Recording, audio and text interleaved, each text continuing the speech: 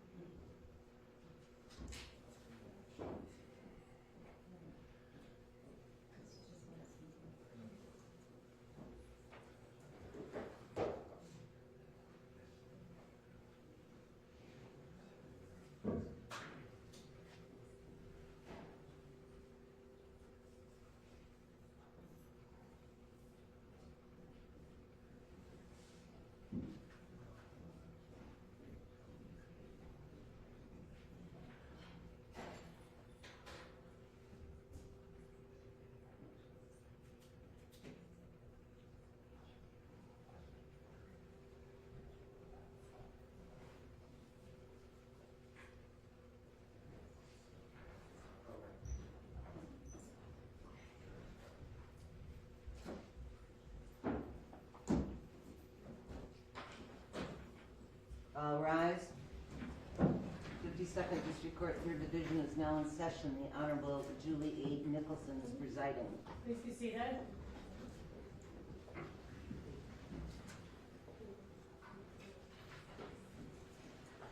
We all set? I'll have them bring the defendants up. Yes, sir. All set?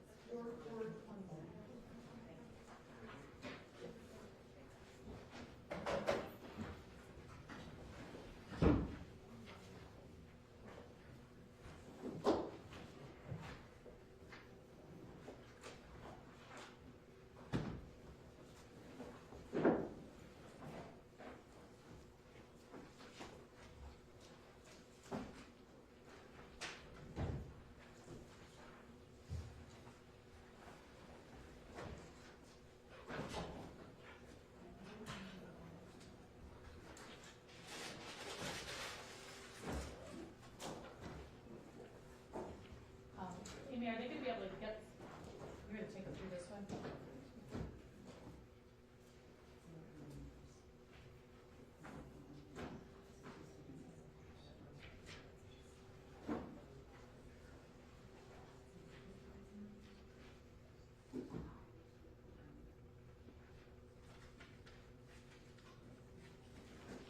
I got a pallet for each of them. Okay.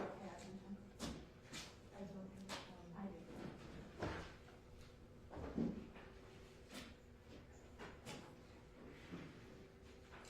May have to move over a little bit just for them to get through. I don't know if there's enough room in the front there. There's not a lot of them. Yeah, I know.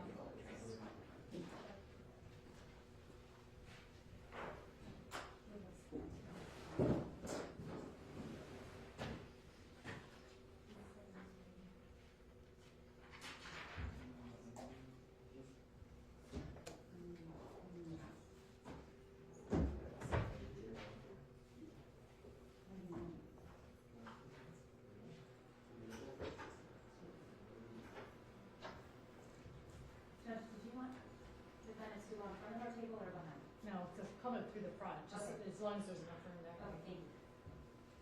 Thank you.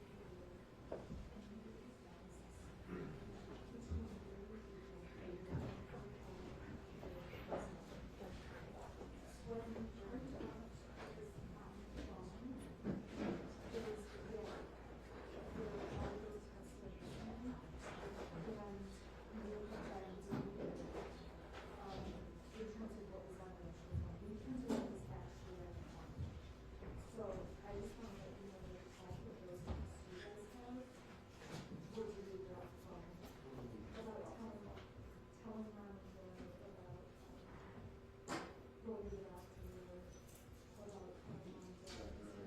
Those were, they were all off the phone. So this is like, they were deleted from what was on the phone. So I think they must have been recovered to the second email. I just want you to know this is pulled out of what was on the phone. It's a stamp of all their tests of that high. And if you look at it, what prints will be printed off the phone is, so we have 317, 317, and then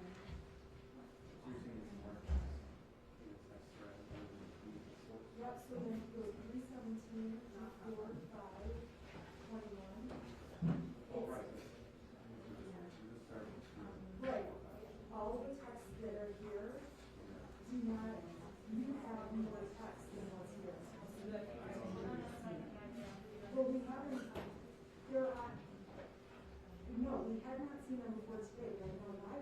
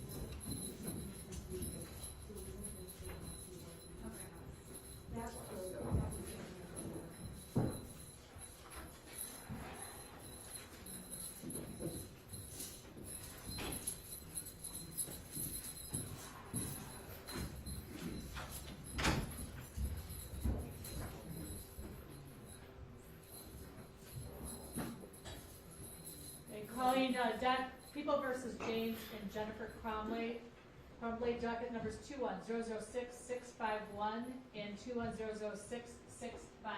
Can I have appearances on the record, please, starting with the prosecuting attorney? Good morning, Your Honor. Karen McDonald on behalf of the people. Thank you, Judge. Mark Keith on behalf of people. Good morning, Your Honor. I'm Shannon Smith on behalf of Jennifer Crumbley. For the purpose of exam and today, I am going to represent Ms. Crumbley, and my partner is going to represent Mr. Crumbley so that we can keep our arguments clean and separate. Good morning, Your Honor. Marielle Lehman on behalf of James Crumbley. So just for clarification, in terms of any cross-examination and direct examination, Ms. Smith, you will be taking cross-examination and direct examination for Ms. Crumbley only, and Ms. Lehman will be doing it for Mr. Crumbley. That's correct, Your Honor. Okay. Judge, if I may, just regarding that aspect, we have discussed potential conflicts every hearing. I do believe that is appropriate for defendants, both defense counsel, to acknowledge a potential conflict and place that waiver on the record. If Yes, there's- I have made the record of that at each appearance, and I'm planning on doing it today as well. Again, as both of you have been aware, and I've made both of you aware of the fact there's potential for a conflict of interest in this case due to the fact that your attorneys are representing you, and they are attorneys and counsel in the same firm. Ms. Crumbley, do you understand any potential conflict that might exist with both of these attorneys representing both you and your husband? Yes. And Mr. Crumbley? Yes. Ms. Crumbley, knowing that potential conflict, are you willing to waive any conflict that may exist and proceed today with Ms. Smith representing you here for purposes of the preliminary examination? Yes. Mr. Crumbley, what about you? Are you willing to waive any potential conflicts that exist with having Ms. Lehman representing you, knowing that Ms. Smith is representing your wife? Yes. All right, before we move forward, we've got a couple of motions that were filed. For the record, today is the date and time set for the preliminary examination in this case. The attorneys have had the opportunity to meet with each other regarding some of the exhibits. Is there still the necessity to address that motion? The motion to adjourn, Your Honor? The motion to adjourn and the basis for the reason for the adjournment. Yes, there is. And Ms. Lehman is going to argue that motion. Good morning, Your Honor. The defense did file a motion for a more compressed witness list and to adjourn. We have reviewed the discovery that we received from the prosecution at the time. Your Honor, may I remove my mask? You can take it as long as everybody's comfortable with it. Thank you, Your Honor. At the time of filing our motion, there were a number of materials that we had not received from the prosecution. Since filing the motion, the prosecution has elected to provide additional discovery to us on February 1st, February 2nd, February 3rd, and February 4th. We did again ask the prosecution to provide us with a more specific witness list. The original witness list that was provided was approximately 30 witnesses. We asked for a shorter witness list. The prosecution provided us with a list of 16 witnesses. We did ask them for more specifics regarding their witnesses so that we could better focus our attention on preparing with our clients and also preparing ourselves for the preliminary examination today. In reviewing the materials that were provided on February, I believe, 2nd and February 4th, we learned that there were some materials that had not been provided by the prosecution to us, specifically regarding one of the witnesses that they expect to take the longest today, and that's Detective Wagrowski. We have met with the prosecution. The prosecution indicates that it sounds that they do have the materials that have not been provided to us, but they have not provided them. It's been, Your Honor, we have not been able to review their report specifically created by the detective, video specifically created by the detective. It's our understanding that those reports may or may not be used today, but that doesn't mean that they don't contain information that could be relevant to the defense. And Your Honor, in the amount of discovery that has been provided to us by the prosecution so far, there are at least 67 hours of recordings. As we've made the court aware, in order to have in-person visits with our clients, we have to obtain a court order for each visit. We have to obtain a negative PCR COVID test at least 72 hours before the visit, or I'm sorry, no more than 72 hours before the visit. And we have to schedule the in-person visit with our clients. We were able to successfully schedule 2 visits with our clients last week. However, we have not been able to review all of the recorded discovery, even all of the recorded discovery specific to some of the witnesses today, because there were other materials and matters that we needed to discuss. If we do want to visit with our clients, Your Honor, as I'm sure the court is aware, if we don't do it in person, it's done through a software, which quite frankly, Your Honor, has failed us more times than it hasn't. And we're also limited in time on those visits. We're limited to half an hour at a time, and we can't schedule multiple visits back to back. So, Your Honor, it's obviously been very difficult to prepare for this examination with the amount of discovery that the prosecution has provided. And the amount that the prosecution has provided that's relevant to our clients is also varied within the amount of discovery that they've provided to us. So, Your Honor, even though we've taken a number of steps to effectively prepare for our preliminary exam today, we do still have concerns that there are things that we are missing. We just had a conversation about text messages that we haven't seen, Your Honor. So the prosecution has indicated that they may have an explanation for why we haven't seen them, but we do still have concerns, Judge. And today even, the prosecution indicated that their list is even shorter than the 16 that they provided to us as recently as last Friday. So, Judge, the police reports that we've reviewed indicate that there are dates with which law enforcement has provided over 100 gigabytes of data to the probably over 200 gigabytes of data to the prosecutor's office, and we've received that data sometimes weeks later.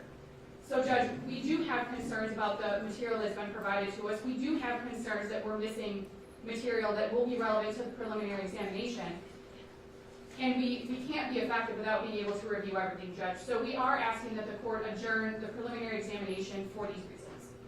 Response? Thank you, Judge. We just spent 45 minutes meeting with defense counsel. Defense counsel indicated that everything in this binder that we put together for the court as well as the defense has been turned over. Now, just a few minutes ago, Ms. Smith approached me and said there was a text thread that she didn't think she had or may have been deleted. Our expert in computer crimes is going to testify regarding how a user may or may not delete things and how it can be exported from a Celebrite system. That's not new information, Judge. We have turned over everything in an unprecedented fashion.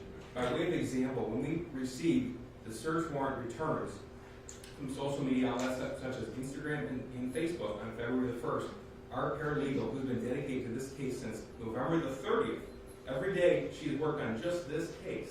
She's gathering discovery, she's compiling it, she's cataloging it, she's redacting it when necessary. She turned that around in one day.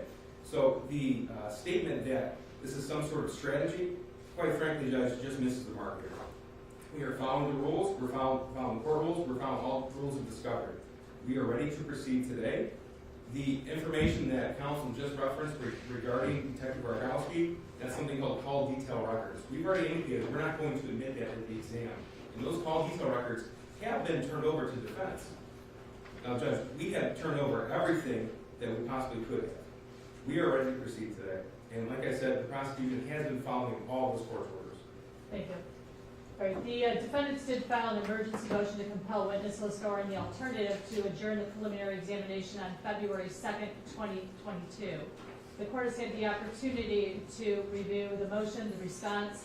Also did have a discussion with both attorneys relative to the nature of the discovery that had been turned over and what had not been turned over and or they believed had not been turned over. The court did allow both all attorneys to meet prior to beginning today's hearing for approximately 45 minutes to go over all that discovery. In addition, the court adjourned this preliminary examination for approximately 6 weeks because it did acknowledge and understand that the discovery in this case would most likely be voluminous. Having taken all those measures, the court finds that there's sufficient evidence that has been turned over to the defense attorneys at this point in time, that their good cause does not exist to adjourn the exam again.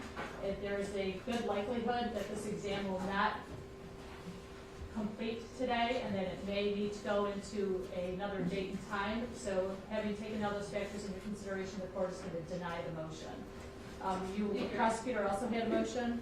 Thank you, Judge. The people filed a motion as well to restrict communications between the defendants during court.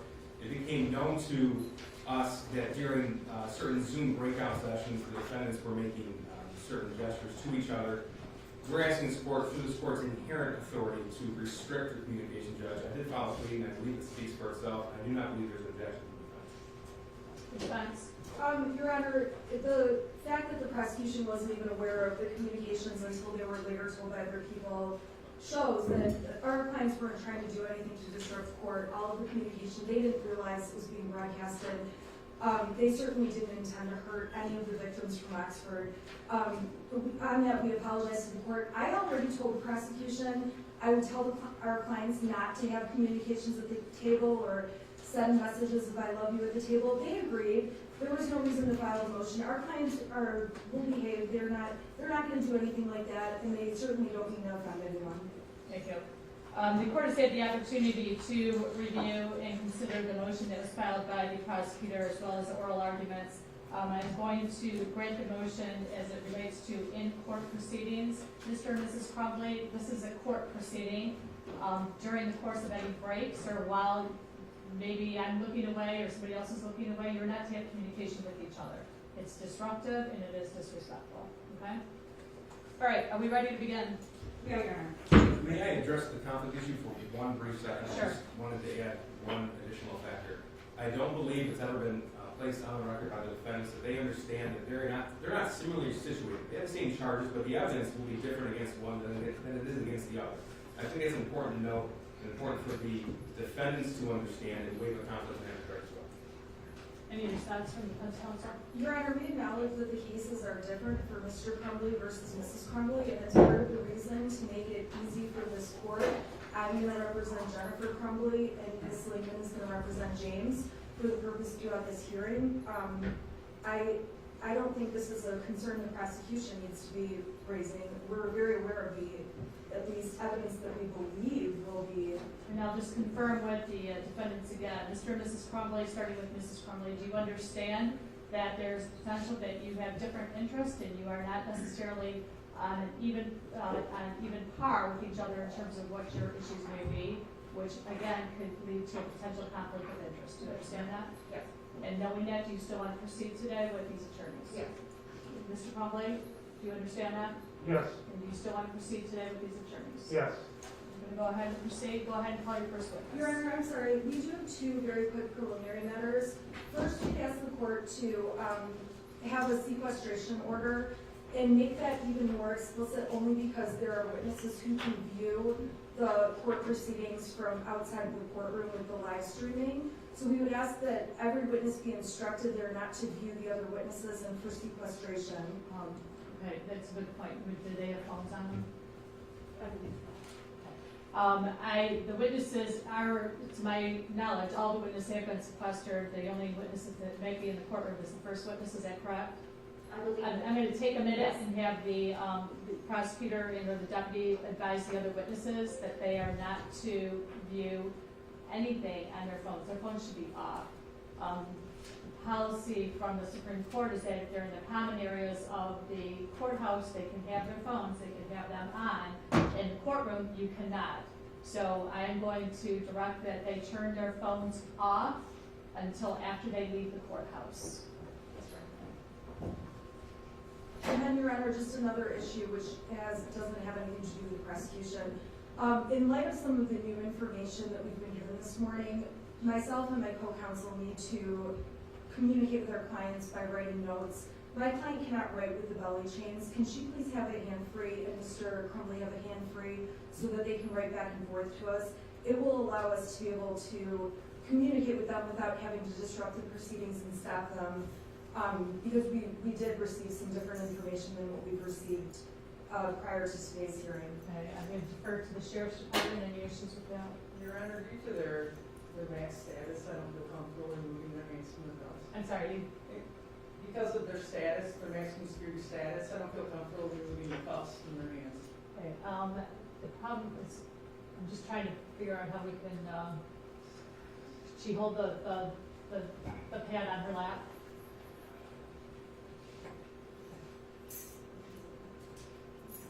And I will give you a moment in between if you need to confer with them, okay?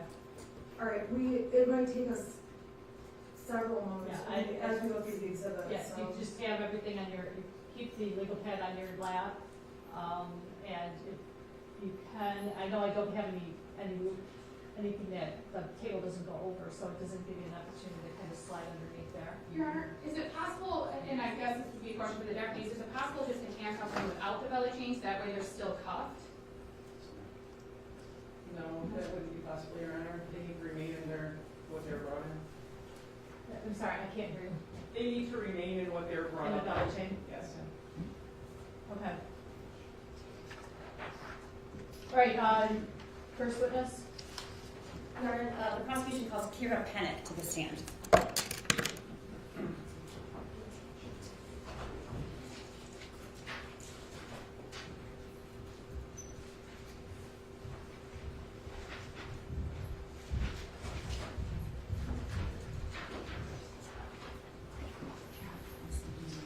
Okay, ma'am, if you'll please raise your right hand for me. Do you solemnly swear any testimony you're going to give will be the truth under the penalty of perjury? I do. Okay, if you'll have a seat. I'm just gonna go over a couple of things with you real quickly. I'm gonna have you scoot up as close to those microphones as you can. If at any time you feel comfortable enough and you want to remove your mask, you can do so. I also am going to ask you to keep your voice up so that we can all hear you and speak clearly, and make sure you are verbalizing all responses. Don't shake your head or say uh-huh or because the court recorder can't record that, okay? Okay. Okay, can you please state your full name for the record and spell both your first and last name? My name is Kira Pennock, Kira Pennock. Thank you. Go ahead, counsel. Kira, you may also remove your jacket if you're more comfortable. Okay. Yes. It's cold in here, but I don't think it's cold. All right, Kira, can you tell the court how old you are? I am 25. And can you tell the court what your occupation is? I run a horse farm. I give lessons and board horses. And do you own the farm? I do. Okay, and can you tell the judge what that entails? We have some boarded horses, so people pay us to take care of their horses. We feed the horses, we water them, we turn them outside, and then we also offer training services where we put training on horses or give riders lessons. So how does the business generate income? The boarding side of the business covers, the expenses of, the feed and water, the necessities for the horses, and then it also covers the care. So we have some workers that help to keep the business going because we have a lot of horses.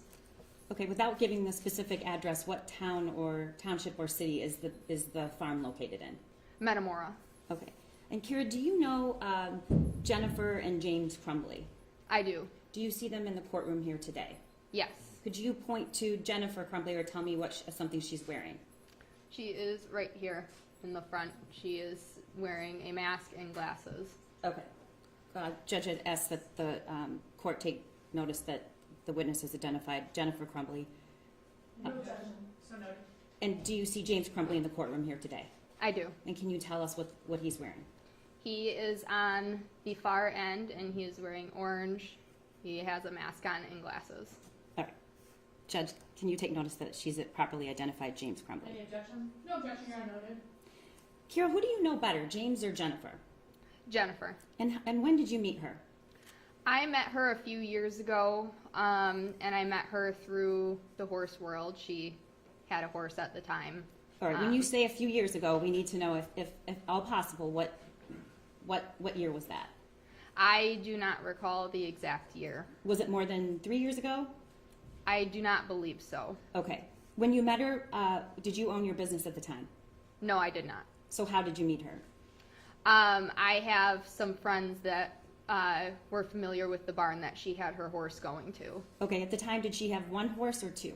One. And what was the name of the horse? Shorty. Okay. And currently, how many horses did the Crumbleys or do the Crumbleys own? They have two. Okay. And at some point, another horse was purchased? Yes, the second horse was purchased earlier in 21. Okay. And what's the second horse's name? Billy. And do you know how that purchase was made and in what circumstance?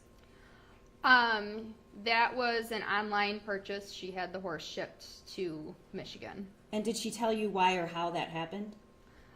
She was looking for a new horse that she could do some jumping on, as Shorty had an injury where he could not be jumping. So she happened to find this horse online, and she purchased him to be shipped up here. Did she tell you how that occurred? She was drinking that night and said that she made a purchase. Okay, how do you know she was drinking? She had told me. What exactly did she say? Did she say she was intoxicated or she'd been drinking? She said that she was drinking. Okay, and did she tell you how much the horse cost? She said the horse cost $5,000. All right, and you're telling your testimony is that happened in 2021. Yes. Of what month approximately? Was it after you owned the business? No, this was at a different boarding facility. Okay, so do you know about what month it was purchased? The horse ended up showing up in February. Okay. I'm not sure exactly when the actual purchase happened, though. Okay, at some point, both of the horses were boarded with you, correct? Yes. And when did that occur? Both horses ended up becoming boarded with me in June to the July time period of 21. Okay, and can you tell me what services, if any, have you offered James and Jennifer Crumbley with regard to your business? We have boarded their horses, so we take care of them, and then we were also giving lessons to both of them and putting training on their horses. Okay, so how much per horse does it cost to board and feed per month? The board price for the pasture board that they were on is $400 a month. $400 per month per horse? Yes. Okay, and then in addition, you said that you were giving lessons. Yes. Who were you giving lessons to? I was giving lessons to both Jennifer and James, but then ended up more so just giving lessons to Jennifer, as I don't specialize in the Western riding. Okay, and your testimony is you opened your business in June. So how many lessons approximately per week was the goal for Jennifer? The goal was about 3 lessons a week. Okay, how long are those lessons, Kira? About 45 minutes to an hour. And how much do they cost? They cost $35. Okay. And then did James also have lessons every week? No, he did not take lessons every single week, but he would take lessons on occasion. Okay. About how much time, let's just narrow it down from June until November, how many days a week would you see the Crumbleys? I would say they would be out there about 3 to 4 days a week. 3 to 4 days a week, just during the week or on the weekend as well? Both week and weekend. Usually I would only see them 1 day on the weekend. And for about, when they came to the barn, what did they do? And how long did it take? They would groom their horses and tack them up and ride them, and then cool them down and put them away. Okay. And that usually took about 3 hours.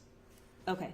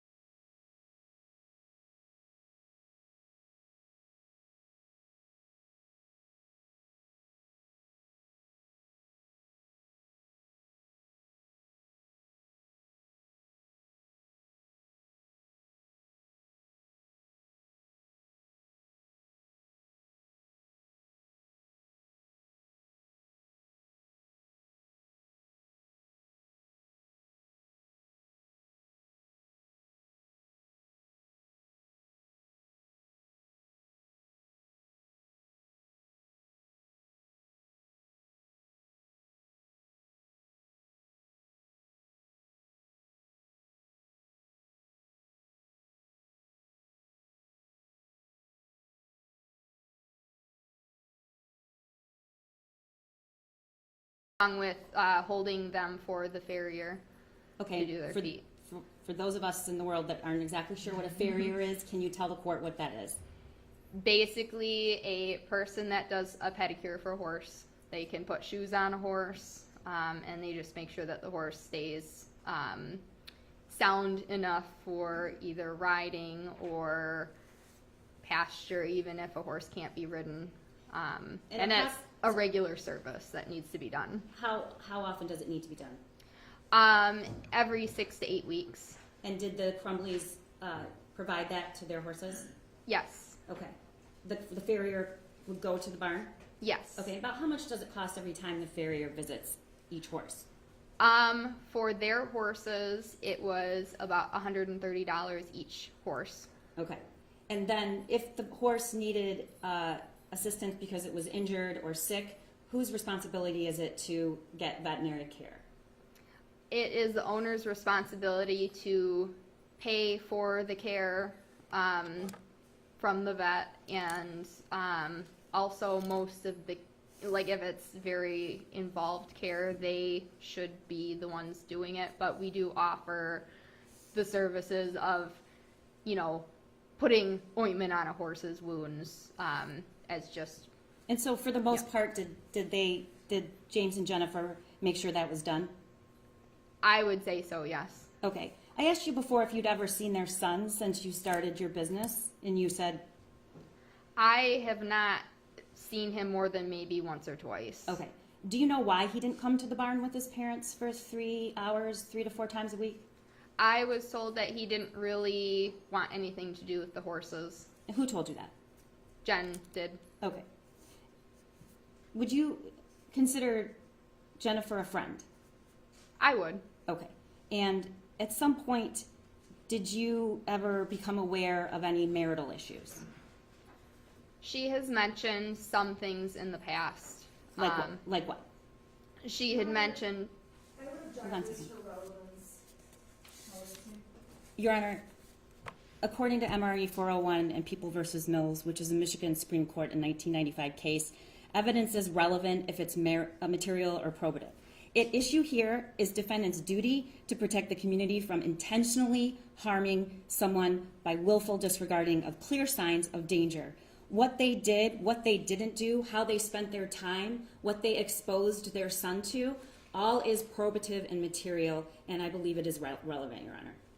The court is going to overrule the objection. Go ahead. She had mentioned that she had found some information of she thought that James was cheating on her, looking up singles in the area online, but then Ethan had. Hold on one moment. Yeah. Do you know approximately when that was? Did she tell you that? I do not recall exactly. Was it since when. June? Yes. Was it warm outside or cold outside? It was warm outside. Okay, so summer of 2021. I would say so, yes. Okay, and what was her reaction to that? She was very upset. And did she tell you what she did as a result of it? She confronted James about it, and James had said that he didn't do that. And then Ethan had come forward and said that he was the one that was looking these up online. Okay, so did she tell you that then Ethan was aware of this accusation of dad cheating? I do not recall if she said that he knew about it. Okay, what was your general impression of Jennifer? I did not have any issues with her. How would you describe her? I really liked how dedicated she was to the horses, and she had aspirations of doing some competitions in the summer during show season, and she had always treated me and everybody else with respect at the barn. Okay, and did she talk about her son very much? Not a whole lot.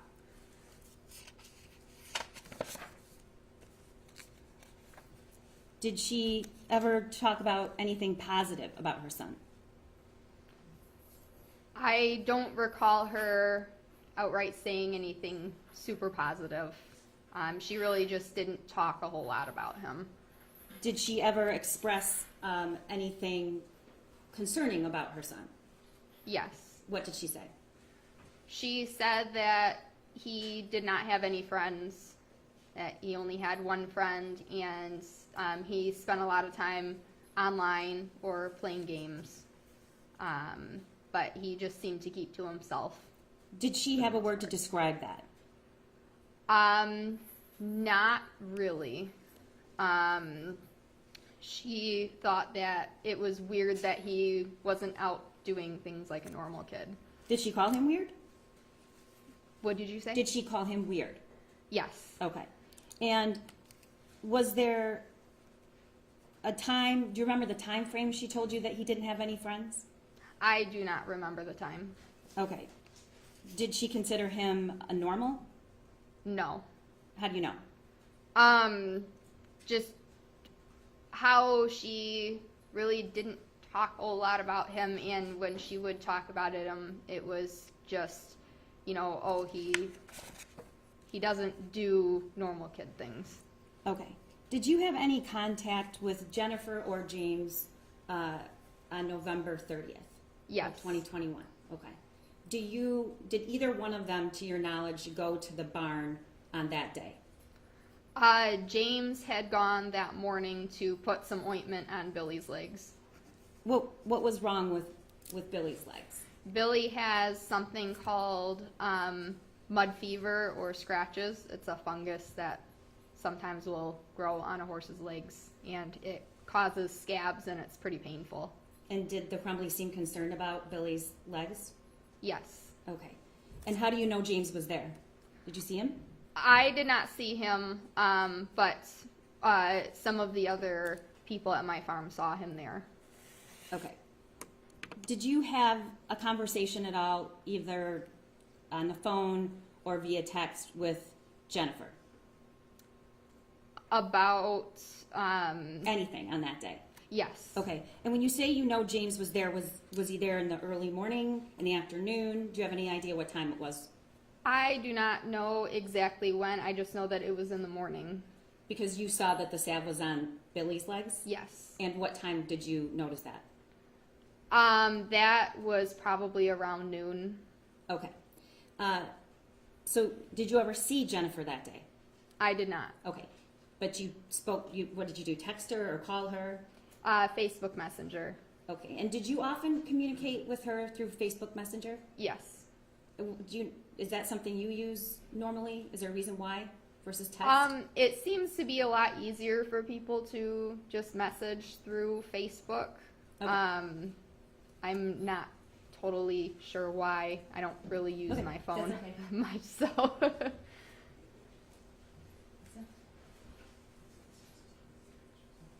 All right, Your Honor, may I approach?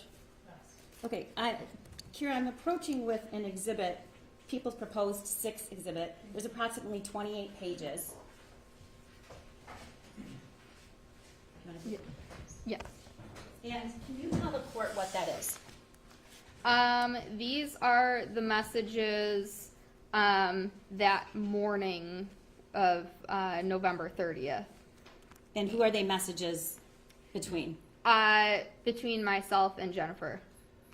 And that's Facebook Messenger? Yes. Okay. And can you tell the court when the messages start and when they end? The messages start at 10:18 a.m. on November 30th. And the messages end, I am not totally sure date-wise of when they end here. There is no date on these, but I know that Okay, if you can take a look at the last couple pages, the last date that you see.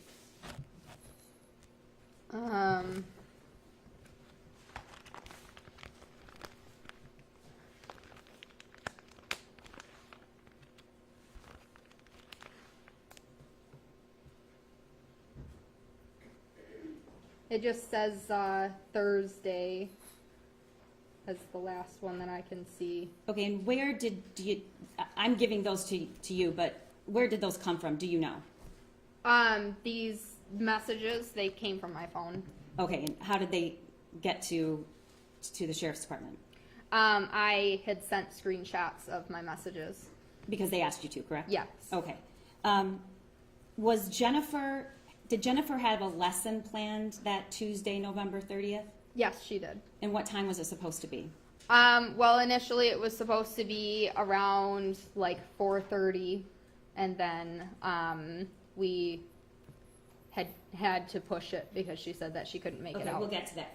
Yeah. So aside from the lesson, there was also a big concern about Billy's legs and what did you call it, mud fever? Yes. Okay. Would you rate the concern of the Crumbleys pretty high about mud fever? Is that something really serious that a horse can get? It is not super serious, but it's definitely something that needs to take care of. It needs to be taken care of. But with Billy's legs, it was just unusual for his legs to swell up. They became swollen, and it was all 4 legs when the mud fever was only on 2 of them. So that was a little concerning. Okay. Yeah. Your Honor, I move to admit People's Proposed Exhibit 6. I believe Defense Counsel's had a chance to look it over and does not have an objection. No objection, Judge. All right, may I publish to, yes, sorry. May I publish to the monitor or my assistant, Mr. Keith? Okay, Kira, can you see the monitor? Yes. Okay, and can you read, are your comments in black or are they in blue? My comments are in blue. Okay, so it says November 30th at 10:18. Can you read that first text message that you sent that day? Boys are needing supplements for tonight, and Shorty lost the bell boot again. Okay, and then at 10:58 there was a response from Jennifer, and can you read what she responded? Okay, I'll bring some out later. Just had to go to my son's school and meet his counselor. Shit day. Did you know what that was about? I did not know then what that was about. Okay, and what did you, based on her describing it as shit day, what was your impression? That something probably happened, that, you know, her son was having problems at school. Has she ever told you in the past that she's gone to her son's school?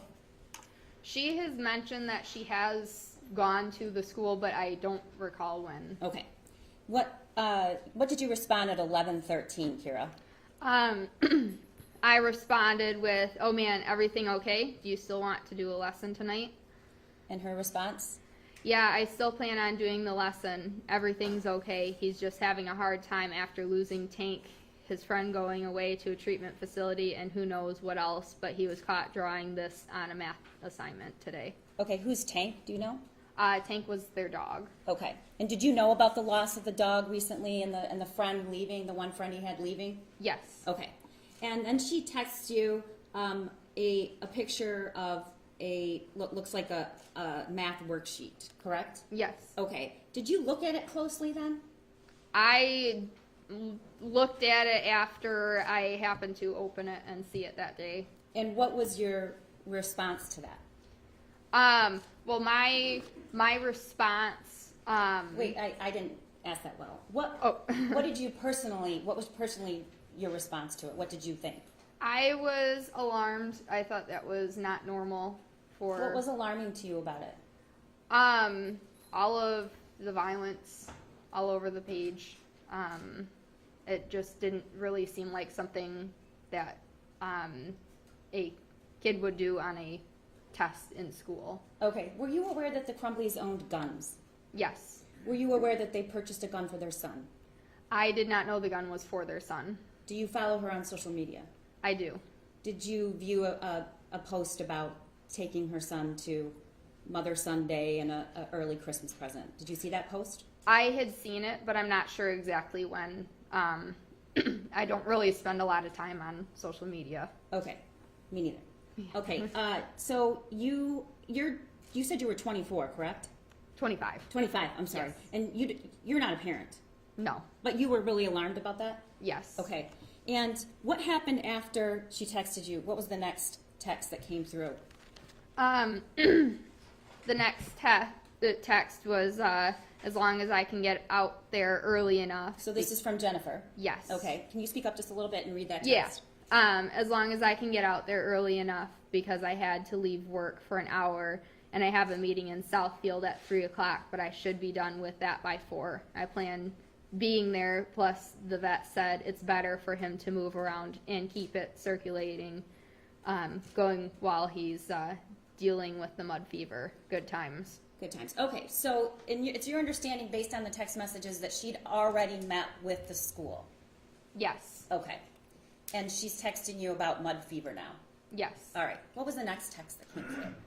I said, OMG, he needs some horse therapy. I bet he would love Mo. And who were you talking about? Who's he? Ethan. Okay. And then what did you say after that? Said, whatever works for you, just let me know. I only have Bella's lesson tonight at 5:30, so anytime after her lesson is fine. Okay, and what was the response? Okay, yeah, well, he'll be coming out with me tonight. James is working. He can't be left alone. So he can't be left alone. Who did you understand her to be talking about? I understood her to be talking about Ethan. And you stated what? I said that, or does he want to ride? In her response? And she said, I don't know, maybe brush a small horse so he's not intimidated, LOL. And you're suggesting Mo, Yes. who I assume is a horse you own?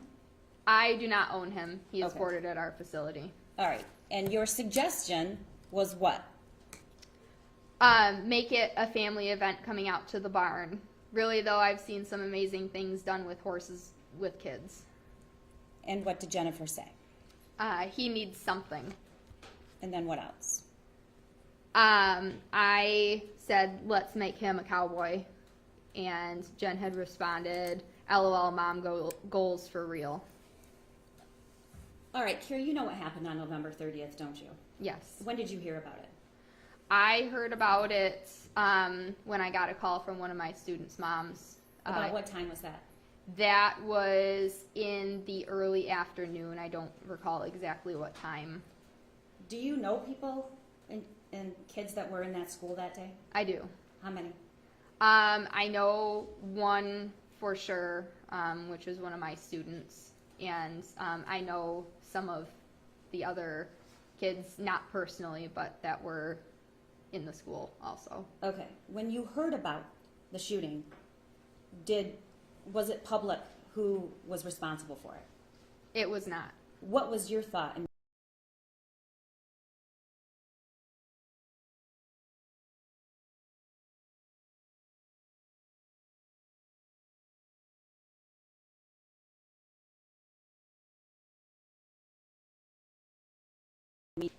Made me think that it was him. Okay. You hear again from Jennifer that day. What Yes. was the time? I had heard. What was the next text? Oh, Kira, I won't be there tonight. And that came in at 2:36 in the afternoon? Yes. Okay. And your response? It's okay. Want me to work Billy for you? And she says what? Yes, please. And then it looks like the next communication was from you at 2:58, and you Yes. stated what? I just brought him in. Now you're texting her a photo. I assume that's Billy. Yes. Did you text photos back and forth about the horse frequently? Sometimes I would say that most of our conversations were related to the horses. Okay. And you don't hear anything back until what time? I don't hear anything back from her until Tuesday at 4:42, and she had responded, I need to sell my horses stat. Okay. So you, that day, asked her if everything was okay. I heard there was a shooting in Oxford. Is Ethan okay? And then you again reach out at 4:21, correct? Yes. And you don't hear back from her until... Tuesday at 4:42. So the same day, and Yes. she's saying, I need to sell my horses stat. Yes. Okay. Did she go on to talk about why she needed to sell her horses? No. Okay. Eventually, did you continue working this out with did she want you to help her sell the horses? Yes. Okay. And did you do that? I am still currently trying to help sell them. Okay.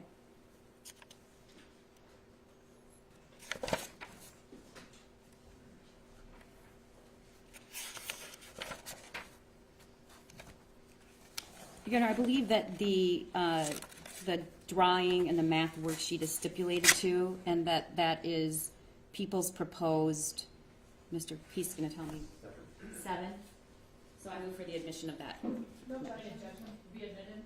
And that is the, okay.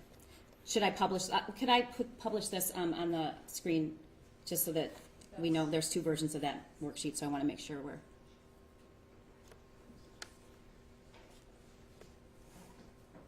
Okay. Kira, the conversations that occurred afterwards, you seemed compassionate for Jennifer at the beginning, correct? Yes. Okay, and why were you? I wanted more information on what happened. Okay. And you stated a couple times in the exhibit, the conversations, just be honest.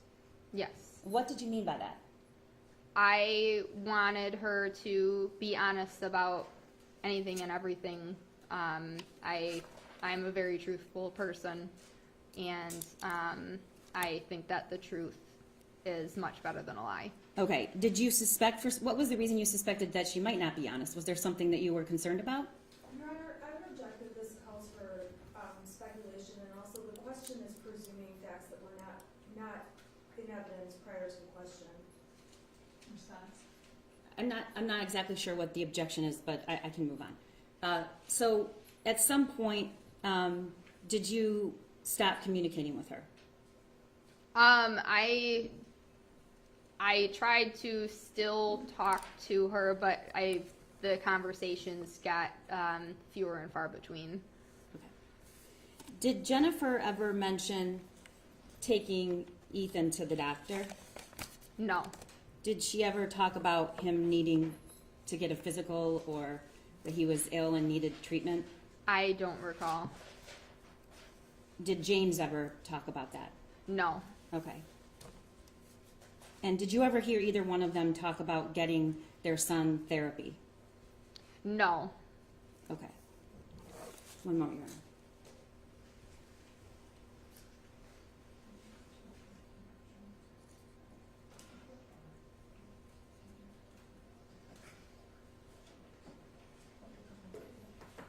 Just real quick, Kira, I understand that your farm is further north. What's the cell coverage like there? It is better than a lot of other farms, but there are still areas where you don't really get great cell service. Okay, but you can receive and take calls, receive and make calls. Yes. And how about text messages? Yes. Okay, and did the Crumbleys both have cell phones with them most of the time, do you know? Yes. Okay. Nothing further. Thank you. Kira, what type of cell coverage do you have? I have Verizon, which seems to be pretty good in that area. Is it fair to say that you don't know what other cell phones, like companies, how good the access is? I do not know. Are there parts of the farm where people complain they can't get messages or talk on the phone? Some areas some people get service, and then other areas some people don't. So it's inconsistent. Sorry, I Yeah. interrupted you. How big is the farm? The farm is on 51 acres. And in addition to the farm, there's a separate place where you do classes. Is that correct? Or what is Groveland? Groveland was the barn that we had previously boarded at. I boarded my horses there, and Jen had her horses there. Is Groveland where you met Jen? No, I met her at the previous farm before then. Okay, so you guys were at the previous farm before then. You were both at Groveland, and then Jen went on to board her horses at your current barn. I never boarded my horses at the first barn that I met her at. That was just where you met her? Yes. Okay. And you said you believe you two met in about 2019, is that correct? I believe it was earlier than that, but I can't say for sure. I don't remember. It's fair to say that horses and training and what's going on with the horses at the barn, that's the majority of what you and Jennifer talk about, is that correct? Yes. Jennifer does not talk to you about when she goes to the doctor herself? No. Jennifer doesn't tell you about James's doctor's appointments? No. Jennifer never gave you much detail about the names of the people she worked with or what she did at work? No. Did Jennifer ever give you details about James, like who he worked with, things he did? Not a whole lot of detail. I just know that she had said that he has been through a few different jobs. Okay. And as far as Ethan goes, your testimony was you have not seen him at the barn. Did you ever see Ethan when he would go to Groveland? I may have seen him once or twice when they were just dropping something off, but it was always a quick visit. I don't know if I've ever actually talked to him in person or over messages or call or anything. And it's fair to say that you talked to Jen more about horses than Ethan, is that correct? Yes. And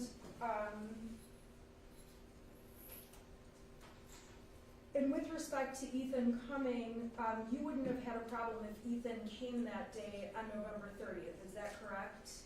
I would not have had an issue with him coming.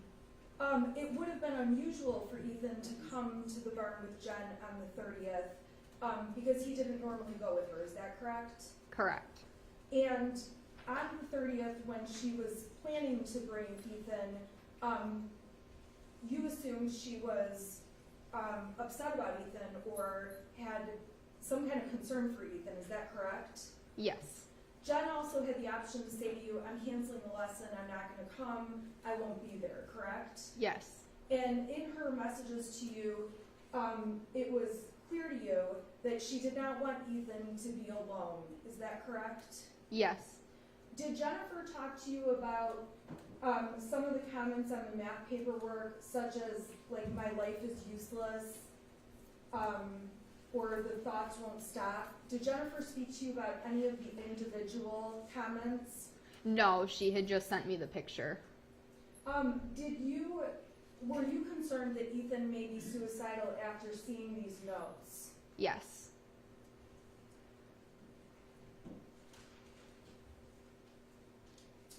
Prior to the 30th, when you saw this math note, had you ever been concerned that Ethan would be suicidal? No. Had you ever had reason to believe he was homicidal or he would hurt other people? No. Had you ever been given reason to believe he was not mentally sound, that he needed professional, medical help? No.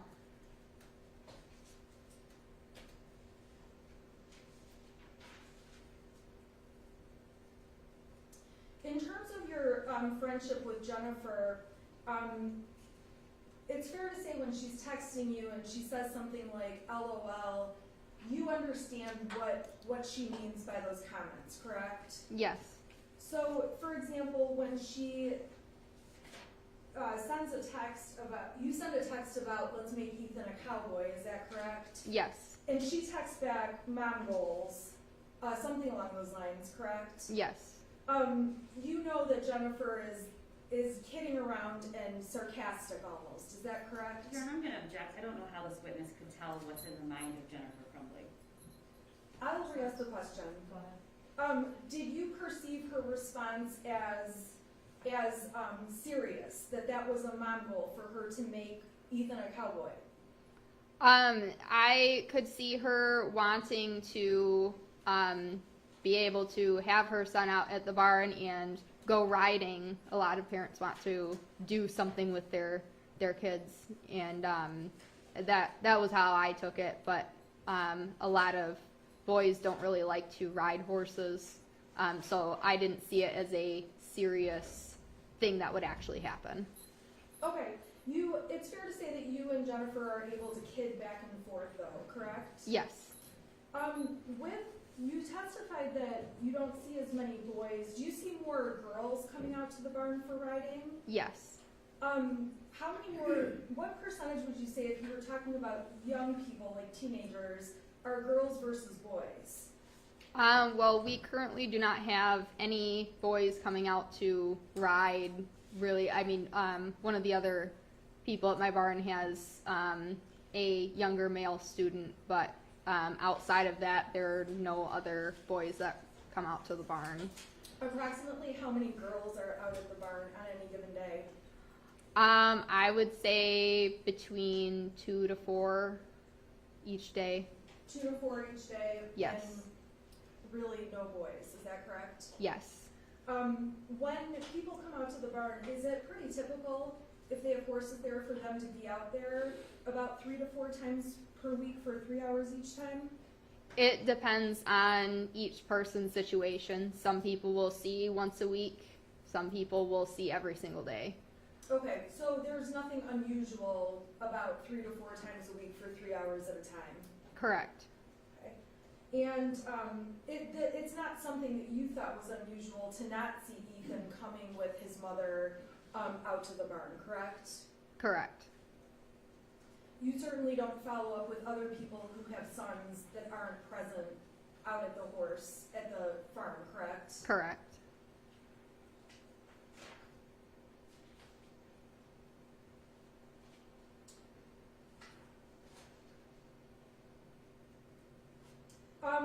In the text messages with Ethan, you said they were Facebook Messenger messages. Yes, Facebook messages with Jennifer. Jennifer and you go on, the whole exhibit has been admitted, so the whole packet is admitted. Yeah. It's fair to say that beyond what the prosecution showed, after those messages, you and Jennifer communicated about you buying Billy. Is that correct? Yes, I was planning to buy both Billy and Shorty. And you talked about buying Billy, Shorty, the tack, other horse-related items? Yes. Okay, and you were talking to Jennifer about how the horses could be signed over or what you guys would need to do, is that correct? Yes. And in addition to the comments about the horses, it's fair to say that throughout the texts, you could tell Jennifer was upset. Yes.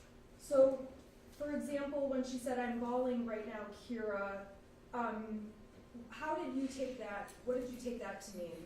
She was upset and she really loves her horses.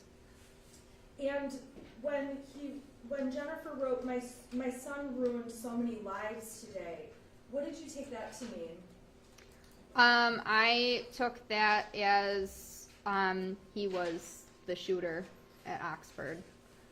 And you reassured her that you'll take care of the horse end for her to take something off her plate, correct? Yes. And you reassured her in terms of saying, try to get some rest, you'll need it, that kind of thing. Yes. Jennifer thanked you for not judging her unlike the rest of the world. How did you take that?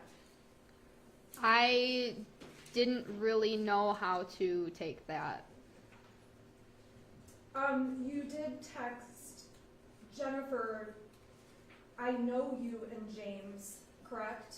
Yes. And you texted, "This doesn't even remotely make me think it's your fault." Is that a message you sent Jen? Yes. It sounds like Ethan was a troubled kid.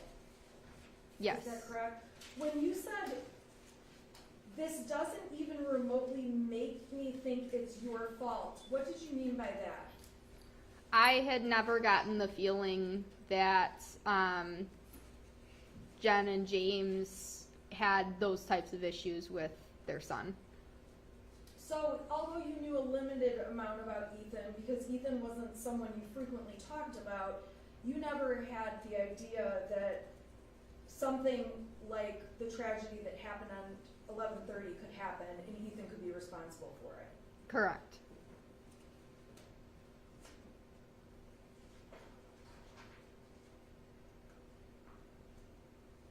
You also tried to reassure her, try to stay calm and as collected as you can.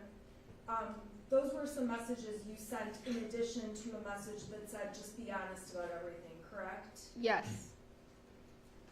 You also reassured her that you had ridden Billy that day, he was gonna be fine, helping alleviate stress on that end for Jen, is that correct? Yes.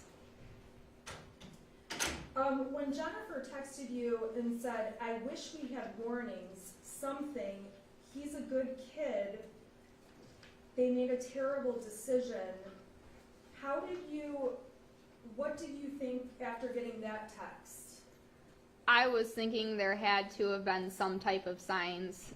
She had mentioned in the past, like, you know, that he really didn't have friends. He didn't go out and do fun things like kids his age. So I... Well, the text is from her to you saying, I wish we had warnings, something. He's a good kid, they made a terrible decision. You didn't point out to her things that you thought may have been signs in the past, correct? Correct. You actually wrote there probably were warnings, but nobody saw them, correct? Yes. And you said hindsight is always 20/20. Yes. And we can all agree, looking back, when something bad happens, we look back at what could have prevented it, correct? Yes.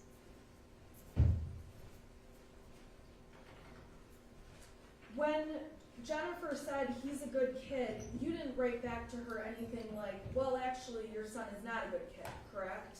Correct. And although he didn't hang out with friends, you were aware that he had one friend he was particularly close to, correct? Yes.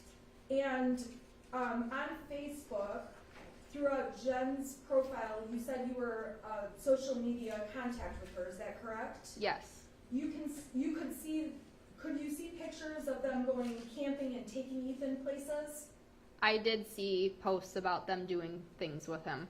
So there were posts about the family spending time together, camping, going places on the weekend, correct? Yes. And you testified that you understood he played a lot of video games, is that correct? Yes. And that never struck you as something that was overly problematic, correct? No. You had no reason to ever say to Jen, like, hey, Jen, wake up, there are signs, or anything like that. No.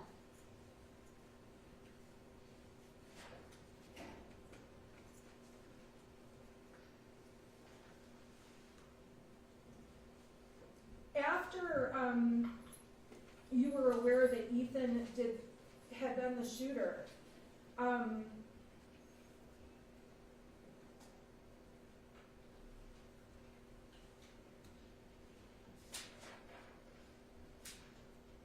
you and Jennifer attempted to talk to each other on the phone. Do you recall that? Yes. And do you recall that Jennifer said you had to call her through Facebook because she has to use a track phone? Yes. At that point, did you and Jennifer have a telephone conversation? We did not. Okay, so in the Facebook Messenger thread, when it says, like, you missed a call from JC, I assume JC is Jennifer Crumbley, Yes. and then it says, call me back on Facebook, I'm on a track phone, I need to talk and figure some things out. You and Jennifer didn't have any phone contact at that point. We did not.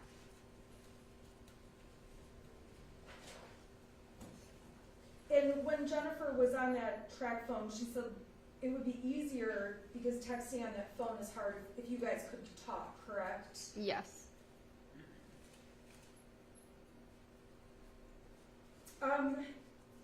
Further down, you continue to let her know that Billy was fine, had a good ride with him, correct? Yes. And at that point, you became concerned about Jennifer coming out to the farm, is that correct? Yes. Why were you concerned with Jennifer coming to the farm? Because I did not want them to take things that were owned by other boarders or myself. You didn't want Jennifer to take things that were owned by other boarders or yourself? Correct. Did you, Were you concerned about the safety of people at the farm if Jennifer and James showed up? Yes. Were you concerned because Jennifer showed you some of the threatening messages she had received? Yes. And when you explained to Jennifer you were concerned and wanted the police to be out there, you actually wrote, I don't want people to follow you or hurt you, correct? Yes. And you said, we just need to be careful. Yes. So nothing about any horse equipment or concerns. No. And were you afraid that people were going to follow the Crumbleys out to the farm and possibly hurt people? I was worried about that.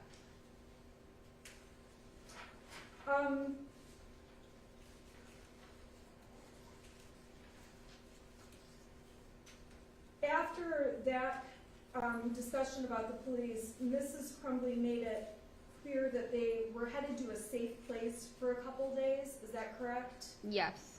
They did not tell you, she did not say the location they were going to, just a safe place.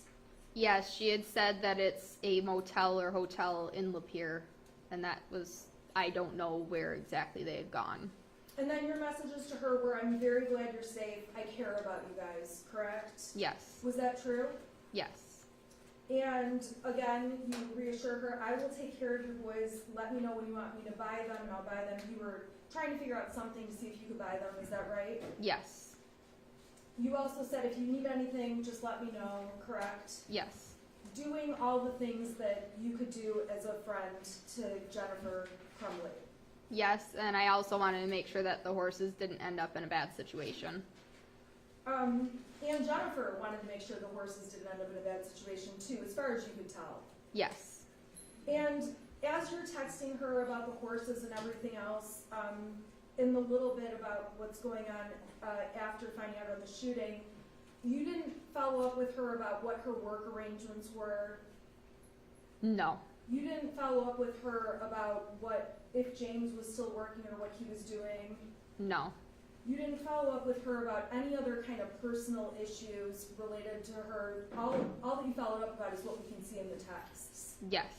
So it's fair to say that your friendship with Jennifer was pretty limited to horses, care for horses, and maybe just some friendly chit-chat, correct? Yes. Looking back, you're not looking at conversations regarding Ethan as anything where you should have contacted law enforcement, correct? Correct. Nothing where you should have had an alarm go off and say, ooh, I should call the police about this one. Correct. Even the day that you saw the drawing that's up on the board, you didn't contact law enforcement to say, I just saw like a really crazy drawing or anything along those lines? I did not. And if anything, Jennifer appeared to be very concerned about what was going on, correct? Yes. When Jennifer had ever been out to the school or not, you weren't aware of every time Jennifer had ever been over to Oxford High, is that fair to say? Correct. So that day stuck out as something unusual. Yes.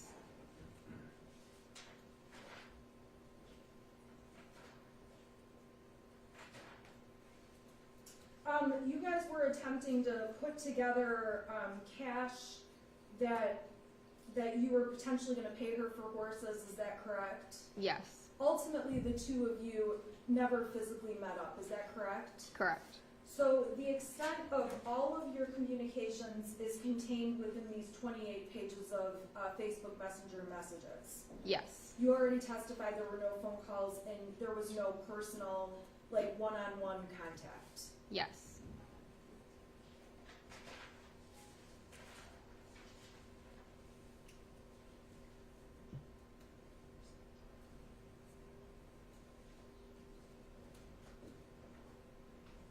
Your Honor, if I could just have one moment, I Yes. just need my.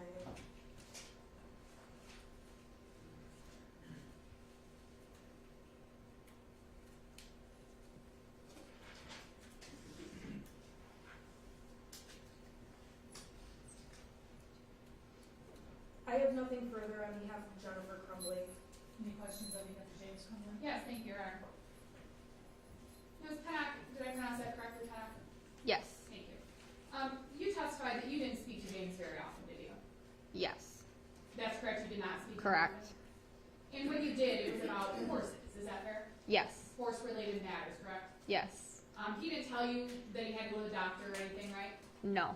He didn't tell you that Jen had been to the doctor. No. He didn't talk about Ethan's medical appointments. No. So similar to Jen, he kept his communications with you about horses and horse-related matters. Is that fair? Yes. And you didn't reach out to James after seeing this picture from Jen and say, I'm really concerned about Ethan, right? I did not. And you testified previously that your communications with Jen or James, you never were concerned about Ethan. Is that fair? Correct. There was never anything that you saw that gave you cause to be concerned about Ethan's mental health, right? No.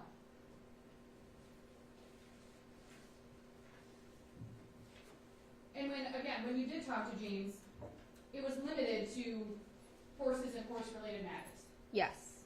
So it wasn't strange that he didn't talk about work, right? Correct. Or doctor's appointments, Yeah. or Ethan. Correct. His relationship with you was because of the horses. Yes.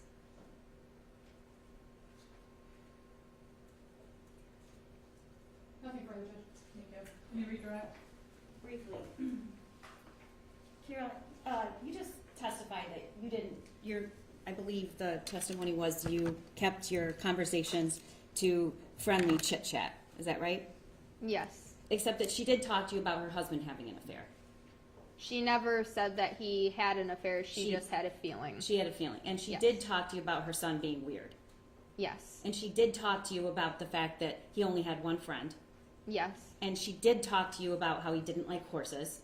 Yes. Okay. And in all the time that you've met Jennifer and James and you've known them, how many times have you seen Ethan? Maybe once or twice. Okay, let me ask you this. Did both parents have to go to the barn every time for 3 to 4 times a week, 3 hours at a time? They did not have to go together. Fair to say, some of that stuff, all of that stuff could have been done by one person. Yes. Okay. And when you told Miss Smith that Jennifer was very concerned, she still did, though, have the time to text you about Billy's mud fever Yes. and arrange the lesson and then cancel the lesson. Yes. Okay. And when you said you told her it's not your fault and you know hindsight is 20/20, at that time that you stated that, did you know that that they purchased a gun for Ethan and it was accessible to him? I did not know that the gun was for Ethan or accessible. Objection, Your Honor, about accessible. That was. Your Honor, I'm not offering it to prove that it was. I'm asking, did she know? Sustaining the objection, rephrase the question. Thank you, Your Honor. Did you know that Jennifer texted Ethan the day before about the ammunition search? LOL, you have to learn not to get caught. I did not know. Did you know that that the school told Jennifer and James they needed to get him therapy? I did not know. Did you know that when they heard about a shooting, that James went home to look to see if that gun was there? I did not know that. Did you know he called 911 and said, my son is the school shooter? He I thinks? did not know that. And did you know that Jennifer texted, don't do it, Ethan, don't do it? I did not know that either. Nothing further. Okay, can I step down?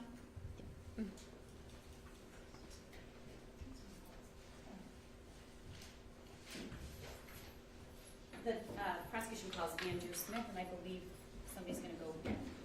To be fair, will you grab your exhibits out? Yes. And you're all set? She's excused, Your Honor? Any objection? No, Judge, thank you. Not from Mr. Crumbley, Your Honor, excuse.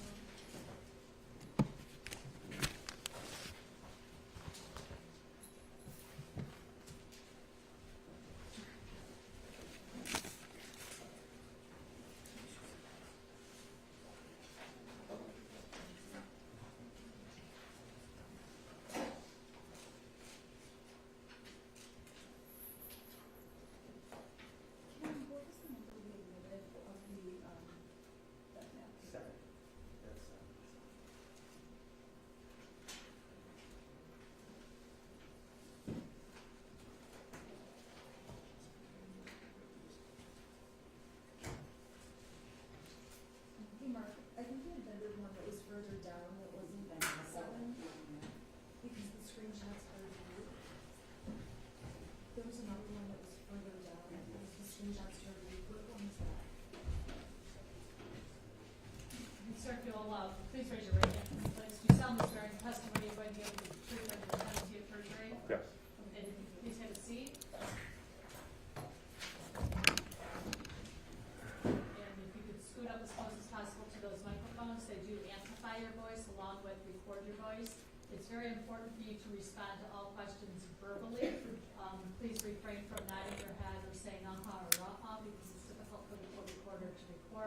Additionally, if you could keep your voice up so everybody can hear you, that would be helpful.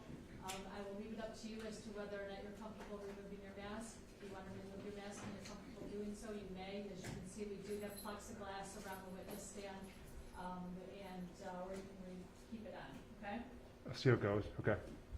I'm sorry? I'll see if It's it's going to loud be enough. difficult to hear you. And you do need to keep your voice up there, Okay. If you could please state and spell both your first and last name for the record. Andrew Smith, ANDREW SMITH. Thank you. Go ahead, Counsel. Mr. Smith, you're a lawyer, correct? Correct. In fact, you practiced in front of this judge and you're familiar with going to court. Yes, Your Honor. Okay. Yes, ma'am. I'm not. Yes, ma'am. Sorry. Okay. Okay. And can you tell me what your position is now, though? I work as Chief Operations Officer for a real estate company. Okay. And what are your duties? Manage the operations of the company, of the portfolio of properties. And how many employees are in the company? Approximately 700. All right. Do you know Jennifer Crumbley? Yes. Do you know James Crumbley? No. All right. Do you see Jennifer Crumbley in the courtroom here today? Yes, I do. Can you describe something she's wearing? She's wearing the black and white, looks to be prison clothing and a mask. Can the record reflect that he's properly identified, Mrs. Crumbley? Jennifer Crumbley. So noted. When did Jennifer Crumbley begin working for the company? I think she began working approximately 5 years ago. And were you her direct supervisor? I was most recently, but not when she was hired. Okay, so for how long were you her supervisor? How many years? Approximately 1.5 years, I think, to 2 years. All right, and what were her responsibilities and title? She was a marketing director in charge of the marketing for the entire company and the portfolio of properties. Okay, you have to keep your voice Excuse way me. up. She was a marketing director for the company. Okay, and as a marketing director, what does that entail? What kinds of mediums or services is she overseeing? Responsible for marketing the property, the asset, and responsible for social media, for reviews, ratings, online reviews, website, web-related materials, working with third-party vendors, working with the properties on their internal, external marketing portfolio, things of that nature. Okay, and the company has all social media? Yes, we have a large social media platform for our Instagram, properties. I believe so, yes, yes, Facebook, yes. Twitter? I don't think Twitter. Okay. So what were Jennifer Crumbley's hours, work hours? Standard 40 hours a week. I think she came in at 8 o'clock or before, leave around 4 o'clock. Was that the same every day? I believe so for the most part, yes. And in your company, do employees have to choose which hours they work and work the same every day, or is it flexible? It's somewhat flexible. We want a 40-hour work week, 8-hour days, and we give some flexibility on start time. And do you allow employees to work from home? We have when needed, yes. Has Jennifer Crumbley ever worked from home? I believe so at times, yes. Would you describe your company as family friendly? Yes, very much. How so? I think we're very family friendly. If there is ever a need for time for a family issue, it's always been granted. Okay. Taking you back to November 30th, do you remember that day? I do. And do you remember having any contact with Jennifer Crumbley? I do. Can you tell the court what was your first contact? I received a text message from Miss Crumbley that morning at about 10 a.m. Was it a text or Facebook Messenger?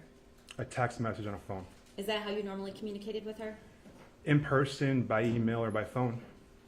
Text or Facebook Messenger is what I'm... Oh, text message would be, Okay. yes, text. About approximately what time was that, if you know? I believe 10 a.m. And what were you doing at the time? It's driving. Okay. Your Honor, I think at this point I'd like to approach with people's proposed 8, and I believe there's a stipulation to it. May I approach? Yes. And that's correct, Your Honor. Okay, Mr. Smith, what are you looking at? What did I just hand you? You handed me what appears to be a text thread from Miss Crumbley. And who? Mrs. Crumbley. And me, myself, correct. Okay, so can you tell the court again exactly what time did you first hear from her? 10:05 a.m. And you were where at the time? I was driving my vehicle. Okay, did you get a good look at the text? I saw that she texted me while driving that she was going to her child's school to meet with a counselor. Okay, was that something that she's required to do if she leaves work? You're supposed to let your supervisor know if you're going to be leaving work, yes. Okay. And did you respond? No. All right, may I publish the exhibit?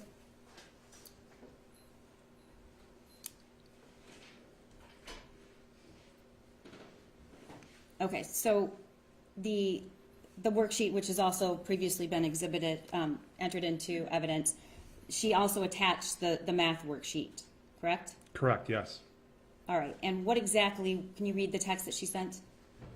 I have to go to my kid's school. Counselor just called, and this is what I'm dealing with. I'll be back by 11:30, 12 at the latest. Okay. And then what was the next communication you had with Jennifer Crumbley? I believe I saw her at work around noon that day. Did you take a good look at that worksheet? I did, but not at that time. Okay. So you said you saw her later at work. Do you know what time that was? It was approximately 12 p.m. Okay. And where did you see her? I saw her in the copy room in her office. And just to stop, did you know anything about her son? No, nothing more than maybe small talk. Okay. Did she ever talk about her son with you? Not really, no. Maybe some small talk here and there, but not much at all, no. Did she talk about anything that she did outside of work? Very little. She talked about her horses, and she owned horses, and she really enjoyed horses. Maybe vacation here or there, a little travel, but not a lot, no. Okay. So the next time you saw Jennifer, I'm sorry, you said it was around what time? About 12 p.m. on that day. Okay, and did you have a conversation with her? Yes. And what was the conversation about? I recall asking her how things were, how she was doing, and she had said that her son needed to get some counseling. And I think she mentioned his dog, a family pet had passed away, and a grandparent had passed away recently, and she felt like she was failing or failed him. I'm sorry, she said what? I think she said she felt as if she was failing him or a failure. All right. When she said she had to get counseling, did she say why? No. Oh, she didn't say why. She just mentioned that a family pet had passed away, a grandparent had passed away, but she didn't say why. Did she tell you what the situation was at school? No, just that she was told she needed to get some counseling for her son. Okay, and her son was not with her, correct? No, not when I was talking to her, no. Okay. By the way, you do allow kids to come to your workplace, right? It's happened, yeah, quite a Okay. bit actually. Can you tell the court what was on Jennifer Crumbley's schedule that day? I know we had a meeting scheduled to visit a property that afternoon. And did you talk to her about going to the meeting? Yes. When did you speak with her? We may have talked before the 30th, but we talked that day, that afternoon. Where did you have that conversation? Shortly after we talked in the copy room, so maybe 20 minutes, half hour later, her and another colleague and I had a brief conversation about the property visit that afternoon and about some phone calls we had scheduled the next day. And was she required to go to that meeting? She was invited, not required. Did you tell her she had to go? No. Did you tell her she didn't have to go?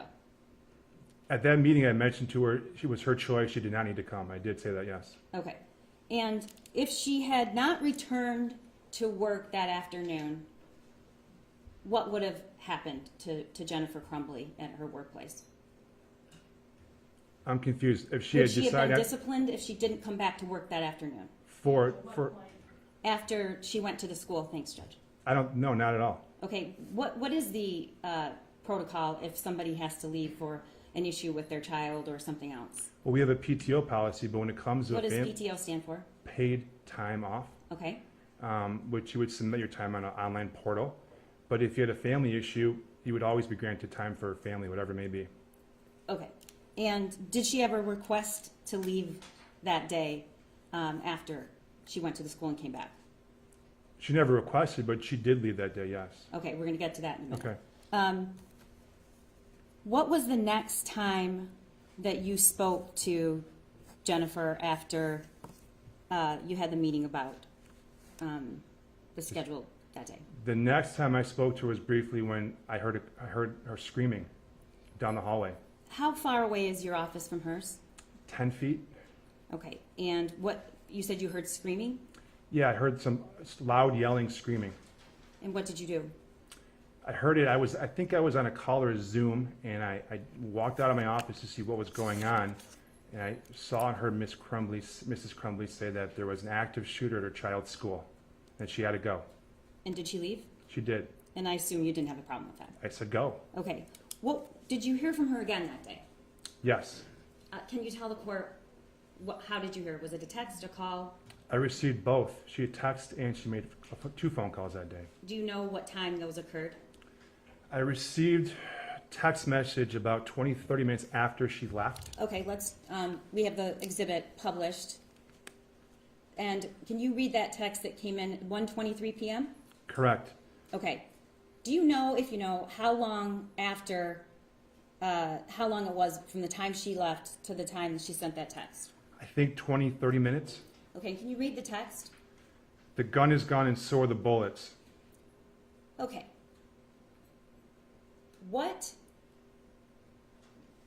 When she texts, the gun is gone and so are the bullets, did you know anything about a gun at this point? Not at all, no.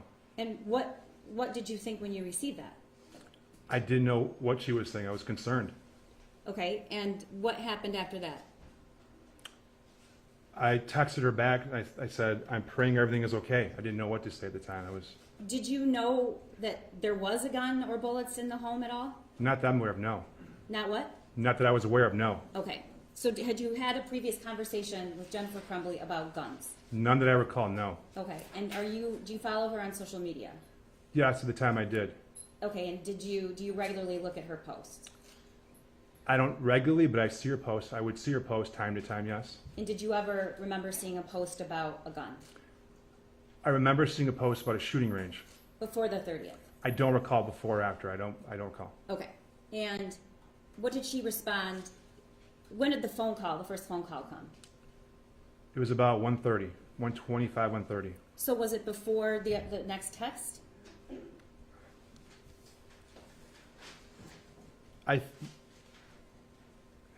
Yes, I believe it was, yes. Yes. Okay, what was the phone call? It was to your phone? She called my cell phone, correct. And then what did you do?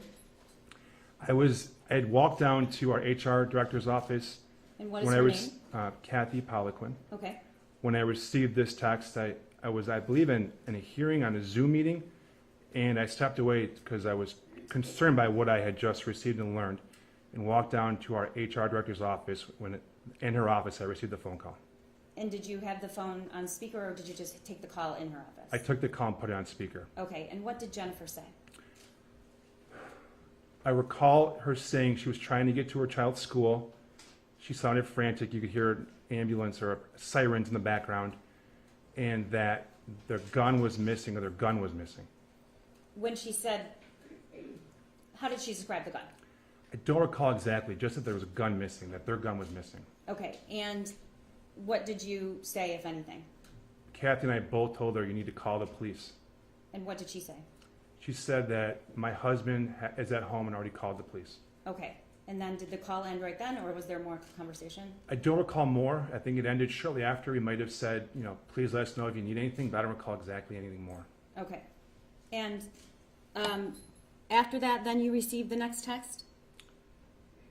Yes, I believe so. And what does it say? OMG, Andy, he's going to kill himself. He must be the shooter. And then the next text? I need a lawyer Text. at substation with police. And then what else? Ethan did it. Okay, what was your response at this point? Complete shock. And what did you do? I let my HR director know at the time. We didn't really know what to do. We were looking for the story online to see if everyone was okay. We didn't know what was going on. We were really concerned, greatly concerned and shocked at what we were learning. Did she make another phone call to you? Yes. Do you know when that occurred? That was about 2:15, I think. Okay, so there was what was the 2:15 call about? And who was present? I was in our HR director's office, and I put it on speaker, and she had said she had saw her son at the police station. I recall her saying that, and I recall her saying that she asked if I could recommend a lawyer. And what did you say? At the time, I couldn't think of anything. I couldn't think of a lawyer. I told her I'd ask our corporate counsel, but I couldn't think of one. I'm sorry. And why couldn't you think of a lawyer? I assume you know a lot of lawyers. I do. I was completely in shock and overwhelmed by what we had learned and couldn't think of anyone that would in a million years be able to suggest for this matter. Okay. I didn't even know where to start. Okay, and then the next time you hear from Jennifer Crumbley is when? I received a text at 3:39 p.m. that day. Okay, and what does the text say? I need my job. Please don't judge me for what my son did. And what did you think about that? I was surprised by that text. Why is that? I was surprised she was worried about her job at the time. I thought she'd be more worried about what was going on. And at that point, was the news public? Yes, we had learned there was a shooting. We were still finding out more, but we had learned that there was an active shooting at the school, yes. Okay, one moment, Your Honor. Okay, just for clarification, I know that this exhibit was stipulated to, I just want the record to be clear that it's been admitted pursuant to stipulation. Thank you, Your Honor.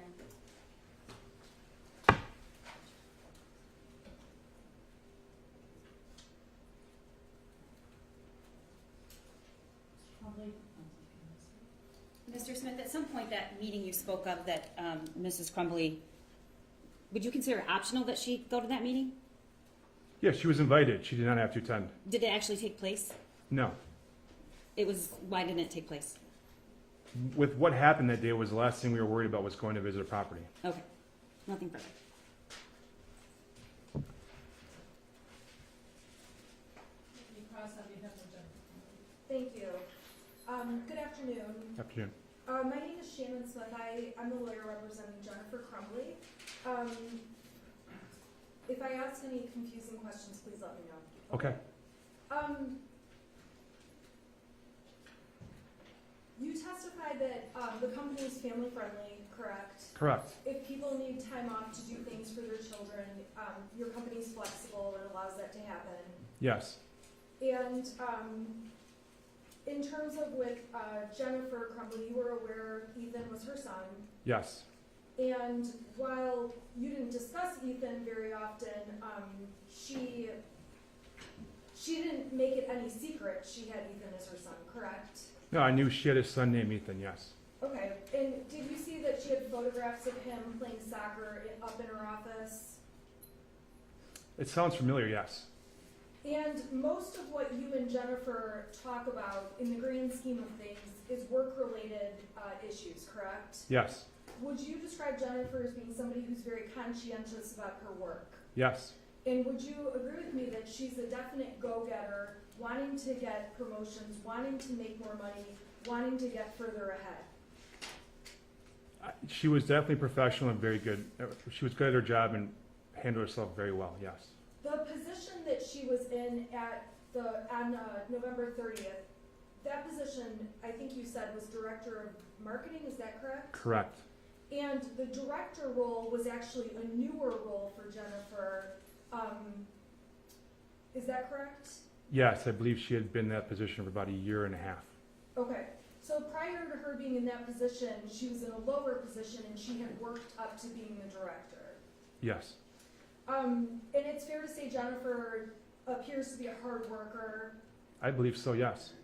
And, okay, so you've been in touch with her and working with her the entire time she's been employed at the company, correct? She didn't report to me until she became the Director of Marketing, but we would have had interaction before that time, yes. Okay, thank you. When you were talking to Jennifer and she mentioned she had to go over to the school counselor, you testified that she said something about, I feel like a failure. Is that correct? Yes. What did you take that to mean? I didn't know. I didn't know. I think she just felt sad about the situation. Okay. Did she seem nervous or upset, anything like that? She seemed somewhat down. Okay. So she left work and she went over to the school. And I believe the text, or did she tell you she was going to the school, or was it just the text that said I have to go to my kid's school? I just received the text. And was it frequent that you would get texts from her that she had to go to the school to see the counselor? I don't recall any other text regarding a counselor, no. Was there ever were there other times where Jennifer had to go over and meet with people at the school, as far as you know? I don't know. It's fair to say that Jennifer having to go over to the school, that wasn't something that consistently disrupted work. Not that I recall, no.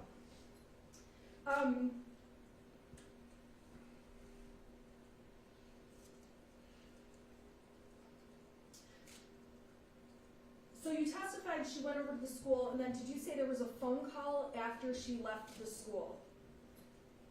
Or what was the next phone call? I received a phone call from her that afternoon. Okay, and that afternoon, the phone call, you described her as being frantic. Yes. Okay, tell me what you mean by that. She seemed very alarmed and concerned. Did she seem upset? She seemed very alarmed, concerned. I guess you could say upset, yes, but it was more that she was in a frantic, concerned tone. And was that when it was your understanding she was trying to get to the child's school? Yes. And it was in that phone call where she told you that there was a gun and that James had already called the police about the gun. Is that correct? Correct. At that point in time, did you and Jennifer discuss any other issues? Not that I recall. Okay, was it a conversation that was frantic in terms of fast-paced, or was it slower paced? Do you recall how that call was? I just recall she was frantic and you could tell very alarmed. Okay, and obviously that concerned you. Absolutely. When you received the text that said, "Oh my God, Andy, he's going to kill himself. He must be the shooter." What did you take that text to mean? I don't know how to answer. I was very alarmed by the text, obviously. Ethan being suicidal, was that something that you had ever discussed with Jennifer Crumbley? No. Ethan being a shooter of any person or being thought to be homicidal, was that something you had ever discussed with Jennifer? No. Had you ever had thoughts in your mind that, based on what Jennifer said in front of you, that Ethan would be a school shooter? No. As far as you are aware, Jennifer is the breadwinner in the home. Is that a fair statement? I don't know. So you don't discuss the details of James' employment or what James does with him? I've never discussed anything with James before, no. Okay, and as far as you know, Jennifer's never given you details about his employment or anything like that? I believe she may have mentioned he got laid off or was in between jobs at one point. Yeah, I remember that, yes. Okay. As far as Jen not talking to you about Ethan frequently, that wasn't something that rubbed you as strange, correct? No. There was no time where you ever went to Jennifer and said, I'm really concerned about your son or the way you handle or don't handle your son. Is that correct? That's a correct statement, yeah. Your relationship with Jennifer just isn't one where that kind of conversation would be normal. That's a fair statement, yes.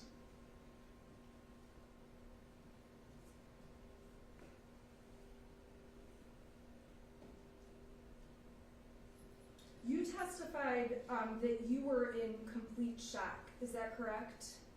I believe so, yes.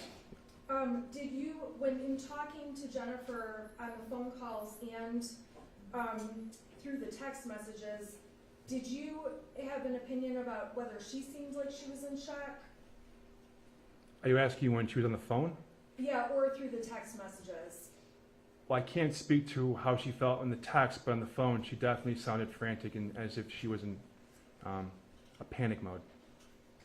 And when the prosecution asked you about the text where Jennifer said, "I need my job, please don't judge me for what my son did," you recall that text, correct? I do, yes. And you testified that you thought it was strange she'd be worried about that with everything going on, is that correct? Yes. It's fair to say that you don't know what she was worried about in that moment, except for, in part, her job, correct? What, she had called us prior to that, letting us know that she was at the police station and saw her son. I figured she was worried about her child. Okay, so we can agree that while she was worried about her job, she could have been worried about many other topics at the same time. Sure, yes. Okay, and in your conversations with her, you did understand her to be worried about other things, such as Ethan being at the police station, lawyers, things along those lines. I was aware she was worried about her son, yes.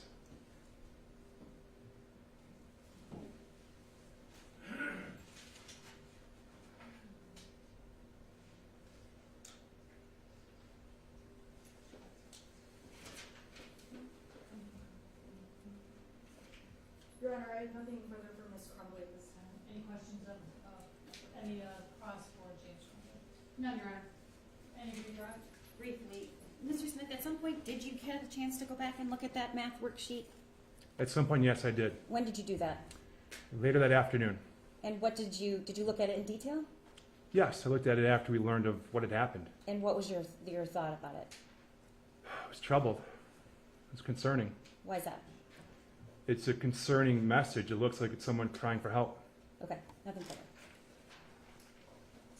Your Honor, may I ask one follow-up? Go ahead. When you say that it looks like someone asking for help, that could be a concern of suicide, is that correct? I'm not sure I can answer that correctly, but sure, I guess, yes. When someone writes, help me and my life is useless. That was concerning, yes. Thank you. Briefly, Your Honor, did you see the picture of the gun? Yes. Did you know that it was identical to the gun that they bought their son? No. Okay, nothing further. Thank you, you can step down. Prosecution calls, Any, sorry. can the witness be excused? Yes, Any objection? no objection. No objection. No. Can you grab Yes.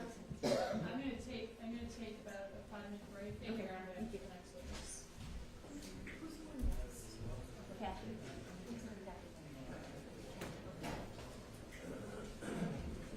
Yes, they're gonna take you down.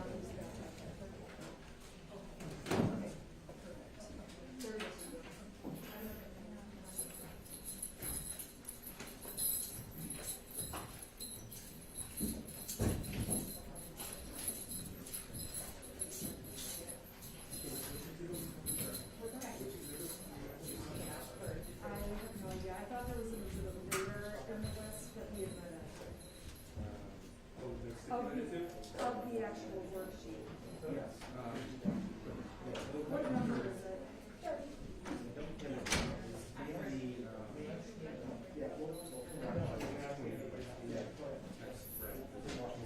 Okay, so you're not admitting it that it is a separate?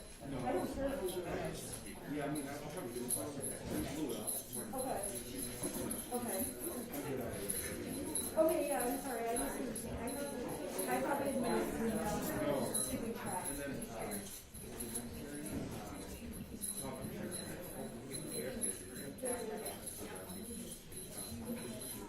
Yeah. Okay. Okay, got it, thank you.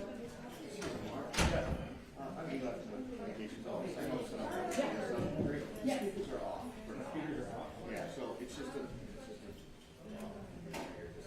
Okay. It's a far left, probably both. If you need to open a video, I'll just let you know. I cut it off. So this is, we'll turn it on. I appreciate it. Thank you.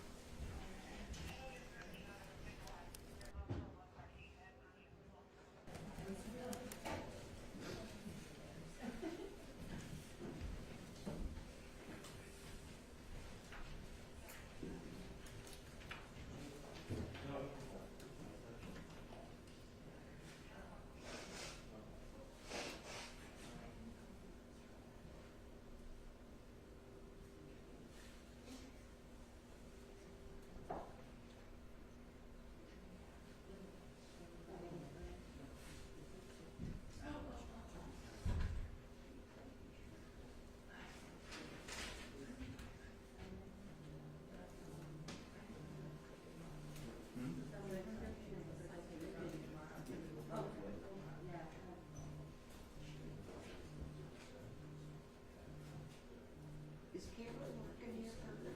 Yeah, she's downstairs. Yes, she, tell her I said hello. We didn't meet, I heard that. We actually were just talking about you. Uh-oh. All good. She was saying how much she liked you.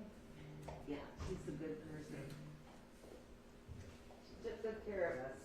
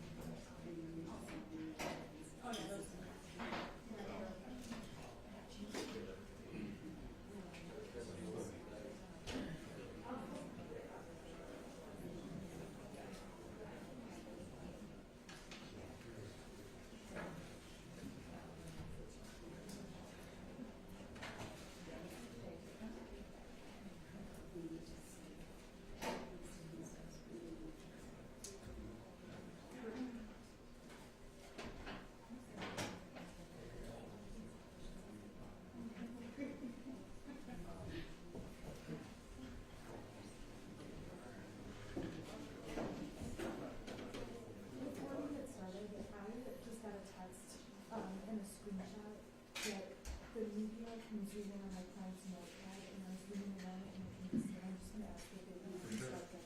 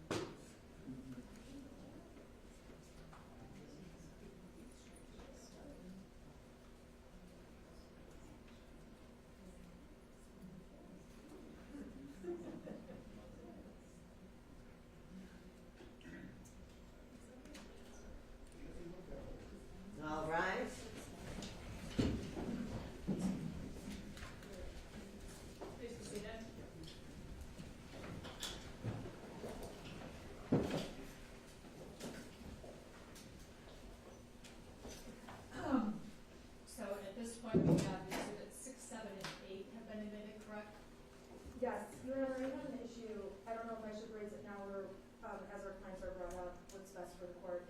I just have something to add about the exhibits. Can I? Pardon me? The exhibits, can I just, my co-counsel, Mr. Keese, is reminding me Yeah. that there's a stipulation, to the admission of 1 through 5. So I would, Yes, for those to be admitted. yes. Is it correct if both attorneys stipulate to the admission of exhibits 1 through 5? That is correct, but my understanding is, and I just want to make sure this is correct, that number 5 is going to be played. That's Okay. I'm sorry, number 5 is going to be what? played in the courtroom, Okay. not. But all 5 have been in terms of the admissibility of them, you have stipulated to the admission of all 5. Yes, Judge.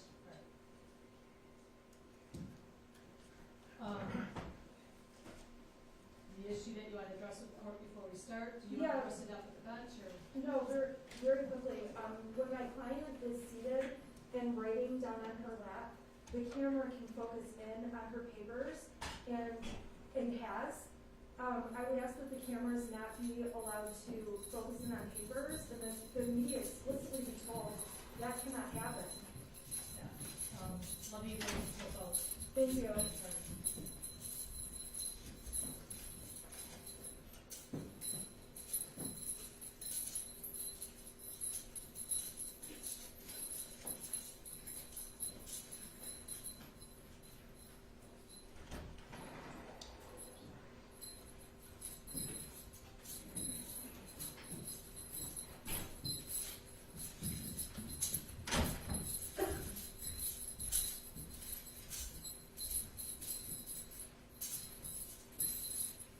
Okay, we are back on the record on People versus Jennifer Crumbley and People versus James Crumbley.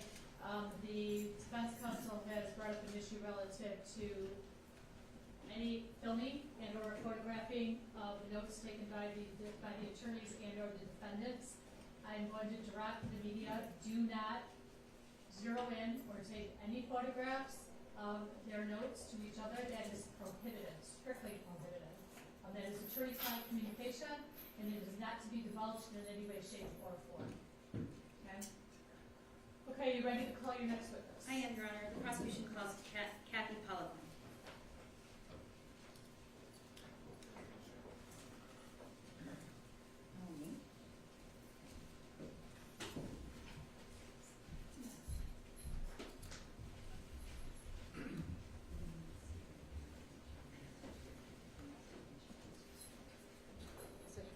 You may, if you'll please, just raise your right hand for me. Do you solemnly swear any testimony you're going to give will be the truth under the penalty of perjury?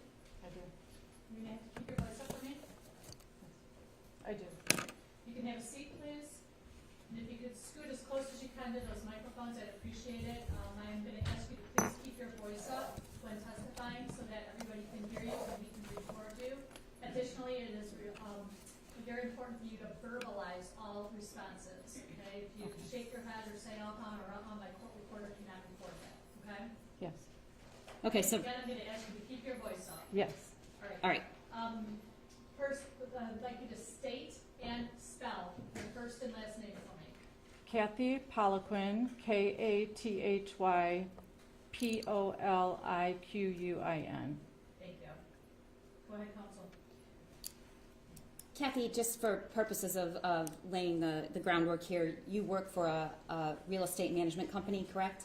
Correct. Okay, what's your title there? Director of Human Resources. Okay, and again, remembering to try to match the volume of my voice, what do you oversee? What are your duties?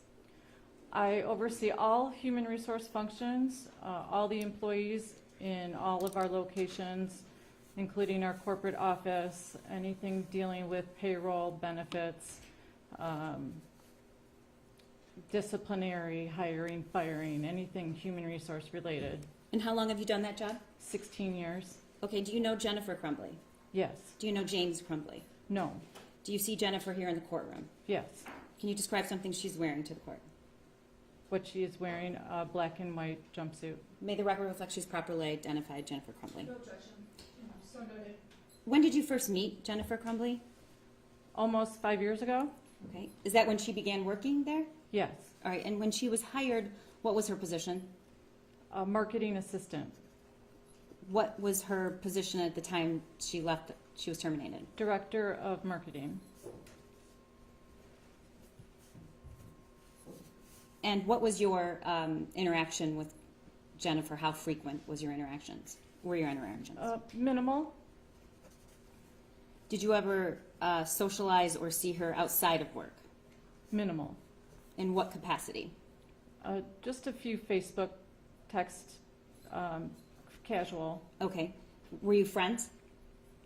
Friendly, friends. And did she ever share anything personal with you? Very minimal. What did you know about her based on what she told you? That I know she loves horses. I know that she helped at the ski patrol at Pine Knob. I'm sorry, the what? Ski patrol. Ski patrol at Pine Knob, okay. Yes. And just minimally giving me some information when her husband had lost a job and he took a job with DoorDash. And when did she tell you he took the job with DoorDash? A few months ago. Did you know she had a son? Yes. Did she talk about him much? No. Did you, would you describe your workplace family friendly? Yes. What do you mean by that? Our core values is family first. And so what exactly does that mean? Well, To if anybody needed to attend to a family issue, they had to leave for an emergency, it was never said no. You know, go tend to your concerns or your problems, and that's it. We never, held anyone back. And did Jennifer directly report to you? No. So when did you interact with her with regard, was it pay, hours, time off? Sometimes. Usually she would help me with employment ad postings on social media. Okay. And when employees need to take time off, what's the procedure or protocol? Procedure, they are to ask permission from their immediate supervisor first, and then they enter their time into our payroll system for PTO, paid time off. And how is PTO accumulated? It is, upon hire, they would earn 48 hours at 90 days, and then at 1 year of employment, they would earn 88 hours of PTO. 2 years, they would earn 128 hours of PTO, and 5 years and beyond, it would be 168 hours PTO. And as part of your job, do you keep track of that? Yeah, I do through our payroll system. And do you manage the documents and records related to benefits and time off and employment? Yes. Okay. Do you know if Jennifer had any PTO time on November 30th? Meaning, if she had to take time off, was that available to her? Yes, I believe she had 12 hours of PTO remaining at that time. Do you follow Jennifer on social media? I am Facebook friends. I don't really follow. Does the company offer health insurance? Yes. Does it offer health insurance for a single person and a family? Yes. Was Jennifer's son covered on her health insurance? No. Was Jennifer covered on her health insurance? Yes. Was James? No. Does your policy provide any assistance or insurance for mental health treatment? Yes. You said you are associated with Jennifer on social media. Did you ever see a post about a gun? Yes. Do you remember when you saw that? I don't know exactly when. It was in the past couple months. Okay. And what was your reaction to the post about the gun and her son? I was kind of like, okay, I wouldn't have done that, but kind of moved along. Okay. And why were you, I'm not sure how to characterize but would you say you thought it was odd or different, or it's not something you would do? I don't want to put words in your mouth. Not really appropriate, but... And why not? Something I would not have done with my child. Okay. Did Jennifer ever talk to you about guns? No. Did she ever talk to you about her son? No. Do you know if Jennifer was at work on November 29th? Yes. Do you know that because you saw her, or it was recorded that she was at work? It was recorded on her time card. Okay. Did you see Jennifer on November 30th? No. Did you talk to her? Yes. And do you know if she came into work that day? No. You don't know, or she didn't? No, I don't know. Okay. I did not see her. Okay, so, but at some point you talked to her, and how did that come about? I only talked to her when Andy Smith came into my office and had Jen on his cell phone. And what was Jennifer, do you remember about what time that was? Midday. Had the news of the Oxford school shooting been made public at that point? I don't know. Do you know if you knew anything about it before he came into your office? I knew nothing about it. Okay, what was Jennifer saying on the phone? She was very hysterical. I don't recall verbatim. Very hysterical. She was trying to get to the school.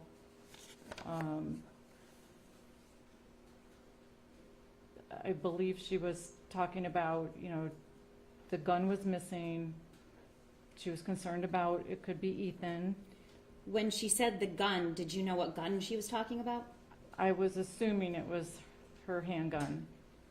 I saw on social media. You're assuming it was the same gun that was posted on Instagram, got my Yes. son a gun on early Christmas present? Is that Yeah. the post? Okay. Yes. And did you ever see the exhibit that's up on the screen, the math worksheet? Yes. When did you see it? I saw it at the same time Andy Smith came into my office with Jen on the phone. He put his cell phone down and pulled up the picture of that on his phone. And did you take a good look at it? I did, When? while she was talking on the phone. And what was your thought? My first thought was this boy needs help. Okay. Did you say anything about it? No. Okay, so you were just listening to Yes. Jennifer? Okay. And at some point, did you talk to Jennifer again that day? Yes. How many times? Maybe one or two. I don't recall how many. And what was the purpose of did she call you or did you call her? I believe she called me. I did not call her. Okay, and were you ever involved on any calls that she and Andy had later that day? I believe we were on a call together. Okay, what was the purpose of the calls from Jennifer? I recall one conversation, she was afraid to lose her job. Do you remember what time that was? I don't recall the exact time. Was it during the work hours? It was during work hours. Okay. And what was your response? Our response was to, tend to your family and don't worry about work. Just tend to your family. Let's talk about it next week. Did you get another request to come to about work? Yes. And what was it? It was this same request that she didn't want to lose her job. She was afraid to lose her job. And another senior leadership, Nancy Lutby, was with us on the phone and stated that she was going to be on administrative leave for the next couple weeks and just to not worry about work. What did Jennifer say? Thank you. She said to tell our senior leadership thank you. Did she ever say she wanted to come into work? She did. Yes. What did she say? That she wanted to come in. She thought she could possibly come in a few days later, maybe for a half a day to get her mind off things. Later that week, the week of the shooting? Yes. What day was the shooting? Tuesday. November 30th. Yes. Thursday or Friday. So she wanted to come in back to work that week? Yes. And what was your response? We said, no, you're on administrative leave.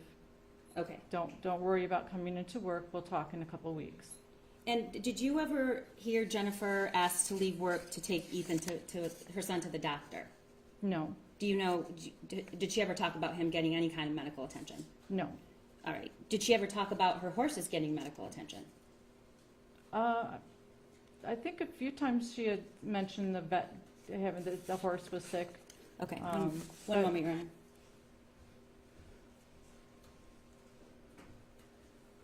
I'm all set, Your Honor. Any questions on behalf of Jennifer Crumbley? Yes, Your Honor.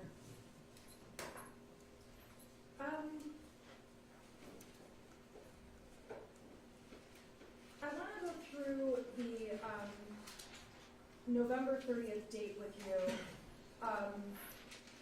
When you were with, it sounds like Andy Smith, and he came into your office with Jennifer on the phone. Do you recall that? Yes, And you testified that she was hysterical. Did I get that right? correct. Can you describe what it means can you describe what you mean by that?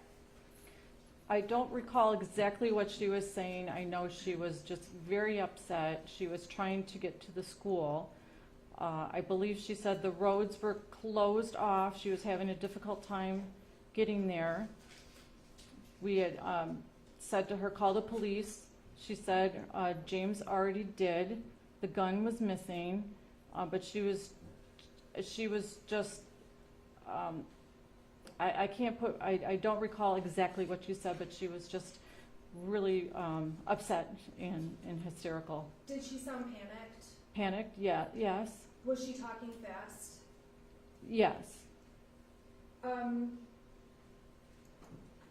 You and Andy were trying to just get her to at least stay calm, is that correct? yes, It was a separate phone call when Jen was asking if she still had her job, is that correct? yes, And she told you part of the reason she didn't want to, she told you she didn't know how to handle this, correct? yes, And she doesn't know, she told you she needed information from you so that she could get money to pay for a lawyer, is that correct? yeah. Yes, I think she wanted check stubs. You would be the person to contact for check stubs or verification of employment, correct? Yes, And Jennifer explicitly said she needs to get a loan to pay to have a lawyer, correct? yes, So any kind of check stubs or documents you needed to prepare, she would have asked you for those materials, correct? yeah. As an active employee, she still had access to her check stubs. She just had to log into the payroll system. Okay, but if, like, for example, a loan officer needed documentation or something, as the HR person, you can send those materials along, correct? Yes,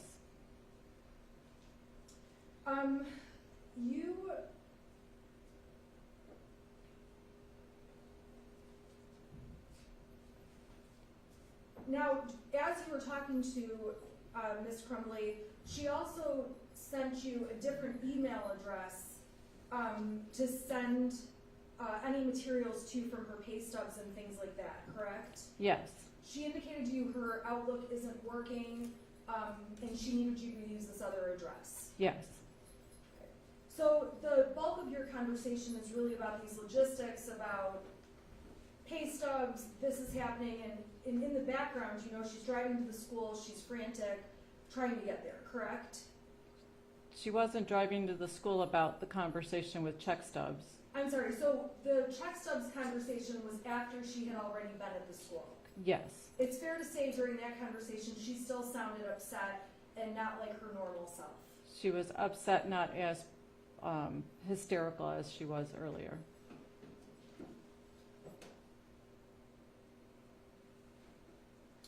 When you spoke with police, you told them how Jennifer had offered to come back to work. Do you recall that? Yes, And specifically, you said that Jennifer said she wanted to come back to work maybe half days the following week. Do you recall telling law enforcement that? I don't recall, but I may have. Does that sound accurate? It sounds accurate.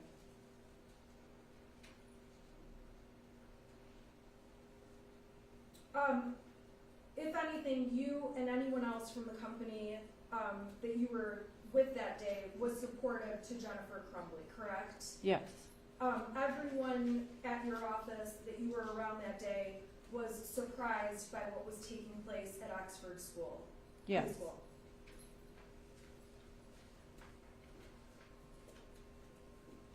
Ms. Crumbley was also asking you questions about how much is in her 401k, things along those lines, correct? yes,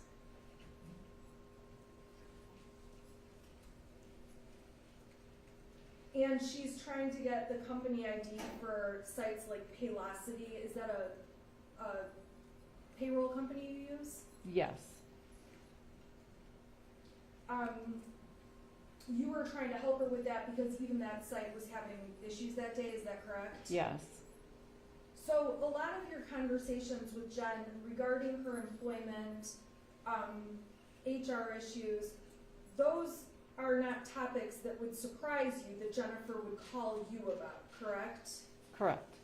If Jennifer in the past was having an argument with Ethan or something along those lines, that's not something Jennifer would have come and talked to you about, correct?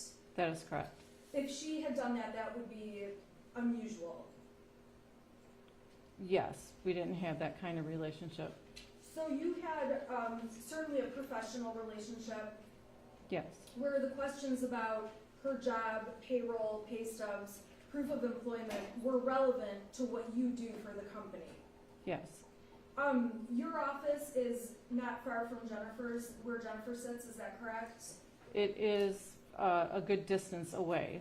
Yes, You've been down by her desk, yes, and you've seen that she has family photographs and things like that. yes, On her Facebook feed, you saw the photograph of the gun in a post from Jennifer days before, is that correct? correct. And you never spoke with Jennifer about that post. No, You testified that it was not appropriate. It would not be appropriate in your mind for you to post something like that. Is that correct? correct, It's fair to say you're not into guns. correct, It's fair to say you don't go to the shooting range and enjoy that kind of a hobby. Correct? correct. And based on Jennifer's Facebook, there were pictures of targets after they had gone to a shooting range. You saw those as well? Yes, Okay, and you saw the photograph of the gun. yes, In terms of Facebook overall, Jennifer also posted about vacations, camping trips, things along those lines. Is that correct? she may have. I don't really read people's feeds, so I don't know. Okay. Did you go back and look at her feed since November 30th when everything unfolded? No, If I told you that there are photographs, family photographs, things like that, would you be surprised? no,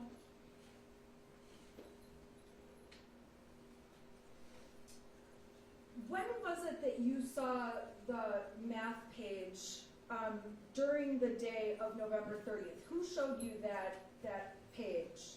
Andy Smith had it on his phone when he came into my office, and then he pulled that up while she was talking. Did that happen when, before or after the first call when Jennifer was on her way to the school? That was the first call that I was on the phone with her and Andy. And I'm sorry, so you saw this photograph before that phone call? No, I'm sorry, tell me the order of events, I'm missing it. when Andy Smith came into my office and put Jen on speakerphone was the first I've learned of anything, and he brought that picture up on his phone at that time while she was talking hysterically, trying to drive to the school. You did not talk to her, though, about the contents of that page, anything on there, correct? No, correct, It was the kind of thing where you're having a conversation on speakerphone and Andy was showing you what Jennifer had sent to him. correct, And when you looked at it, you thought, that boy needs help, is that correct? correct. And when you saw that drawing, and knew that there was something going on where mom was headed to the school, you didn't call police or anyone to make anyone aware about this drawing, is that correct? I did not call, correct. And at that point,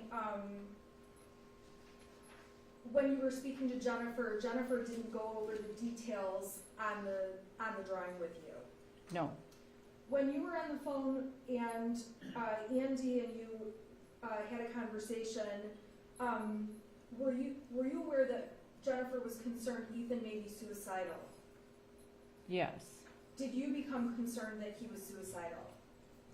I too much was going on. I didn't really have time to think. I was trying to process what was going on. I did not know the whole story. And you would agree with me that day when you were dealing with Jennifer Crumbley, she was processing a lot too, and it was an unordinary day. Is that correct? Yes. Thank you. And you pause something to Nothing on behalf of Mr. Crumbley. Anybody, Brett?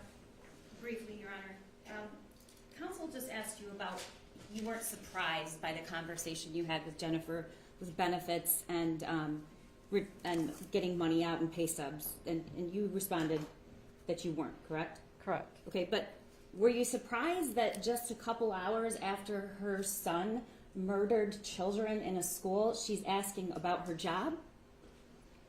Yes. And she also asked you about pictures. Did anything strike you unusual when you actually cleaned out Jennifer's desk? Unusual, slightly. What was that? Your There. Honor, may we approach, please?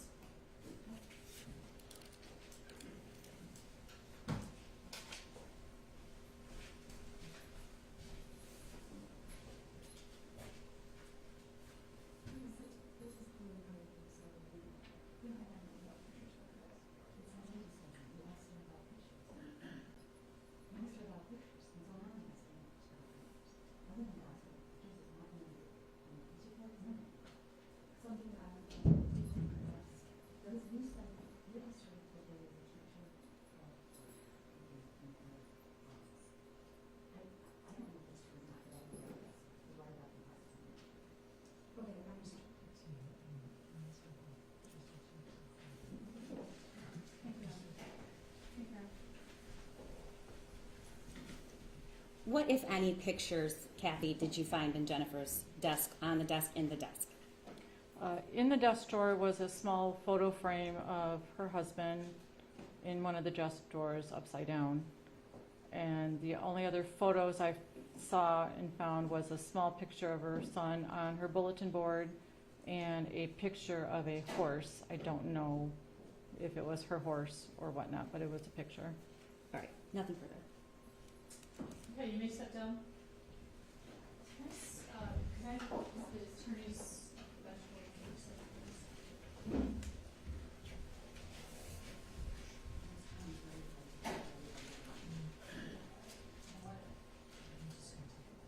okay, we're going to take a break now. We're going to take a lunch break right now and have everybody, will return at 1 o'clock.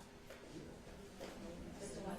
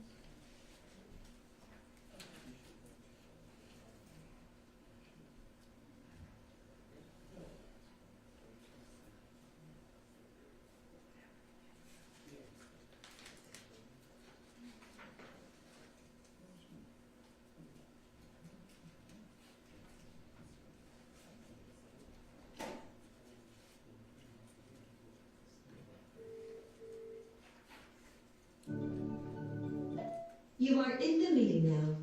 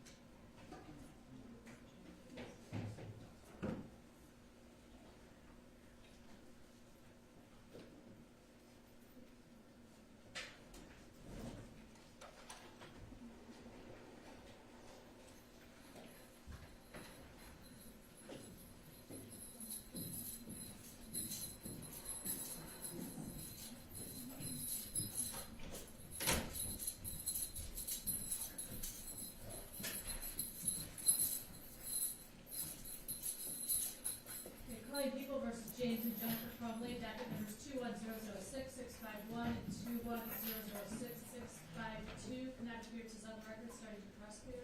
Good afternoon, Your Honor. Karen McDonald on behalf of the people. Thank you, Mark Keast, on behalf of the people. Good afternoon, Shannon Smith on behalf of Jennifer Crumbley. Good afternoon, Your Honor. Marielle Lehman on behalf of James Crumbley. And are we ready to proceed with the preliminary examination? I am, Your Honor. The prosecutor calls Amanda Holland to the stand.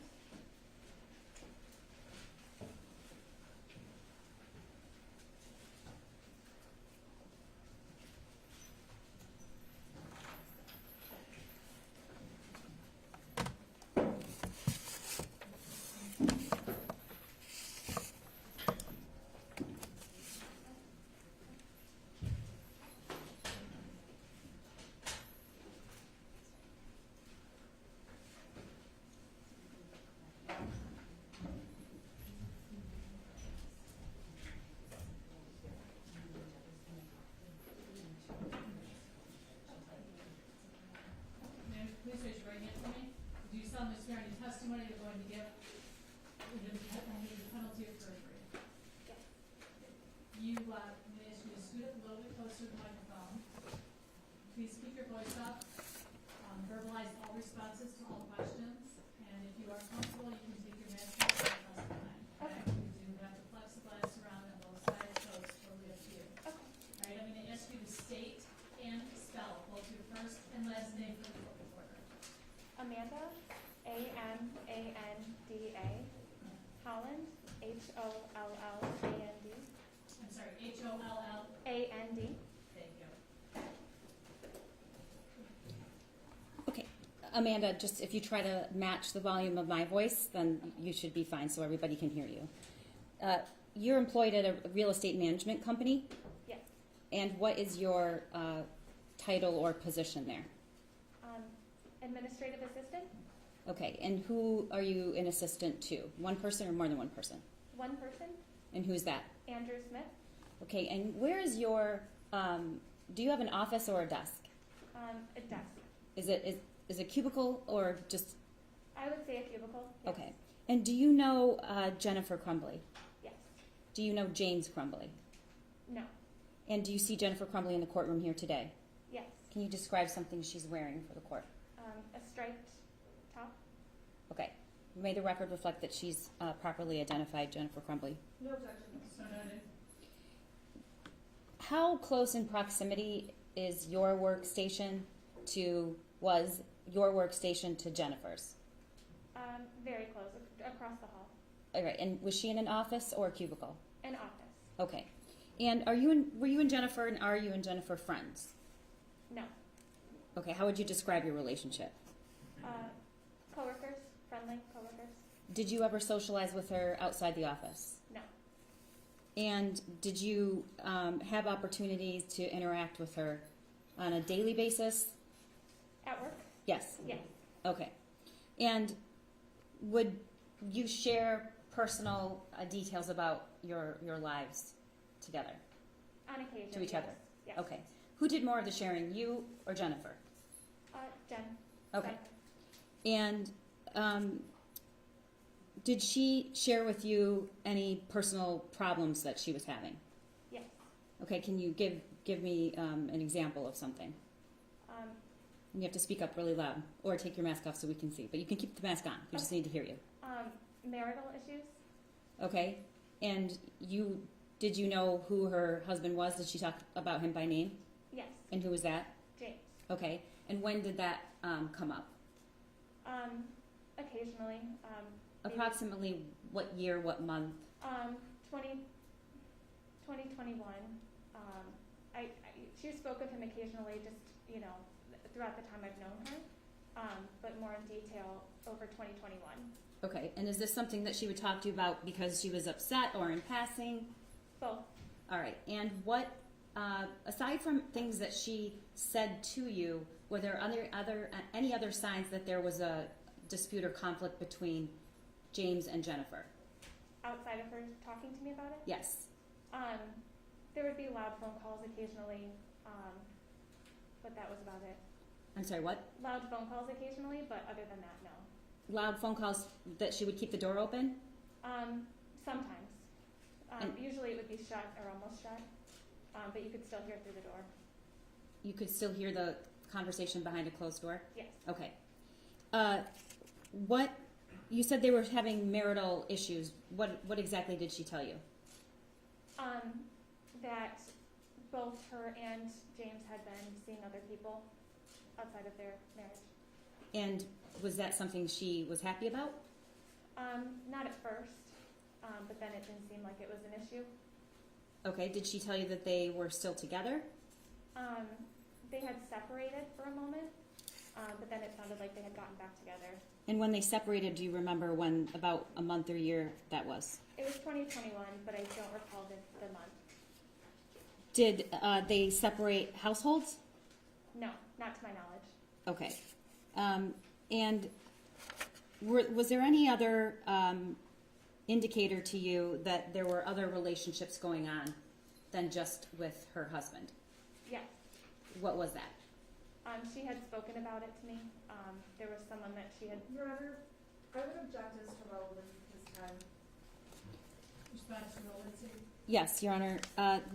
The defendants owed a duty to the community to prevent their son, who they had every reason to believe and saw was a danger.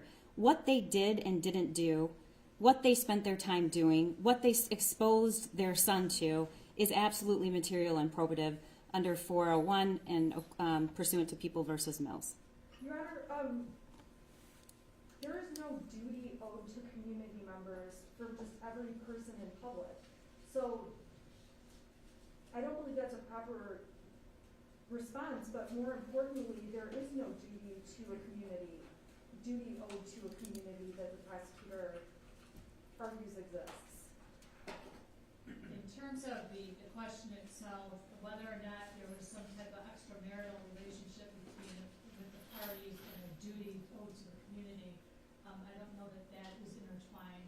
However, as far as the relevancy goes to the ultimate issue of this particular case, I'm overruling the objection. You can go ahead and answer the question. Thank you. Could you repeat the question? Yes, just one moment. Your Honor, I do just want to, to make a good record, the duty owed here is to protect the community from their son intentionally harming somebody when they knew he was preoccupied with violent material, that he had access to a gun, he could use it when he wanted to, and he was disturbed. It's a parental duty. It goes far beyond careless. It's gross negligence, and there's absolutely a duty. And I didn't get a chance to tie that together, but I'll move on.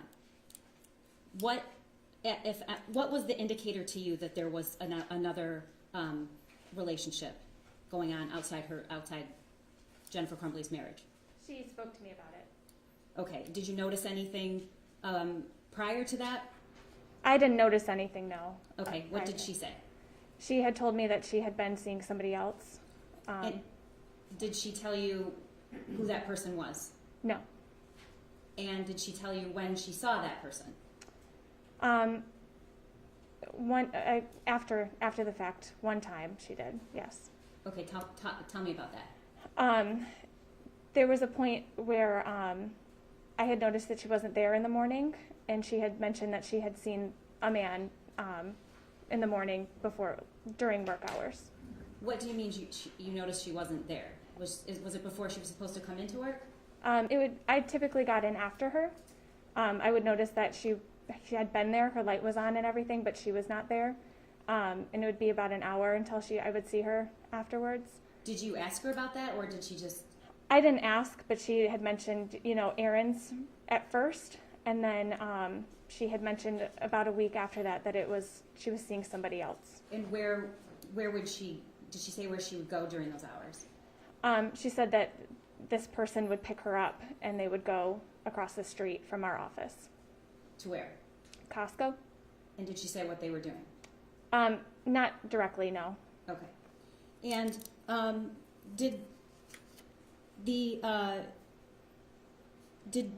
what did Jennifer say about, well, first of all, did she talk about her son very often? No, not very often. What did she talk about other than her marital issues? A lot of it was about the horses. She would go there a lot after work, or she would say that she would go there a lot after work. She would talk about she had purchased a new horse just this past year. And then a lot of yard work, a lot of housework. Okay. I'm sorry, so I didn't catch that last part. She would talk about a lot of yard work and housework she was doing at home. Mm-hmm. Did she say whether or not her son was aware of these marital issues? Not directly, no. He would overhear fights occasionally, but I don't know if they've heard anything else. Okay. Or he's heard anything. Do you follow Jennifer Crumbley on social media? We're friends on Facebook, yes. Okay. And did you ever see a post about their son and how they bought their son a gun for Christmas, early Christmas present? I didn't see the post initially, no. Okay. So you didn't see it prior to November 30th? No, I saw it on November 30th, but not prior. Did she ever talk to you about guns? No. Okay. Do you have a suspicion about why she didn't mention that if she's mentioning a lot of other things? Your Honor, I would object to speculation. I'll rephrase. Do you know why? No. Okay. You did at some point get an opportunity to look at the post? Yes. Okay, and when was that? The day, November 30th. Okay, so let's go to November 29th, the day before this terrible event occurred. Did you see Jennifer on November 29th? Yes. And was there anything unusual that occurred that day? She mentioned that she got a message from the school, but she didn't go or do anything, I don't think. Okay. Did she say what the message was? No. Did she seem concerned in any way? No. How would you describe her demeanor? Normal, calm. Okay. Did she say what she was going to do with regard to that message, or what she was going to do after work at all? No. Okay. And did she mention anything about what her son was doing recently around that time? No. Okay. Did Jennifer Crumbley ever talk to you about how she described her son? She would say he's quiet. She didn't go in much detail. I think I would gather that he was quiet and kind of reserved from what she said. Did she ever mention to you that he was having a difficult time? Only when his friend had gone away. That was the only time I heard that there may be some trouble with him. Okay, and did she say specifically what concerned her about his friend going away? She was concerned he would be lonely, that it was his only main friend, maybe only friend, from what I could tell. She was just concerned that he would be alone and not having him. Okay, and particularly did she say when she was concerned that he would be alone? No, not particularly. Okay, how often did Jennifer and James Crumbley go to the barn? Often. I would say maybe almost every day, from what I could gather. Objection is to foundation for this witness's knowledge about that. Did Jennifer talk to you about, I'll move on. Did Jennifer talk to you about going to the barn? Yes. How often did she talk to you about going to the barn? Almost daily. All right, so was that in the context of she's just bringing it up, or is she talking about her plans after work? Both. Okay. A lot of the times there were plans after work. She would leave a little earlier than I would, and she would usually say she was going to the barn. Okay. And you spoke to her daily? Yes. Okay, so about how often did she go to the barn? Almost daily. Okay, and did Ethan go with her? Not to my knowledge. Did she ever express a concern about her son not going with her? No. Okay.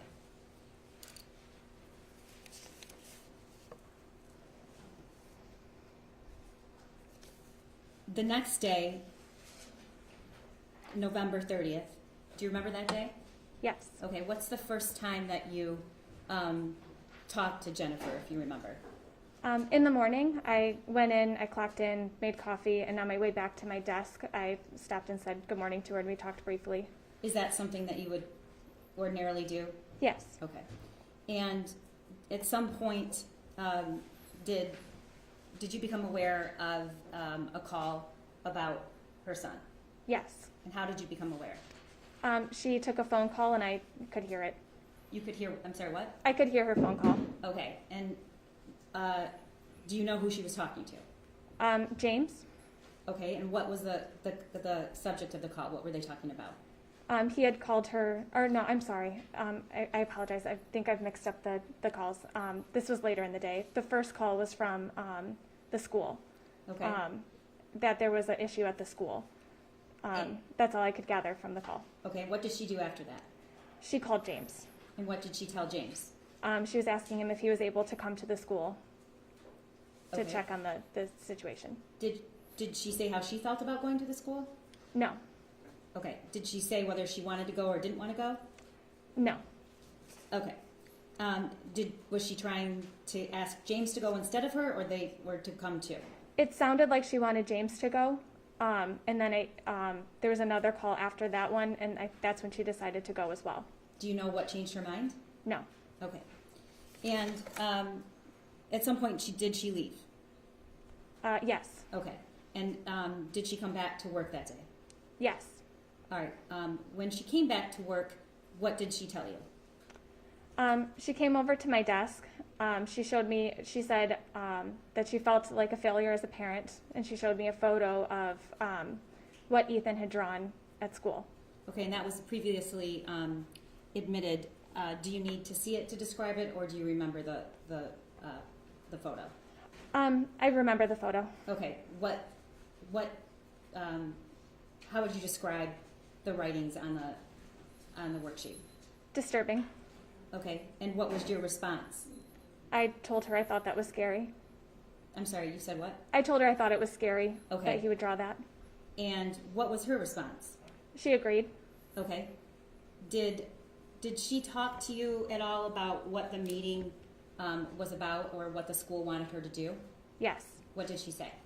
She said that that they were concerned with his drawing, that they were concerned that he may be feeling badly at school and that something could happen. She said that they were requiring him to engage in counseling and that he needed to do that quickly. But that's to the extent. Did you talk about... Sorry, I didn't hear your last part. That was it. That was all she said. Okay. What was her demeanor when she's talking to you about this? My initial thought was it seemed a little sarcastic, the way that she said that she felt like a failure. As she was talking, it was a little concerned. Okay. Did you have a conversation at some point about whether or not she should go and get her son from school? I felt I would have brought him home. I told her I thought... Did you have a conversation about that? Yes. Tell me, what did you say?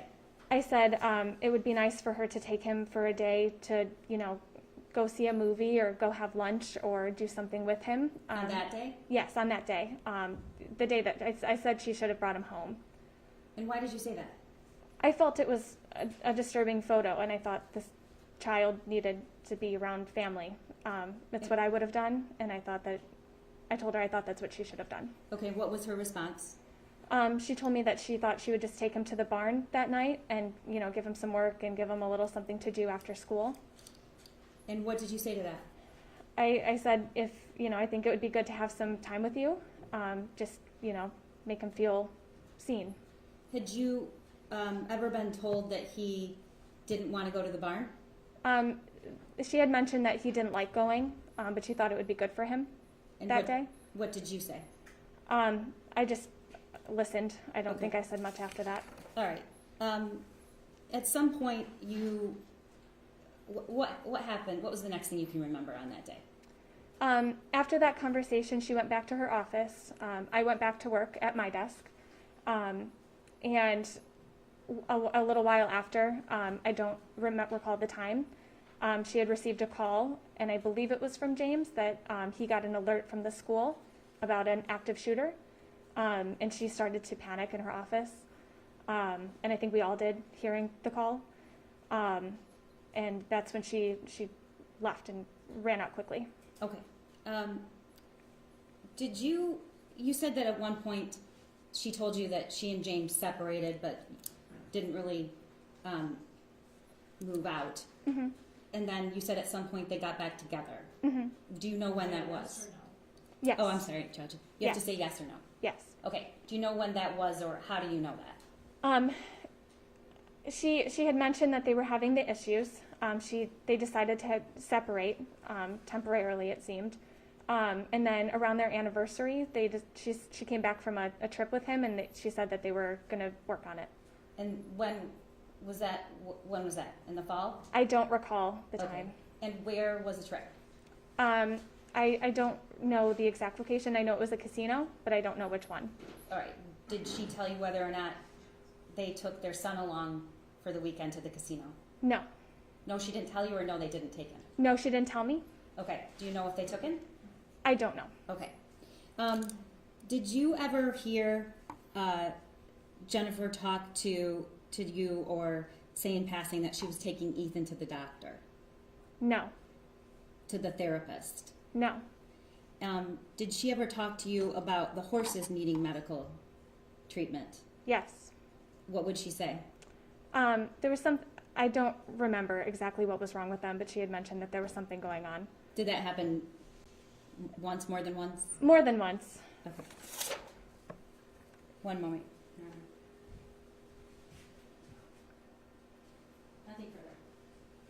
Any questions on the Thank you.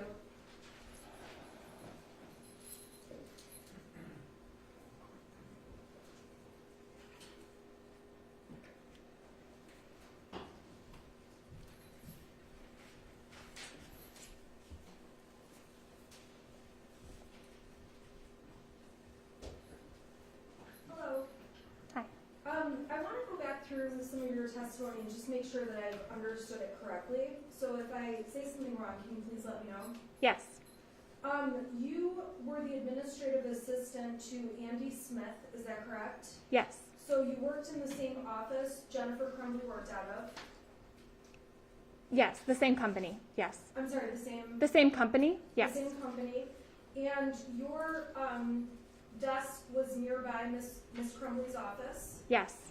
And you and Miss Crumbley, you would not say you were friends with one another, correct? Yes. But you talked about little things back and forth when you would see each other? Yes. Always friendly conversation? Yes. And I imagine over time you talked about a number of different topics, correct? Yes.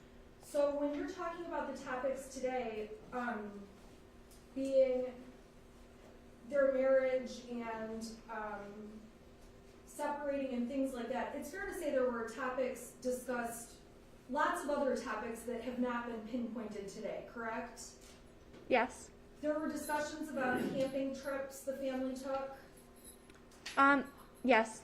Conversations about James's mother dying. Yes, I knew. Yeah. Conversations about meals Jennifer was cooking. No. Conversations about food pictures that were up on Facebook. I saw one photo.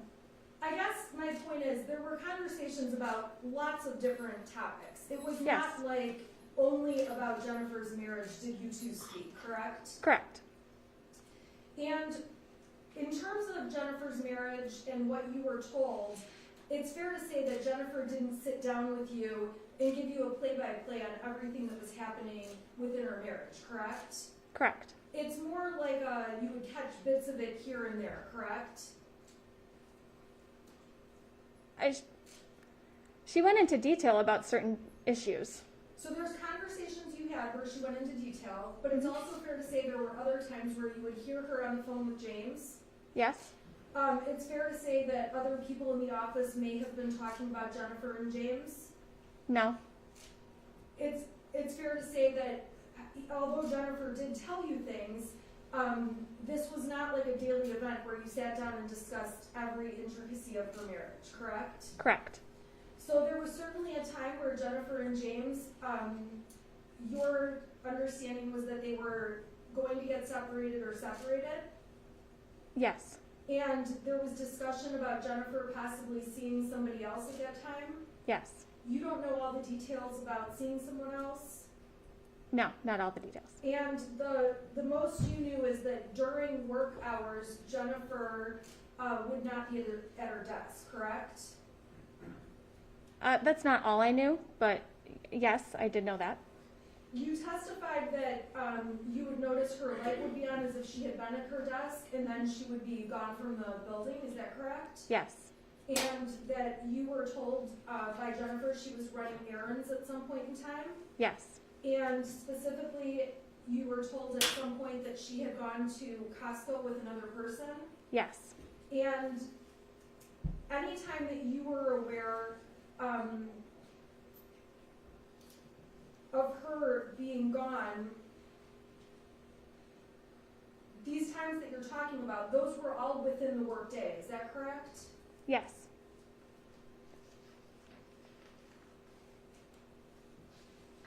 So you testified that there was a day that Jennifer got a message from the school, is that correct? Yes. And that message from the school was a voicemail? I don't know. Did you hear the message? No. Do you know anything about what the message said? No. Did Jennifer tell you the contents of the message? No. Did Jennifer tell you how she felt about the message? No. Do you know anything about the message? I just know it came from the school. So you don't know the contents of the message? No. So you would have no ability to evaluate how Jennifer was reacting in conjunction with that message, correct? The message on the 29th? No, Yes. I don't know. Okay. So when you testified that Jennifer did not seem concerned, it's fair to say you don't even know what the message on the 29th was about, correct? Correct. And Jennifer expressed to you that a message had been left by the school? Yes. And it's fair to say that Jennifer had never told you that at any time before, correct? Like before that day? Yeah. No, that was the first message I knew about from the school on the 29th. Okay, so when she got the message from the 29th and mentioned it to you, that was certainly out of the ordinary, correct? Yes. And Jennifer telling you about it appeared she cared that she had gotten the message from the school. I don't know. Your understanding of Ethan was that he was a quieter kid, is that correct? Yes. And that he had a friend who had moved away suddenly, so he was lonely? Yes. Were you aware that he had a difficult time when his grandmother died?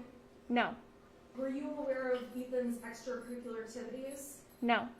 Were you aware when Ethan was going to become a referee for the soccer team? No. Were you aware of summer classes that Ethan took? No. Your knowledge, you never met Ethan in person? No. And so really your knowledge about Ethan is very limited from what you heard from his mother, is that correct? Yes. And Ethan was not something or someone she talked about with you at the office frequently, correct? Correct.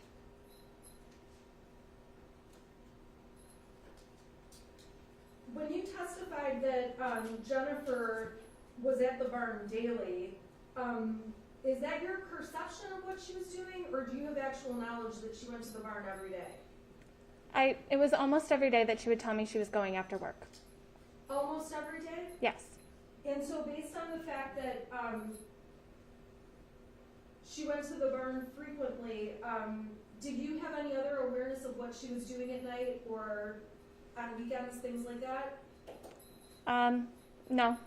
Through her Facebook page, would you see the camping trips and family trips they took? Occasionally, yes.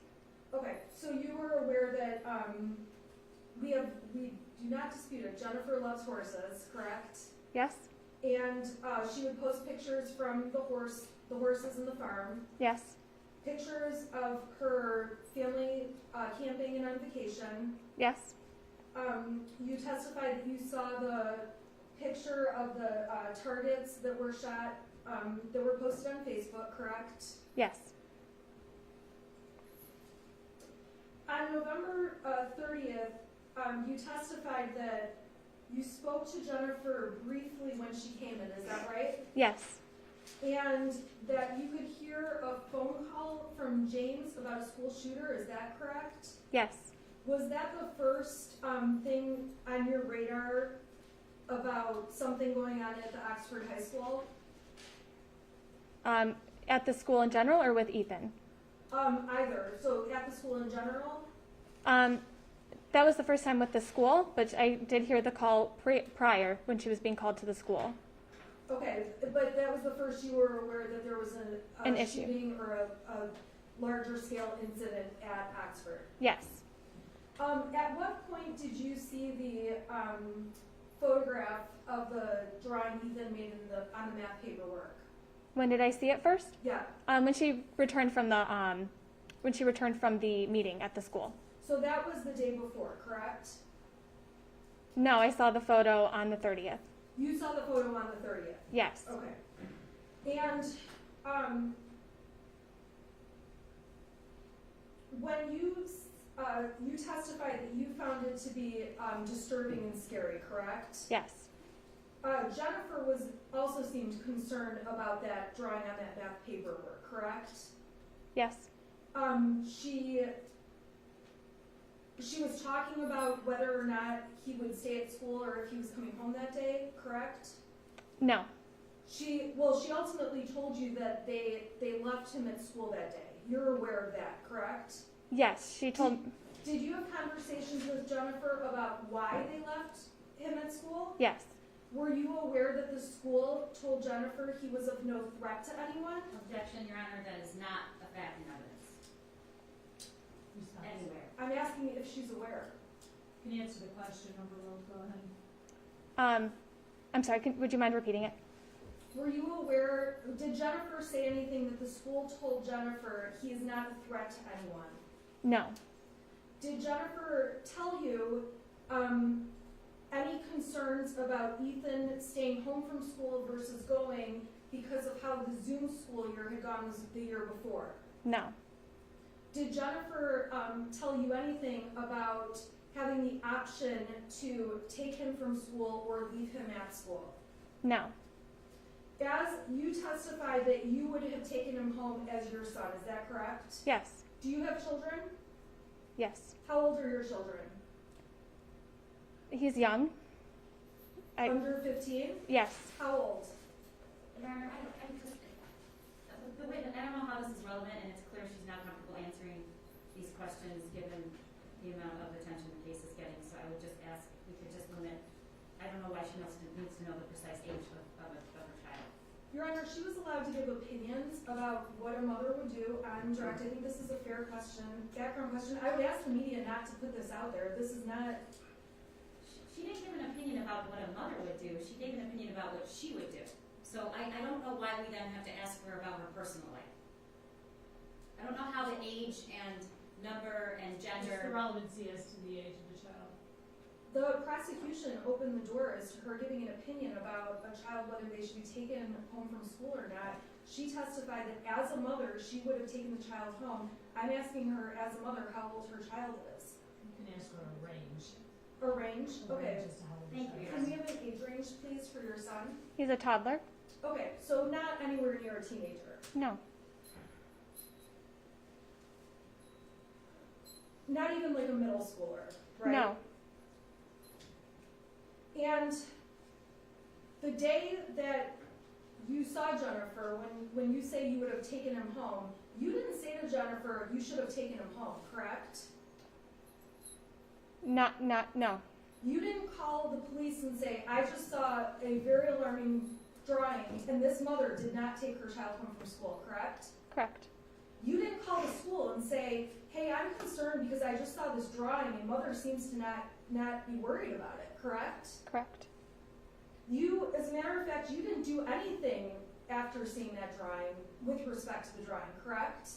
I told her I would have taken my son home. That's all you did, though. Yes.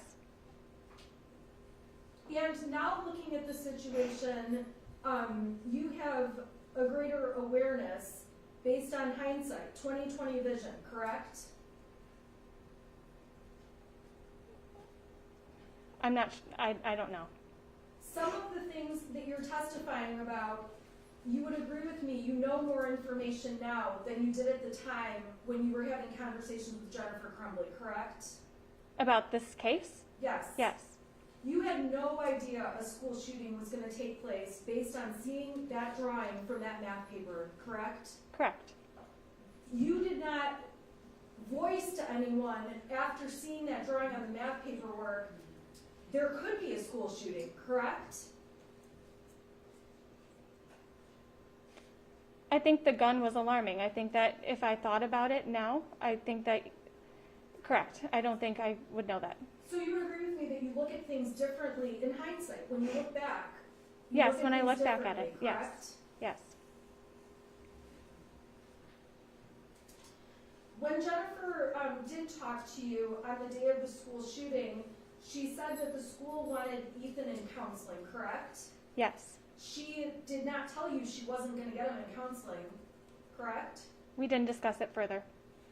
she didn't say anything to indicate to you then that she wasn't going to follow the school's counseling idea, correct? Correct. She said to you that she felt like a failure. Is that a fair statement? Yes. And we can agree that Jennifer can have a sarcastic personality at times. Yes. And when she said something like, I feel like such a failure, it's possible that some of that was sarcasm, correct? Yes.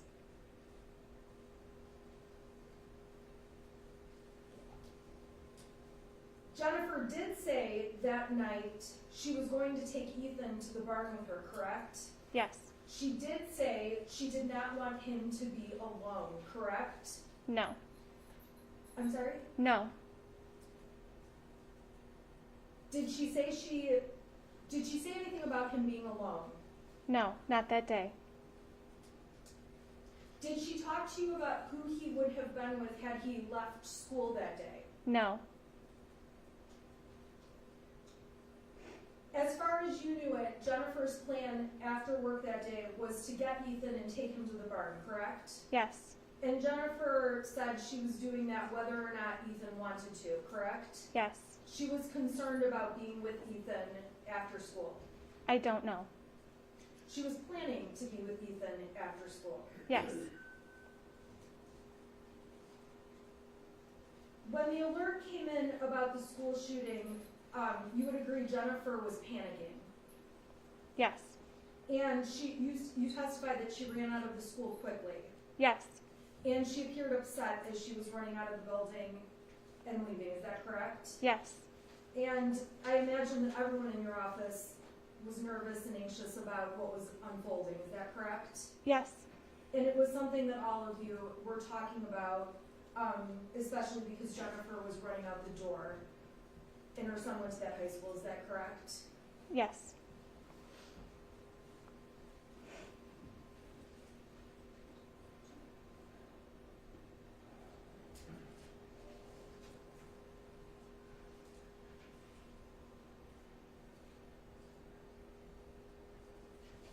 It's also fair to say that after Jennifer did leave that day, you sent her a message. Is that correct? Yes. And your message was intended to be kind Yes. and intended to be supportive. Yes. And you pretty much said something along the lines of thinking of you guys, correct? Yes. And also that you hope her and her family were doing all right. Yes.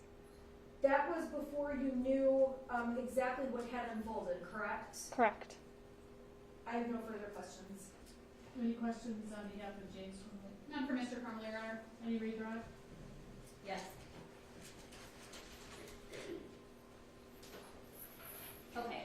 Jennifer Crumbley told you she was having an extramarital affair, correct? Yes. And it was a romantic relationship, correct? Yes. And you asked her, or she told you, she saw this person during work hours in the parking lot of Costco in the car, correct? Yes. Okay, thank you. Defense counsel just asked you a lot of questions about what you knew and what you didn't know, and if you would have been alarmed, if you would have called the police, if you would what you would have done. Did you know that they bought their son a gun and gave him access to it? No. Did you know? Did you know? I'll move on. Did you know that the gun? Wait a second, let's get the objection. What was the objection? It's an improper question, and the prosecutor repeatedly keeps asking questions that are designed to inflame the public and make everyone believe there was access to the gun that has not been testified to. It's not true. And these questions are by design to try to have these people convicted in the media. That question is improper. It's also assuming facts not in evidence, and facts that will never be in evidence. Your Honor, and if you recall, we objected previously with another witness and you sustained the objection using almost identical language. I've asked those questions, Your Honor. Refrain from the asking the question relative to access. I've already sustained that objection. Okay. Did you know that the gun in the Crumbley's possession was identical to the drawing that their son made on the math worksheet? No. Did you know that the day before, Jennifer Crumbley texted her son, LOL, just you have to learn not to get caught when he was in trouble for searching ammunition? No. Did you know that James Crumbley, upon hearing there was a school shooting, went to the house to look for the gun? No. Okay.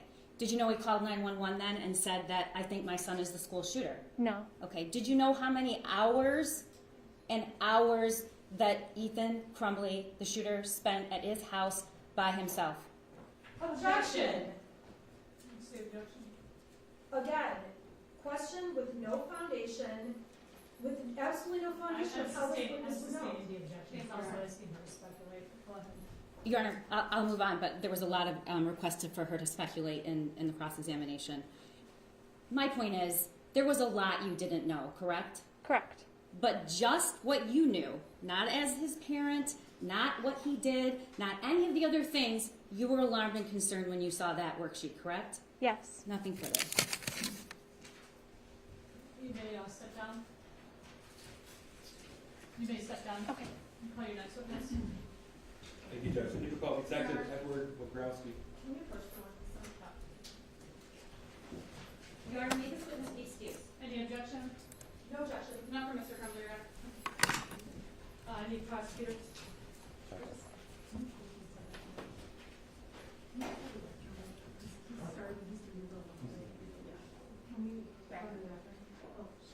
He's going to be a long one. Thank you. Okay, we're going to take a quick break.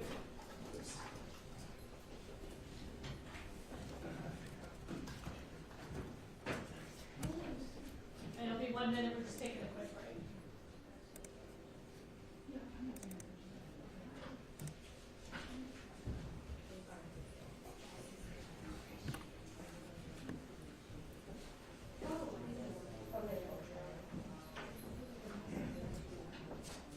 Rise, court is in recess.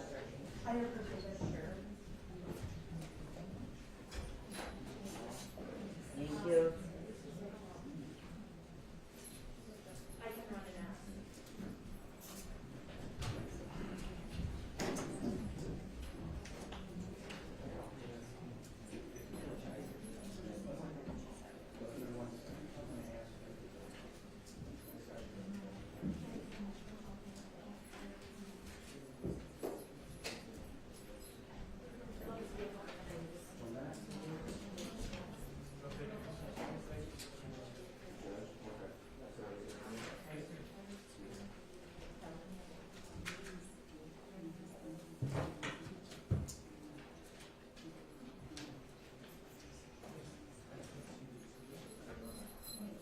Yes. Oh, yeah. That's good. How many of them?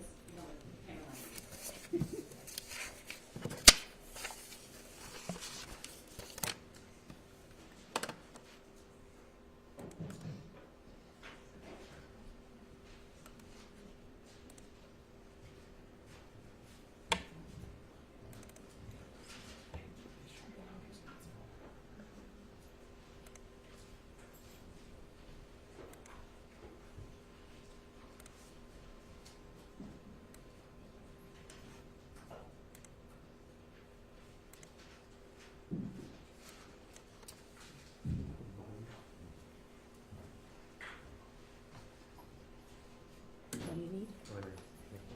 Can I just suss this out real quick?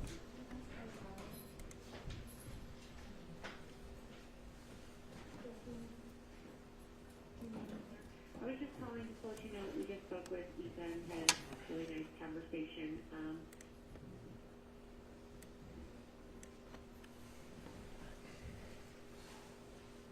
It's almost at 100 on your computer. Okay. So that's controlling it completely, okay? Perfect.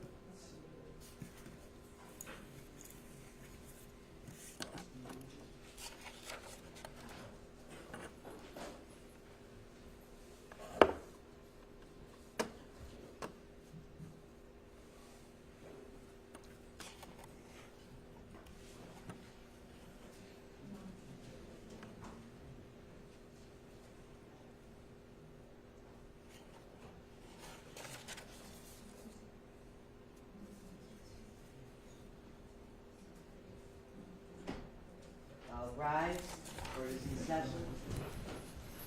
Please be seated. Continuing with the exam, prosecutor, my calling next witness, please. Thank you, Judge. The people call Detective Edward Wagrowski.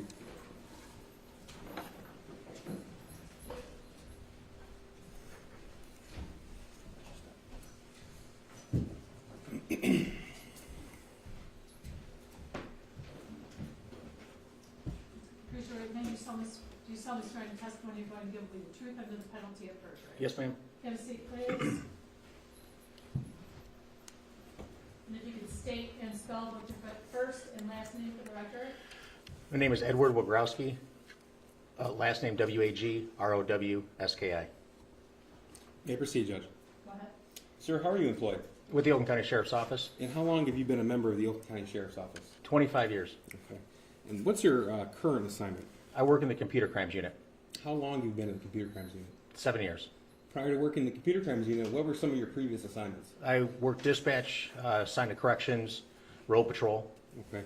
Sir, if you could please tell us what a detective in the Oakland County Sheriff's Office computer crimes unit does.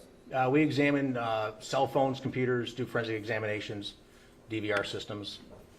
Now, in your 25 years of experience with the Sheriff's Office, have you had the opportunity to participate in any specific trainings with regards to forensic analysis of computers and cell phones? Yes, sir, extensive. Could you tell us a little bit about that, please? The main one that we attend is an international certification, IASIS, and you have to renew that every year. There's a 7-month testing process for that. Celebrite is some of the software we use. There's training for that I've been to, a certified user for that. Axiom software. Now, sir, I imagine that in this particular field, technology is always changing. Yes, sir. Okay. Would it be fair to say then that your training is also ongoing? Every year, yes. Okay. And sir, you provide us with your CV. By my count, you have 38 trainings specific to cell phone analysis. Does that sound about right? Yes, sir. Okay. And every time you've had to actually take a test to receive a certification, have you passed? Yes, sir. In your 7 years working with the Oakland County Sheriff's Office Computer Crimes Unit, have you had the opportunity to conduct data extractions on cell phones? Yes, sir. Is this something you do on a regular basis? Almost every day. Could you put a number on how many times you've actually done a data extraction on a cell phone? Well over 500 times. Tell us how the process, how that works. So a phone's brought in by a detective in charge of a case. They bring it in. We hook it up. There's software that we have, a device, the UFED Touch, which was made by Celebrite. Hook it up to that device. It extracts the data off of it. Then we use software, UFED Physical Analyzer, usually to examine the data that was obtained from the device. Now, this is Celebrite. This is software, correct? Celebrate is a company. It's a company, okay. UFED Physical Analyzer software. Okay. And after you review the data on the UFED Physical Analyzer, are you able to export it in a readable format? Yes, sir. Is that typically done in PDF form? Usually, yes. Okay. Have you ever been qualified as an expert witness before? Yes, sir. In which courts? 6th Circuit Court, 43rd District Court in Ferndale, and 52-2. So 6th Circuit Court, that is the entire Oakland County Circuit Court, am I right? Yes, sir. So was it more than one judge you've been qualified as an expert? Yes, sir. All right. In what field have you been qualified as an expert? Cell phone forensics, computer forensics, and call detail record mapping. Judge, at this point, I move to qualify this witness as an expert in the field of cell phone forensics under MRA 703. Any objection? Your Honor, we have no objection. I do just want to make one thing clear. We were told that the mapping would not be testified to, and that's some of the information we didn't receive. I just want to make sure we're on track with that. No, that's correct, Judge. We're not going to explore the call detail record mapping at this preliminary examination. He was just testifying that in his experience, he's done that before. Okay. The court will go ahead and qualify him as an expert witness. No objection for Mr. Crumbley either, Your Honor. Thank you, Judge. Sir, I would like to direct your attention to November the 30th, 2021. Do you remember that day? Yes, sir. Were you working? Yes, sir. Okay. Were you made aware of a school shooting at Oxford High School? Yes, sir. Tell us what you did, please. I got prepared. I was notified by our captain that there was a shooting in Oxford and everybody had to go. And I got equipment that you would need to deal with a situation like that. What sort of equipment? Body armor, duty rifle, stuff like that. So this is you, a detective in computer crimes. You were still obtaining that sort of gear? Yes, sir. All right. Everybody has that. Did you actually go to the high school? At first, I went to the Myers, and then I went to the high school. And there's a Meyer adjacent to the high school, am I right? Yes, sir. Okay. Why did you go to the Meyer? There was a lot of radio traffic. Then I could hear staging area and garden center for the Meyer and stuff like that. So when I got up there, I wasn't entirely familiar with the area. I'm not from that area, so I saw the Meyer and that's where I went first. Okay. At some point while you were on scene at the Meyer, were you requested to report to the Oxford High School offices? Yes, sir. And did you do so? Yes, sir. And what was the purpose for you being tasked there? To help get the DVR, the video footage of the school. And did somebody from the school assist you with that? Yes, sir. Who was that? Jim Rourke. Okay. And what is his role there, if you know? He's part of their security, private security. So in your role as a detective with the Computer Crimes Unit, you were asked to obtain and review the footage, am I right? Yes, sir. Did you actually review the footage of the shooting from November the 30th? Yes, sir. Okay. Were you also requested to review footage from other parts of that day? Yes, sir. In fact, did you eventually obtain the entire server from the school? Yes, sir. Now, as a member of the Oakland County Sheriff's Office Computer Crimes Unit, do you work hand in hand with other detectives from that unit? All the time. Okay. So this is probably especially true in a case such as this? Absolutely. Now, in this case, were cell phones seized from James, Jennifer, and Ethan Crumbley? Yes, they were. Okay. And those were seized pursuant to search warrant? Yes, sir. Now, in addition to the Oxford High School surveillance system, did you also obtain surveillance footage from accurate firearms? Yes, sir. Okay. And what did you do with that? Because the way the video system is, it's broken up into 16 different cameras, so I was able to take clips of the day that were of interest and stream them all together. Okay. Now, during the course of this investigation, did you become aware that James Crumbley was employed as a DoorDash driver? Yes, sir. And was a search warrant executed on the company, DoorDash, to obtain records from that company? Yes, sir. Did you review those as well? Yes, sir. Was information obtained from social media outlets through search warrant as well? Yes, sir. Does that include Instagram and Facebook? Yes, sir. Now, sir, is it true that even if another detective actually authors the search warrant, when the information is received, it's a detective like yourself from computer crimes that actually goes through that information? Yes, sir. Okay. In this case, did you have the opportunity to review the data extractions from James Crumbley's cell phone, Jennifer Crumbley's cell phone, and Ethan Crumbley's cell phone? Yes, sir. Did you use the Celebrate program that we talked about? UFID Physical Analyzer, yes. Okay. Now, is it fair to say that your average cell phone nowadays has quite a bit of data on it? Oh, yes, sir. Okay. So it takes some time to review that data and export it? Absolutely. Now, tell us, detective, if someone were to actually deactivate their social media accounts, would you as an investigator still hope to obtain that information from the device itself? Yes, sir. And tell me why. You would it would still be on the device, even though they deactivated the account. There's databases that the information stored in that we're able to look at those and then see the text or the conversation that was going back and forth in those databases. Okay. Now, what if someone were to delete their account? That's different because then you're telling the phone that it's not of interest to you anymore, and the phone, depending on the operating system, will just say to save room or to make room, we're going to get rid of it. Now, could you, as an investigator in this field, still hope to obtain that data somehow? Sometimes, yes, sir. And tell me how. Well, the devices or the software we use actually does what's called carving for data, and it looks deeper into the information that was obtained and try to extract those databases. Even though they're broken up, we could sometimes put them back together. Okay.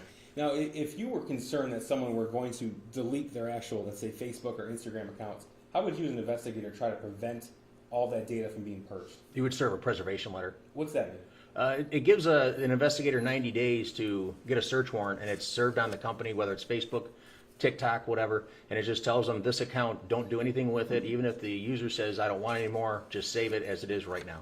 And were preservation letters sent in this particular case? Yes, sir.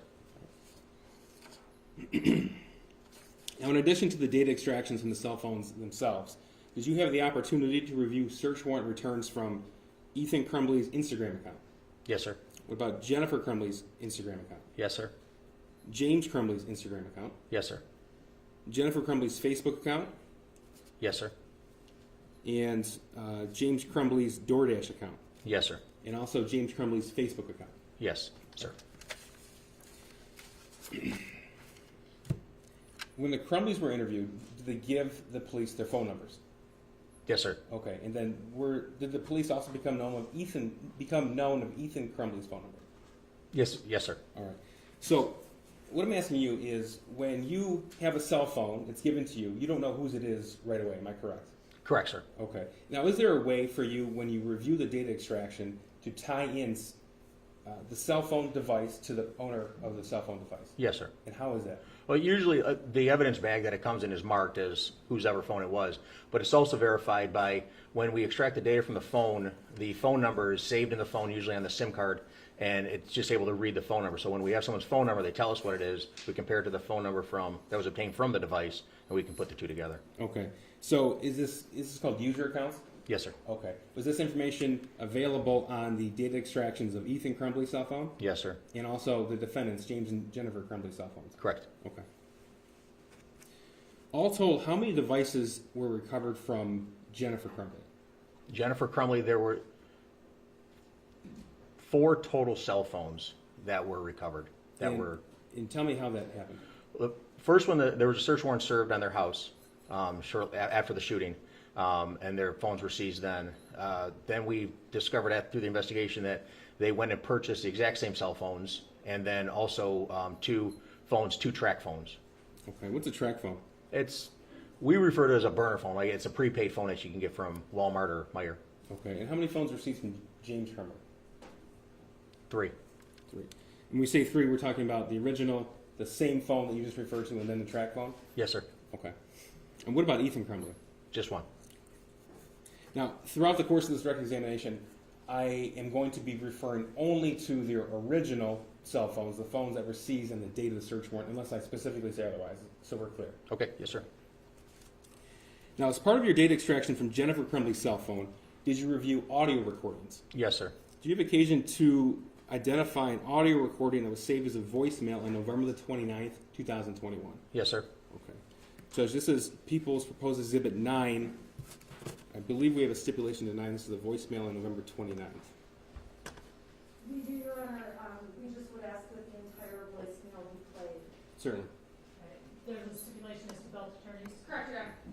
And this is 9. Based upon the stipulation, the court will go ahead and admit the recording into evidence. Thank you. My name's Pam Fine. I'm calling from Oxford High School, and I'm here with Mr. Hopkins, who's Ethan's counselor. I was just calling just to let you know that we just spoke with Ethan, had a really nice conversation. One of his teachers had sent an email to the office just that she was concerned because Ethan, when she was walking around the room checking assignments, that he was on his phone looking at bullets and that sort of thing. So she just wanted us to have a conversation. We did. He said he had been to the shooting range with you this weekend, and we were like, yep, guns are a hobby for a lot of people and shooting ranges, and that's perfectly normal. And that we just wanted to make sure I had a conversation with him about the things he searches at school, and things versus searching at home. Like Mr. Hopkins gave a good example of, like, if a teacher makes beer at home, perfectly normal and healthy, but can't be using searches for making beer at school. So we had that conversation. He was great. He was like, yep, I get it. So I just wanted to let you know that we did have that conversation with him, and I don't know, about 5 minutes, and he went back to class. All right, if you have any questions, you can give me a call at 248-572-9565. 248-572-9565. Otherwise, I hope you have great holidays. Thanks. Bye-bye. Detective, that was a 1 minute and 25-second audio recording. That was the complete recording from the phone, am I right? Yes, sir. Okay. Now, you testified that you reviewed the data extractions on both Ethan and Jennifer Crumbley's phone. Is that right? Yes, sir. Okay. Were you able to review a text message thread between Ethan Crumbley and Jennifer Crumbley found on Jennifer Crumbley's phone? Yes, sir. All right. And did you export that to a PDF? Yes, sir. Now, when you review a data extraction on Celebrate, you were able to put it in a searchable format? Yes. Okay, tell me how that works, please. There's, within the different tabs, either whether it's a text message or call logs or whatever, there's a search field, and you can just type in whether it's a phone number, a name, a keyword or whatever, put it in there, and it just narrows down the search of the information of what you're looking for. Okay, thank you. Now, sir, this entire text thread is 293 pages with about 1,150 messages. Is that right? Sounds about right, yes, sir. Okay. So, I'm sorry, can the prosecutor repeat that and slow down? I can't hear I can't hear him. Yeah, if you could.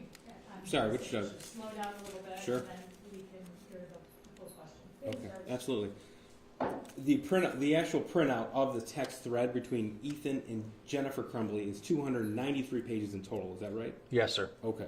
So, Judge, this is proposed Exhibit 10. I do not believe we have an objection. This is pages 286 to 291. For the record, we do have a thumb drive for the court as well as defense counsel with the entire exported text thread, but this exhibit is pages 286 to 291. So the exhibit itself is a portion of Correct, the thumb Judge. drive? Okay, any objections to the admissibility of exhibit 10? Actually, yes, the exhibit that was given to me actually goes through page 293, Right. but you said, 293, that's right. okay, 286 through 293 is what I have. okay, no. Correct. Oh, you're right. I said 291. I'm sorry, Judge. It should be 293. He said it 2 pages shorter, so I just want to make sure we go all the way through 293. We're correct. We're right. Yep. All right, so for purposes of admissibility for those documents, any objections, that being pages 286 through 293 of the text messages? No, Your Honor. None for Mr. Crumbley, Your Honor. Right, those will be admitted. May I approach, Judge? Yes. Sir, I'm handing you these pages that I just referred to as People's Proposed 10, admitted 10 now. Do you recognize that, sir? Yes, sir. And how do you recognize that? It's an export in a PDF format from a text thread. I'm going to publish on the screen. Now, at the top,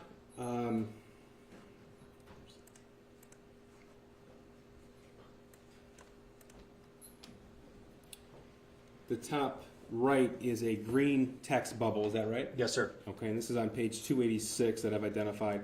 And what does it say at the top there? The sentence? Well, first of all, does it identify owner? It doesn't identify the owner. It says who it's to. Okay, but this was taken off of Jennifer Crumbley's phone, is that right? Yes, sir. All right, and who does it say it's to? Ethan. Okay, is that the phone number provided for Ethan Crumbley? Yes, sir. Okay, so this message was sent to Ethan Crumbley from Jennifer Crumbley, according to your analysis? Correct. All right, and what's the first message? Seriously, question mark, looking up bullets in school, question mark, question mark. And what time and date was that sent? That's on the 29th of November, 2021 at 11:53 a.m. Okay, and what was the response? He responded almost immediately after by saying, "What?" Okay, was there a second and third response? Yep, he responded saying, "Oh yeah, I already went to the office for that." And then this is page 287, the top. This is the blue text bubble. What does this say? It was in first hour. All I did was look up a certain caliber at the end of class because I was curious. And what time is that sent? That's at 11:54. Okay. Next text, please. He's saying it was on my phone. Completely harmless. Teachers just have no privacy. And the first text from Ethan Crumbley to Jennifer Crumbley on the following page. They said I'm all good. I understand why they talked to me, and they said that am good. Okay, and you're reading this exactly how it's Exactly. on this page. Okay. Yes, sir. In the follow-up text? This is nothing I should get in trouble about. Okay, and what time was that sent?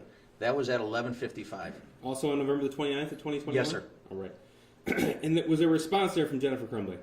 Yes. What is that? She responded with, "You're not." They left me a voicemail. And then there's emojis after it with hand over face emoji. And what time and date was that? At 12:13 and 11:29. Now, sir, what does this text here, the green bubble sent from Jennifer Crumbley to Ethan Crumbley, say? On the next page? Yes, sir. It says, "Did you at least show them a pic of your new gun?" And what time did she write that? At 12:14 p.m. On November 29th as well? Yes, sir. And what was his response? "No, I didn't show them the pic, my God." And the next? "I only told them I went to the range with you on Saturday. It was a harmless act." Okay. Now we're on page 290, the first text from Ethan Crumbley to Jennifer Crumbley.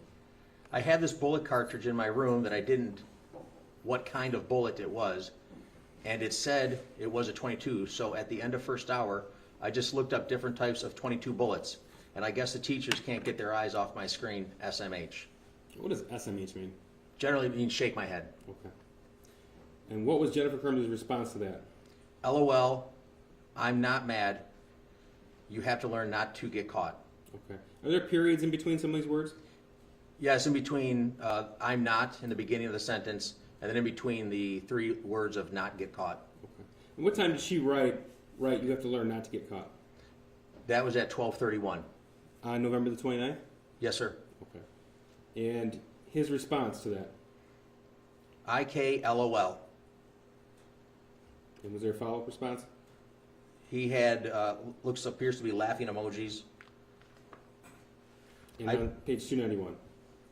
I just didn't want something this little to get me in trouble because, well, I didn't want to get in trouble, LOL. And did he have another text on that day? He stated, I want to hear the voicemail when I get home, though.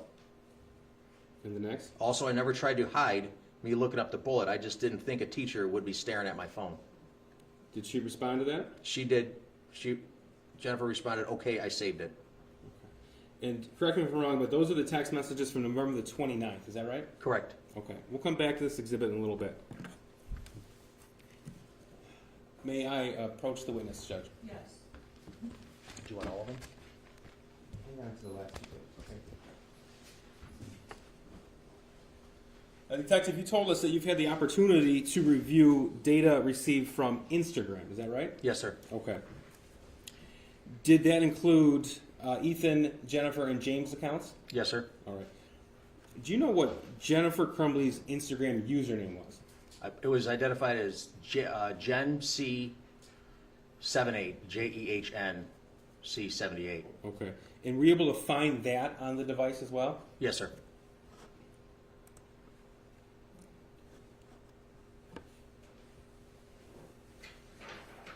When you're able to locate that information on the device, are you able to export that to a PDF? Yes, sir. May I approach? This is People's Proposal 11. Sir, what is that I just handed you?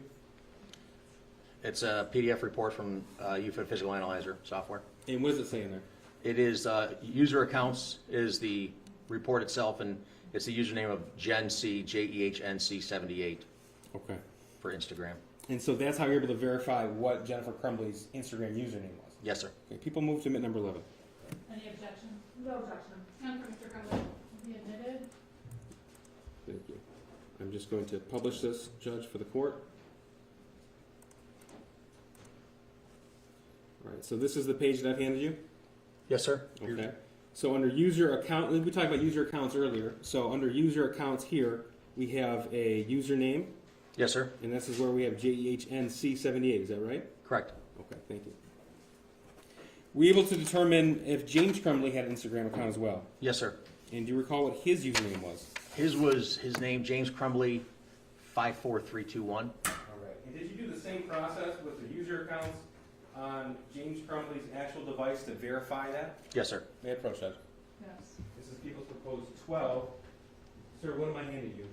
It's a PDF report from Physical Analyzer software. Did you obtain that in the same method that you obtained the information for Jennifer Crumbley's Instagram account? Yes, sir. Okay. People move to admit number 12. No objection. None for Mr. Crumbley. I'm going to publish this. Any objection from Jennifer Crumbley? No objection, thank you. They'll be admitted.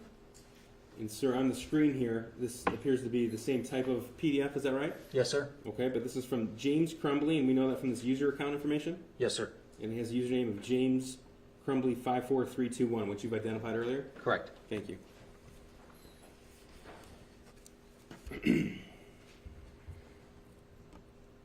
Now, referring first to the Instagram returns for Ethan Crumbley, how many known Instagram accounts did Ethan Crumbley have? I'm sorry, for Ethan Crumbley, yes.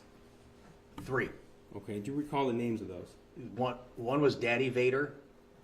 The other one was Ethan.Crumbley, period. And then Ethan_Crumbley. I want to talk to you just right now about the Ethan.Crumbley accounts. Were pictures and first of all, did you receive information from Instagram on that account? Yes, sir. And did you have the opportunity to review that? Yes, sir. All right. Were pictures and posts made on that account? Yes, sir. Now, I'm going to show you, this is People's Proposed 13.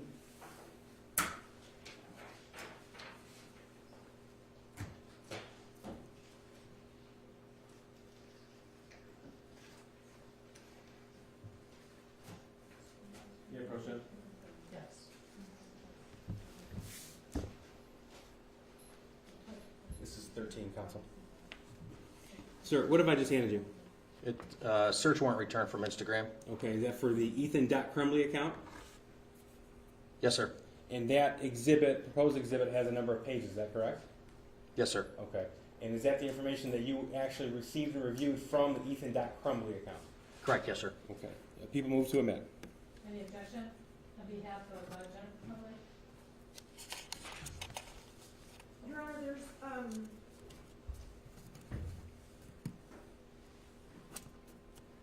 there's no objection to the photo part of it being admitted, but there's some text afterwards that I don't think is relevant. I suppose I can ask the witness about it on cross-examination. It's not.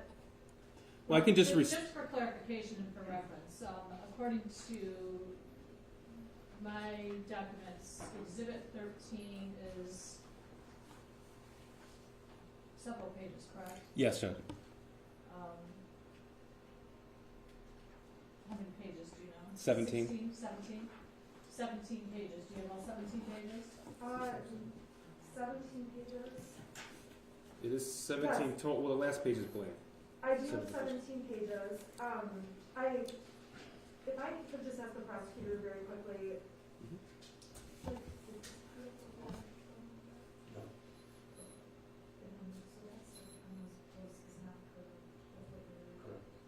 Okay, I have no objection, thank you. Okay, any objection on behalf of James Crumbley? None for Mr. Crumbley, Your Honor.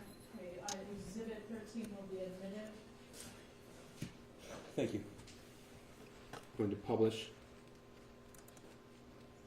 And just for clarification, this is for just the Ethan.Crumbley account? Ethan.Crumbley. Yes, Judge, that's it. Now, are you able to tell when you look at the Instagram return what time something is posted, date and time? Yes, sir. Okay.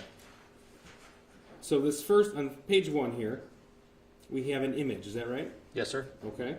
This image appears to be a target with holes in it. Correct. All right, I want to make sure I'm looking at the same one. We have a taken date and time. Do you Correct. see that as well? Yes, sir. What is the taken date and time? Taken date and time is 11/27/2021 at 19:02 UTC. Now, when you see UTC without a minus next to it, what does that mean? That's the time at Greenwich Mean Time where all time starts, and depending on how far you are away from Greenwich Mean Time, you lose an hour or gain an hour, and currently we're at -5. Okay, so was this picture actually posted at 1900 hours or a different time? At a different time, sir. And what time is that? 14:02. Okay, so it'd be 2 o'clock in the afternoon? Yes, sir. Sorry, yes, sir. 2 p.m. That's all right. I'm sorry, you said it was posted at 14:02? Yes, ma'am. Taken at 19:02? No, ma'am. No, it's taken. It was actually taken, but not the software. Instagram logs all their stuff at UTC time. So at UTC it's 7:02 or 19:02, but since we're at -5 right now, it's 14:02. Is actually when it was taken and posted. Got it, thank you. Like, Okay, Detective, was there text associated with this photograph as well? yes, sir. And I'm not going to ask you about the other comments that have been posted after November the 27th, just the comments posted by the user of the account. So page 2, at the top, we have a text area. Yes, sir. And what does that say? It's took my new SIG out to the range today. Definitely need to get used to the new sites. LOL. Okay, now that was posted by the user, and we've identified that as Ethan Crumbley. Is that right? Correct. Okay. I'm going to scroll through to the next photograph. This is on the 3rd page of what I've handed you. Is this photograph of a firearm? Are we looking at the same page? Yes, sir. All right. And does it have a date and time taken? Yes, sir. And what date is that? Taken 11/26/2021 at 18:06 UTC or 3:06. Okay, so the target was taken on November 27th, but the picture of this firearm was taken November the 26th. Correct. All right. And do we have a text associated with the user of this account? Yes, sir. And what is that? Just got my new beauty today with heart eyes emoji. Sig Sauer 9mm. Ask any questions, I will answer. Okay. Now to the following page, we have another photograph. This is also a firearm. Yes, sir. All right. And what is the date and time on this? Date and time 11/26/2021 at 18:06 UTC or 3:06 Okay. in Michigan. And that was about the same time the other photograph was posted as well, right? Correct. All right. And we have the text box with the user, and it's the same text. Just got my new beauty today with the heart eyes emoji. Correct. Now, the following page, page 5 here, what are we looking at? Picture of someone holding a handgun pointed towards the floor. And this was a, do we have a date and time when this was taken and posted? Yes, sir. And what is that? 11/26/2021 at 18:06 UTC, or 3:06 in Michigan. Okay, and again, the same text, just got my new beauty today with the heart eyes emoji? Correct. Okay. So when we have the same date and time with multiple photographs like we have here, is it fair to assume that it's a one Instagram post with multiple photographs? Yes, sir. Okay. Do you have a chance to review some of the other photographs found on this account? Yes, sir. All right, I'm going to scroll briefly through these. This is page 6. Page 7. Have you found that one as well? Yes, sir. Your Honor,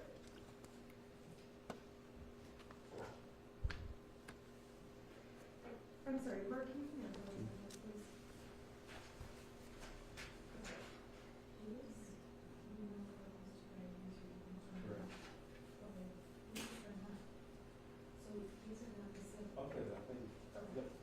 Now, Detective, we know for sure that the firearms were posted by the user, Ethan Crumbley. What about these other photographs? Were they posted by Ethan Crumbley, or were they just shared on his account? Okay, first of all, let's identify what photographs you're talking about. Thank you, Judge. I appreciate that. We're starting with what's on page 6 with the photograph that's being published right now. The question is whether it's shared versus posted by Ethan. Correct. It would be, looking at this, looks like they were posted by Ethan. Okay. All right, I'm going to move back down to, we have page 7. I think we've already viewed this one. Page 8 is where we stopped. Page 9, 10, 11, 12, 13, 14, 15, and the last one is all black, it appears. Your Honor, at this point, I stipulate to pages 1 through 5 coming in as user account, that it's very clear that 6 through 17 are other usernames throughout the pictures. We can have Detective verify, Judge. And if you don't mind, as far as further response, Judge, our next exhibit is a contact page on both James and Jennifer's devices that show they followed the Ethan.Crumbley account. It's relevant that way as well. But as it relates to the pages of the photographs, that's being pages 6 through 16, please clarify with the witness who actually posted those photographs. Again, Judge, I don't mind clarifying with the detective. However, our position is that, as we will show in just a minute by an offer of proof. Correct. Go ahead and see the photograph. Thank you, Judge. Just by virtue of the information that's provided on the exhibit. Okay. And if you can, you can. If you can't, you can't.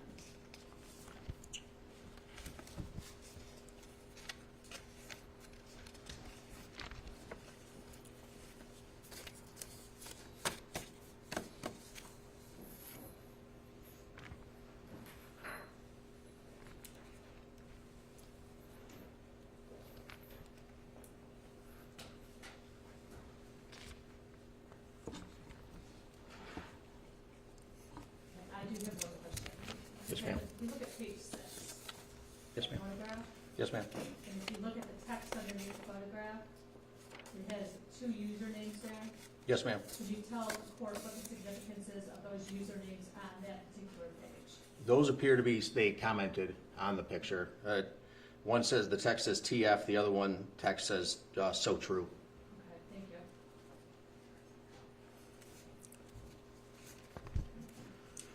Are you able to tell, based upon this exhibit, Detective? Based on this example, I'm looking at the upload IDs. Give me 1 second.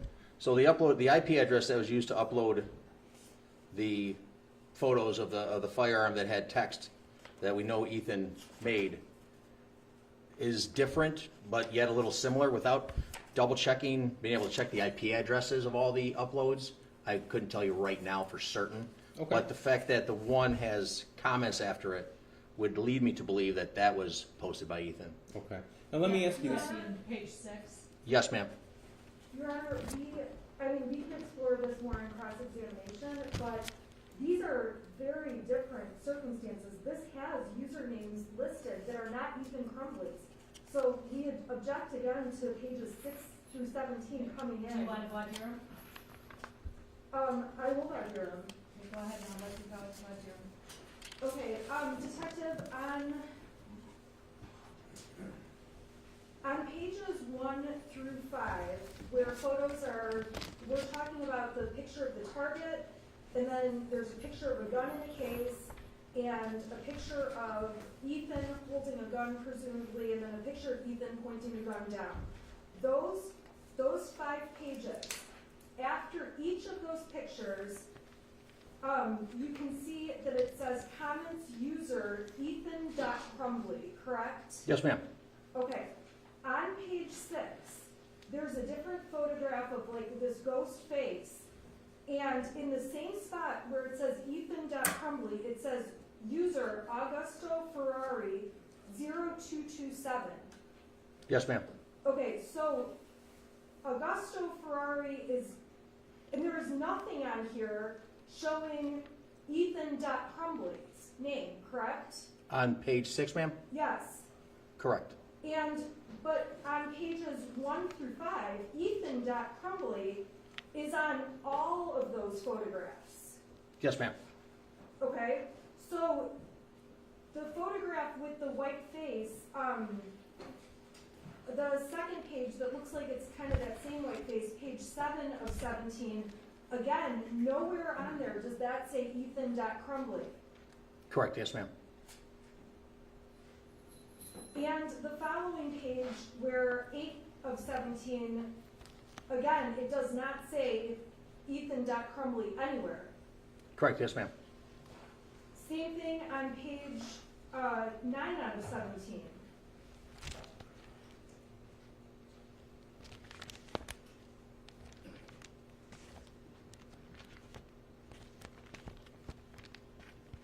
Judge, if I may, this might help 15. shorten this a little bit. I'm not offering those photographs to show that Ethan Crumbley took the photograph. They're offered because they're on his Instagram account. Right, and that's what he needs to clarify. So as it relates to those photographs where Ethan Crumbley is not listed, how can you identify whether or not it was on Ethan Crumbley's account? Because that was the information that was given to us by Instagram from the search warrant that was served on them. That this was that these were the photos and text that were associated to his Ethan.Crumbley Instagram account. Okay, but when you look at the photographs and you look at the documents, is there anything any reference to his actual account, and if so, where is that? To the ones starting on page 6, ma'am? Yes. There is not. Starting on page 15, it does again appear his name, Ethan.Crumbley. It was the finger, the circle finger like that. And then also for the very last one on page 16, his name is also associated to that one as well. Your Honor, on the page 15 and 16 that the detective just pointed out, those are like the first couple pictures. We have no objection to I those. understand. I can see the difference between them. So the question is for pages 6 through 14, other than what Instagram told you, how do you know that that's his account? Based on these documents, there's no way to know unless we'd probably have to do a couple more search warrants on an IP address or something to see where it came from. But that's usually Instagram. When we ask for a specific account, they give us everything associated with the account that we serve the preservation letter on also. So, Your Honor, we would object to part 7, pages 7 through 14 being admitted. We have no objection. I'm sorry, page 5. Page 6. 6 through 17. Actually, not that. 6 through 14, there's no basis for. Page 15 is fine, page 16 is fine, and pages 1 through 5 are fine. Judge, you can give it whatever weight the court determines. I've already made my position clear. You certainly will have the opportunity to cross-examine him on that, and counsel's correct. I will consider the weight of that evidence as it relates to those pages and the information that we just gleaned from the detective whether or not we can actually attribute this to his account. Thank you, Judge. Now, Detective, if somebody has, just as a general course, if you have an Instagram account and you post and share photographs, people who follow you can view those, am I right? Correct, yes, sir. Okay. Now, looking on the devices of both James and Jennifer Crumbley, were you able to determine if they followed the Ethan.Crumbley account? Yes, sir. All right. May I approach the minutes, Judge? Yes. Looking at you,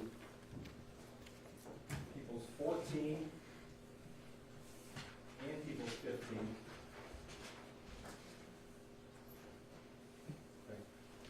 Starting with 14. Sir, what have I just handed you? PDF exports from UFID Fiscal Analyzer software. Okay, so we're looking at an export from Jennifer Crumbley's contacts regarding Instagram. Is that right? On Exhibit 14? Yes. Yes, sir. Okay. And you obtained that from the device itself, from Jennifer Crumbley's device itself? Yes, sir. Okay. People move to omit 14? Your Honor, I would object, I don't see it all where it says it's from Jennifer's device.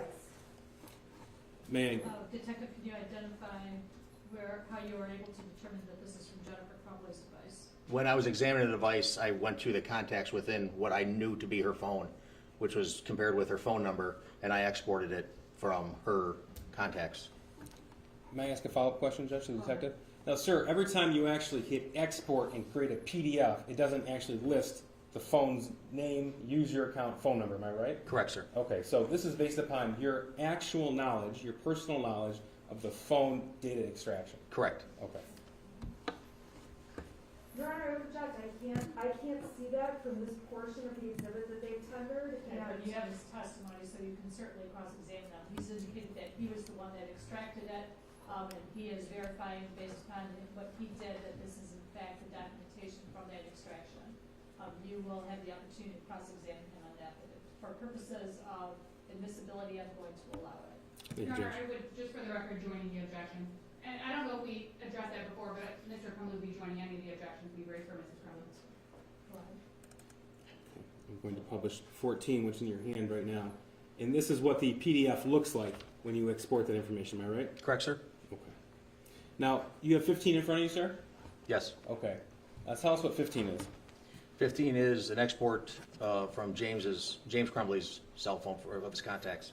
Okay. And that is James Crumbley's Instagram contacts as well? Correct. Okay, what does that tell you? It says has a contact of Ethan Crumbley on Instagram, and he's following. Okay. And following Ethan.Crumbley. All right. That is 15. People move to omit 15. Same objection? Same objection, Your Honor. Same objection for Jennifer Crumbley? It's the same objection, but Your Honor, it's the same objection. Corporal admitted over objection for the reasons previously stated on the record. Thank you. I'm going to publish this for the detective to verify that what I've published is what's in his hand. Is that correct? Yes, sir. All right, thank you. Now, sir, did you have the opportunity to review Jennifer Crumbley's Instagram returns? Yes, sir. Okay. Now, were there pictures and posts that you were able to obtain from that Instagram return? Yes, sir. All right, I'm going to approach with people 16.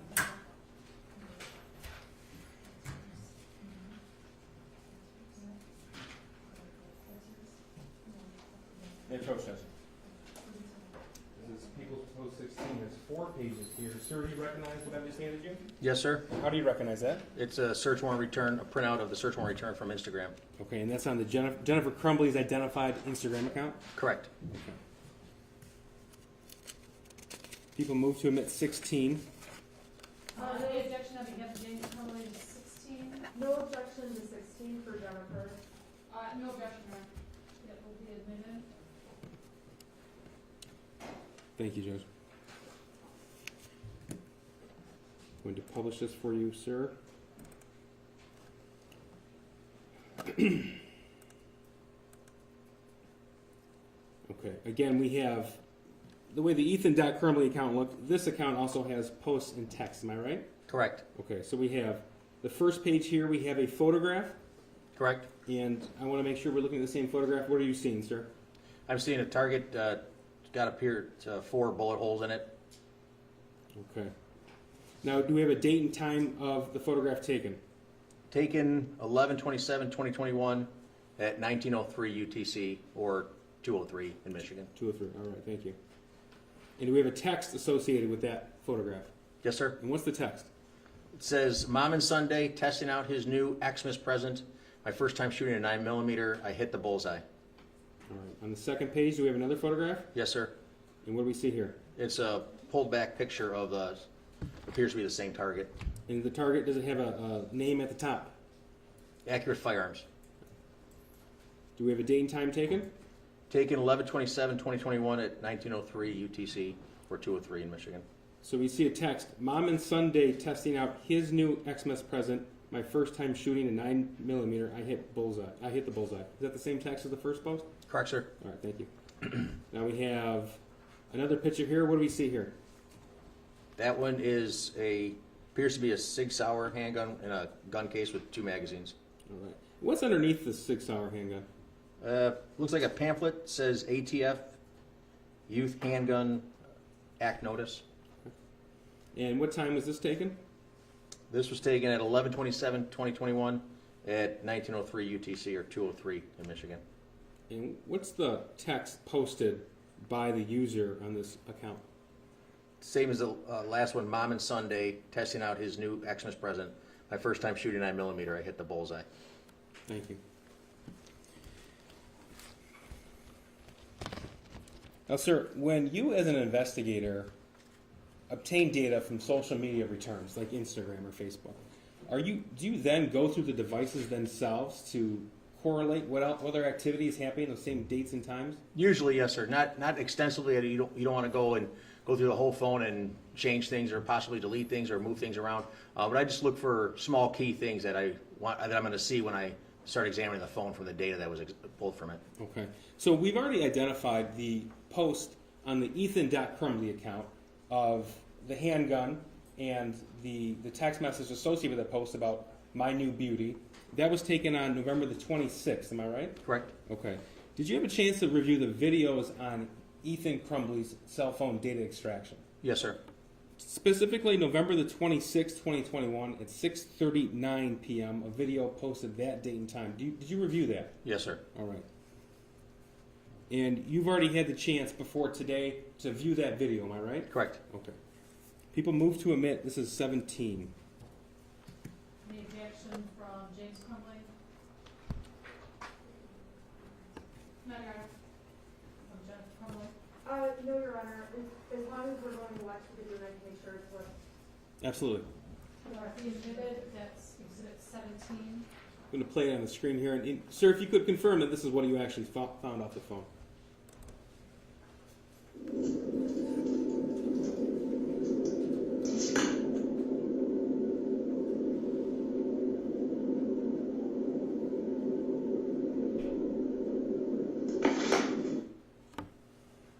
And sir, was that what you found off of Ethan Crumbley's phone on November the 26th, 6:39 p.m.? Yes, sir. Okay. Now, does this firearm appear to be consistent with the firearm posted on the Ethan Crumbley account? Yes, sir. Does it also appear to be consistent with the firearm posted on Jennifer Crumbley's Instagram account? Yes, sir. All right. Now, this is a 13-second clip. I'm going to back it up just a little bit at really at the very end, in the 13th second here. What is this right here that we're looking at, this black rope object? That would be a gun lock. Okay. And is a gun lock provided to the purchaser of a handgun typically? Yes, sir. All right. And we already talked about that ATF notice. I'm going to back this video up a little bit more.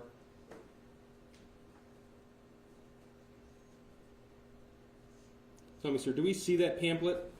Yes, sir. Okay. Is that the same, appear to be the same ATF Youth Handgun Act notice? Yes, sir.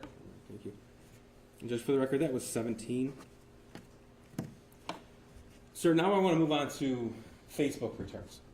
Were you able to determine the username of Jennifer Crumbley's Facebook profile? Yes, sir. And what was that? J.C. Rumbley. Okay. Were you able to determine the username of James Crumbley's Facebook profile? Yes, sir. And do you recall that? James R. Crumbley.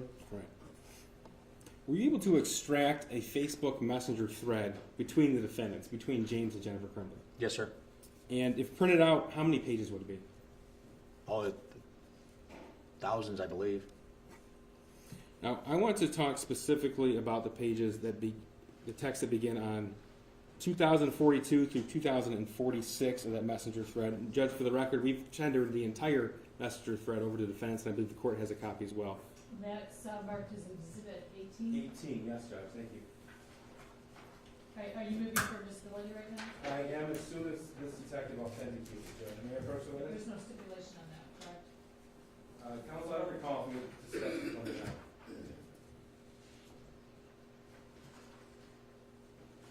Counsel, do we have a stipulation on Exhibit 18? I apologize, yes, exhibit 18 we do. Thank you. Okay, so stipulation is to both defendants as to the disability of 18. Correct, Your Honor. May I approach the witness? Yes. This is Exhibit 18. For the record, we have 5 pages there. I'm going to publish on the screen.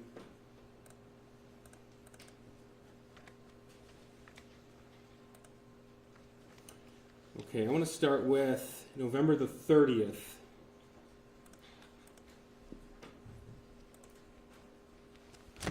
Okay, can you see the screen? All right, sir? Yes, sir. So we have blue bubble on the left-hand side. The first text or Facebook messenger on November the 30th is from who? From J.C. Rumbley. Okay, and that's identified obviously as defendant Jennifer Crumbley? Yes, sir. Okay, and what date and time was this? That was at 11/30/2021 at 9:33 a.m. All right. If you could read that post, please. Call now, emergency. Now's in all caps. Okay. Now the second message she sent. The first message to follow that, rather. Yep. Sent after that was just the word emergency. And what time was that sent? 9:35 a.m. 33 or 9:35? 35, ma'am. And what was the next message on that thread? Jennifer sent 2 photos. Okay. And were you able to tell in your data extractions and your review what these photographs were that she sent? Yes, sir. And what are those photographs? It's the drawing, the math test that Ethan had, that he had drawn on.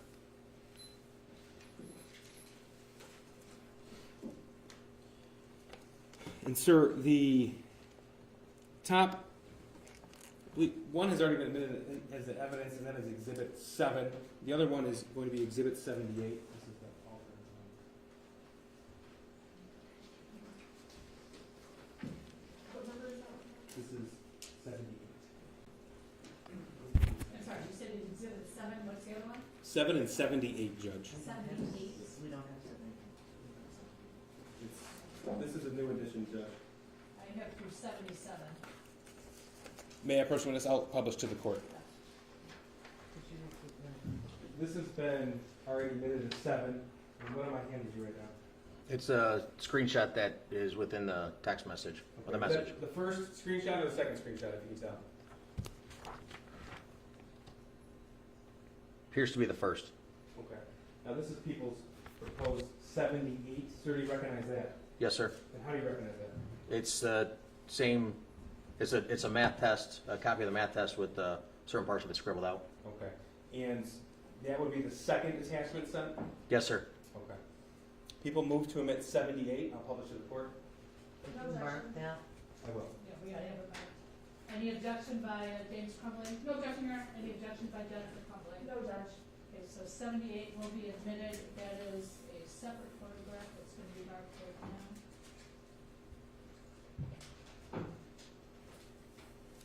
May I approach the bench? Yes.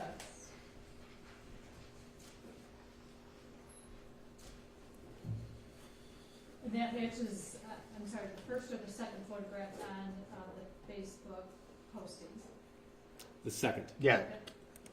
Do I see it again? Yeah. No, it's the second. Yes, ma'am. I just want to make sure. I'm going to put 78 on the screen to make sure that we are all talking about the same exhibit. Sir, is what I'm showing you on the screen right now, is this what we have identified as Exhibit 78? Yes, sir. Okay, and this was the second screenshot sent by Jennifer Crumbley? Correct. And that was on a text thread between Jennifer Crumbley and James Crumbley, correct? A Facebook message, yes, sir. Facebook message, thank you. And that means it was sent by Jennifer to James? Correct, yes, sir. Okay, thank you. And I'm going to put up Exhibit 7 right now. And sir, this is what we identified as the first screenshot sent. Is that correct? Yes, sir. Okay, thank you.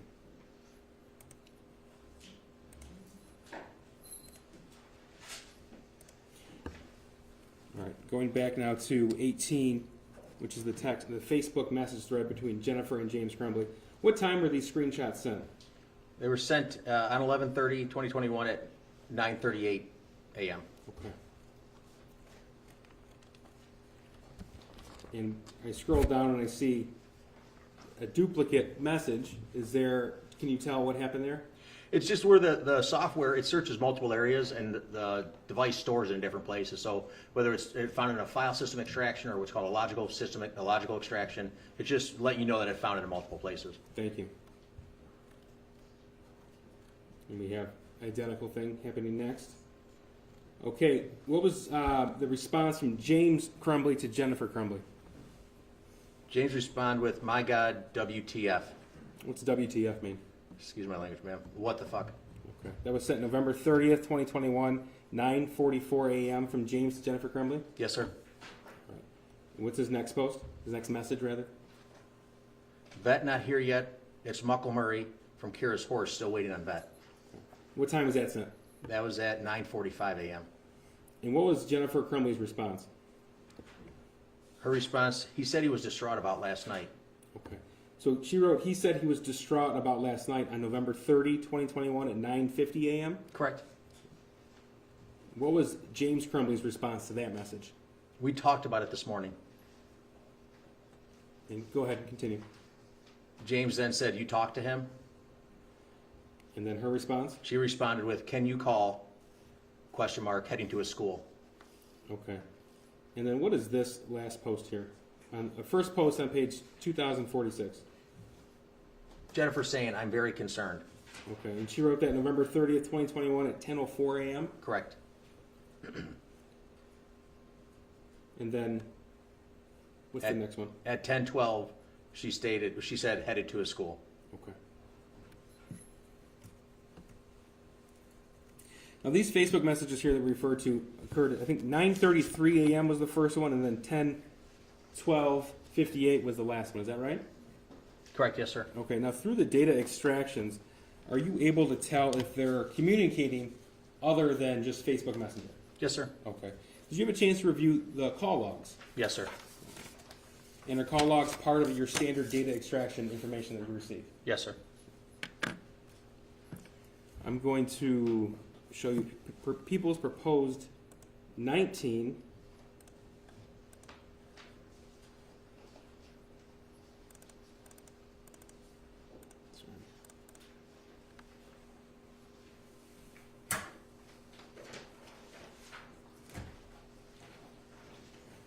May I approach, Judge? No, sir, that is a PDF export from a call log data extraction from James Crumbley's phone. Is that right? Correct. Yes, okay, sir. and that's obviously not every phone call for the history of the device, but that's specific to that day that's been exported. Am I right? Correct, yes, sir. All right, there's one highlighted portion on there, and what is the date and time from that? The date and time is 11/30/2021 at 10:29 a.m. Okay, and does that have a phone number, who he called? It's to, the contact is labeled Jen, the 248-760-7502. And that's the phone number you later learned to be Jennifer Crumbley's? Correct, yes, sir. Okay, and that's the export that you received from James Crumbley's phone? Yes, sir. People moved him at 19. Any objection? No objection. No objection, ma'am. Could be admitted. Thank you. Excuse me. Detective on the screen here, were you looking at the same exhibit? This is exhibit 19? It appears so, yes, sir. Okay, I'm going to scroll down to the highlighted portion.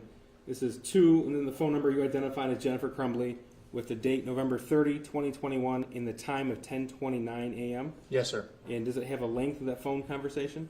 The length is 7 minutes and 16 seconds. Okay, so we can tell they had a phone conversation at 10:23 a.m. for 7 minutes. Is that right? 10:29 a.m. 10:29. Thank you.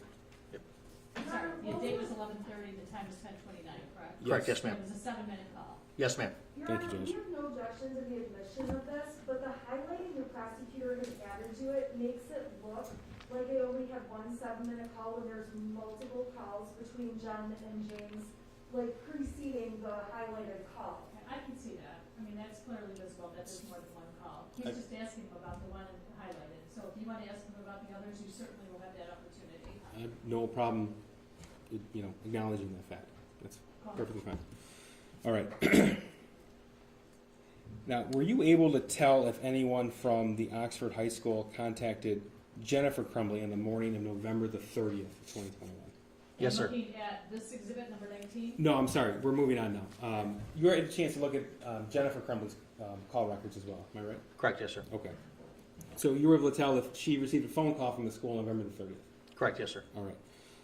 Now, in addition to the data extractions that you performed on these devices, you had testified earlier that you went to Oxford High School and you actually reviewed the footage on November the 30th. Correct, yes, sir. Okay. And were you requested to review footage from a meeting with James and Jennifer Crumbley with members of the Oxford High School on November the 30th? Yes, sir. Now, you've come to learn that Oxford High School has both internal and external surveillance cameras, am I right? Yes, sir. Now, were you able to determine what time these defendants arrived at the Oxford High School on November the 30th, 2021? I believe it was about 10:37. Okay. Now, sir, when you went through this, did you make any notes about it? Yes, I did. Okay. When you say "I believe," if you're not sure, let me know, and let me know if reviewing those notes would refresh your recollection. Reviewing those would refresh my recollection. It would? For sure. Okay. Yes, sir. May I approach the witness?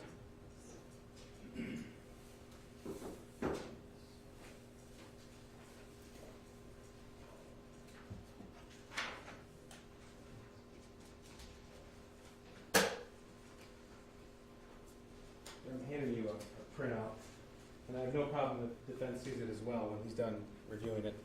Just tell me what I've handed you, sir.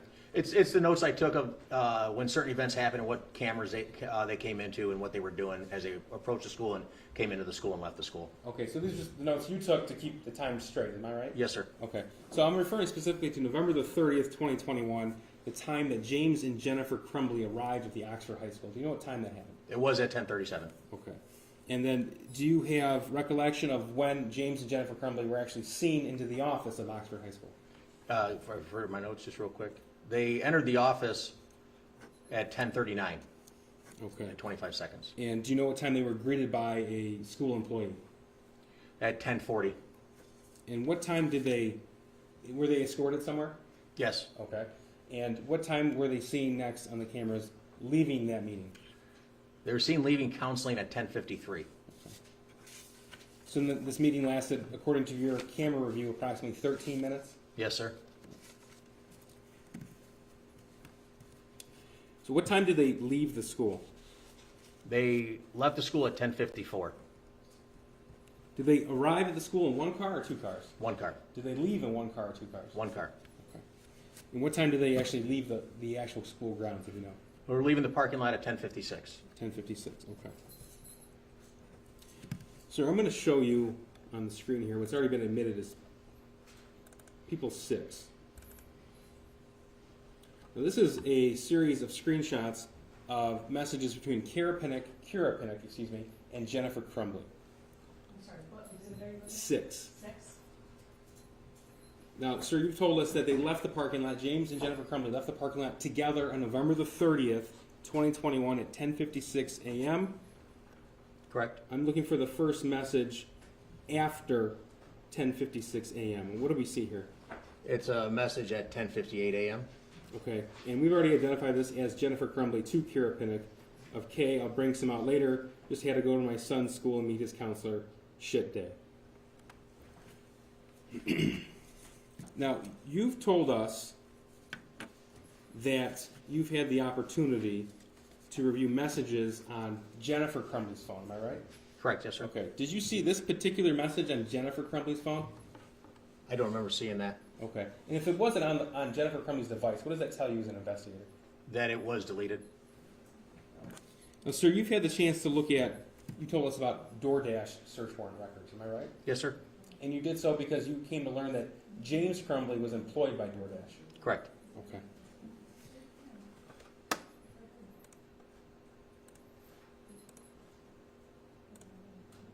May I approach the witness? Yes.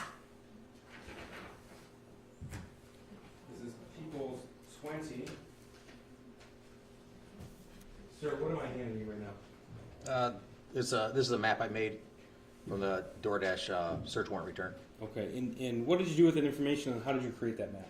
I just put marks on there for when the first DoorDash pickup was and what time it was, the location on the map, and then where that drop-off was in relation to the Crumbley residence. Okay. Now, what is the first, we know this meeting ended at 10:56. They left the parking lot at 10:56 a.m. on November the 30th. What is the first information, the first activity on James Crumbley's DoorDash after that meeting ended? Yeah, are you ready to admit this? Yes, Judge, thank you. People, that's Any 20. objection to the admissibility of Exhibit 20? No, Your Honor. No, Your Honor. Be admitted. Go ahead, now you can ask him about it. Thank you. Sir, what is the first activity you see after James and Jennifer Crumbley left the meeting at Oxford High School on November the 30th? Logged in and had his first DoorDash pickup at 1100 hours, 11 a.m. Okay. So I want to make sure my times are right. The first message from Jennifer Crumbley was to Kira Pennock at 10:58. Correct. Which is 2 minutes after they were seen leaving the parking lot. And the first activity on James Crumbley's phone was 11 a.m., which is 4 minutes after they left the parking lot. Am I right? The first activity from the DoorDash records. From the DoorDash. Was 11. And what does this DoorDash record tell you?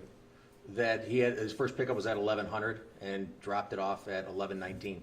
So he was making DoorDash deliveries? Yes, sir. Okay. And does it have the last DoorDash delivery on there? There were a total of 4 of them on there. The fourth one was at 12:51 p.m. pickup and dropped off at 1:01. Okay. Now, I'm going to back up just a little bit. This is to November the 29th, November the 30th at 1:34 p.m. It's been stipulated to as Exhibit 5. This is the 911 call, Judge. Sir, you've had the opportunity to review a 911 recording made by James Crumbley on November the 30th. Am I right? Yes, sir. Okay. Now, so everyone is aware, Judge, there are 2 recordings. However, it's the same phone call. It was just James Crumbley was put on hold for a period of time. So I'll have to cycle through 2 different recordings as well. After we listen to this, I'm just going to verify with you that it is the full and complete recording. Yes, sir. This is Exhibit 5. 911, what's the location of your emergency? Okay, I'm not really sure. I'm at my house. There's an active shooter situation going on at the high school. My son goes to high school. I have a missing gun at my house. I need an officer to come to my house right away, please.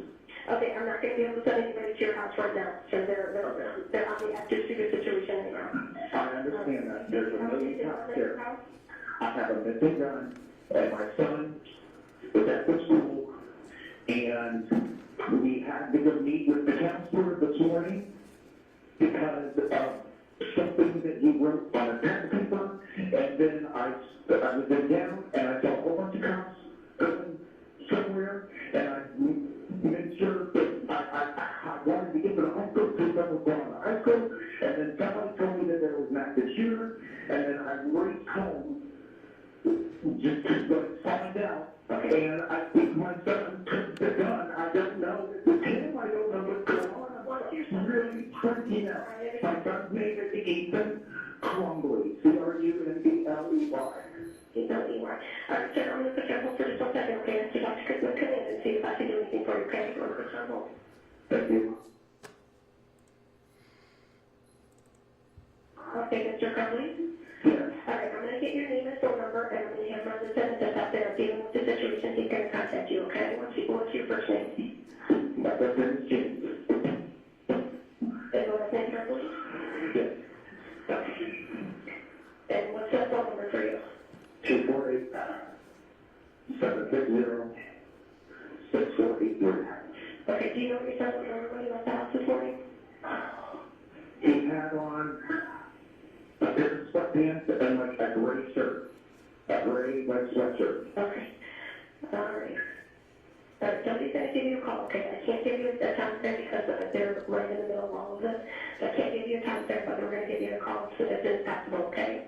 Okay. All right, thank you. Bye-bye. Sir, was that a full and complete recording of the 911 call made by James Crumbley on November the 30th? Yes, sir. And Judge, that was Exhibit 5. That was Exhibit 5, which we have stipulated to. Yes. Now, sir, I'm going to ask you about some things found on Ethan Crumbley's phone and some things found on Jennifer Crumbley's phone. Starting first with Jennifer, and again, this is the original phone that was seized from her on November the 30th. Okay. Starting with Jennifer Crumbley's phones, does your data extraction also include internet search results? Yes, sir. May I approach the witness? Yes.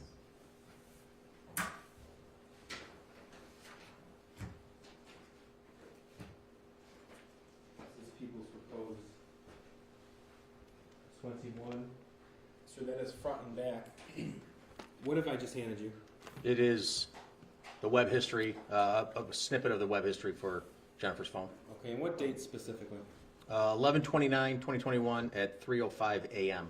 Okay, and that was taken from Jennifer Crumbley's phone Correct, yes, sir. in the data extraction? Yes, sir. People move to admit 21. Any objection from Jennifer Crumbley? No, Your Honor. James Crumbley? No, Your Honor. Be admitted. Okay, I'm publishing on the screen here, sir. We have a snippet, like you said, web history of 4. What is the search terms entered on Jennifer Crumbley's phone? Research clinical depression treatment options. And what time was that? What date and time? That was at 11/29/2021 at 3:05 a.m. Okay. And then we have that repeated here for this entire export. Why Correct. is that? I'm sorry, what was the question? Why is it repeated like that? Because actually what I went and did, I clicked on each one of those, it just took me to a different page, as page 1, page 2, page 3 of the initial search. Okay, so what did she actually type in? Typed in research clinical depression treatment options.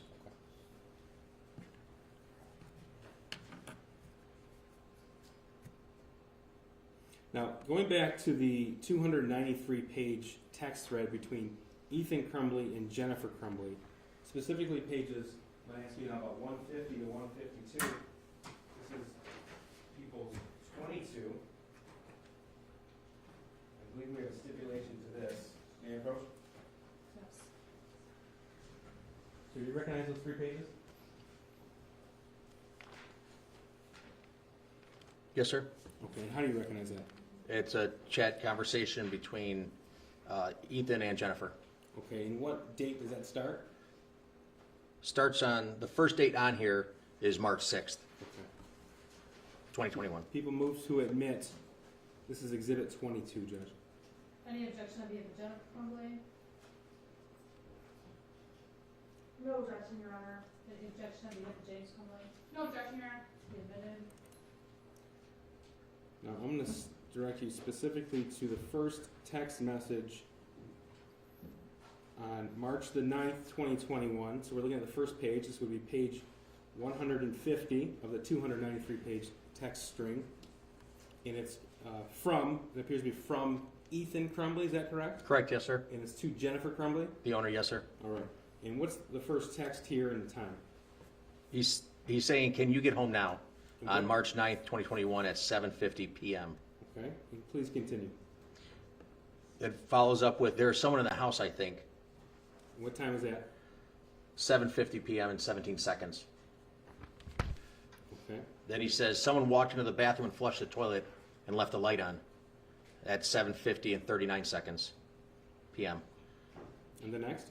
And I thought it was you, but when I came out, there was no one home. Please continue. There's no one in the house, though. THO. Dude, my door just slammed. And then what does he write at March 9th, 2021 at 8:01 p.m.? Maybe it's just my... Thank you. Maybe it's just my paranoia. In the next message? But Ethan says, but when are you going to get home? And is there a response at some point?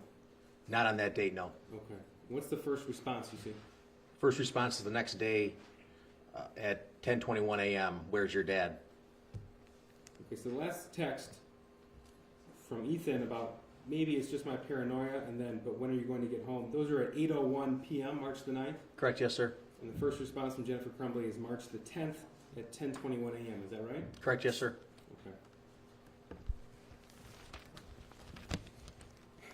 I'm going to show you pages 171 to 173, that same thread. This is Exhibit 23. May I approach the witness?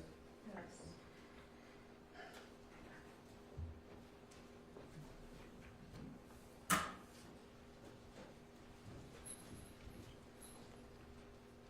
And sir, do you recognize what I've handed you? Yes, sir. And again, that is the same text thread of Ethan and Jennifer Crumbley? Correct, yes, sir. Okay. People move to admit 23. Any objections to Jennifer Crumbley? No objection. James Crumbley? No objection, Your Honor. You admit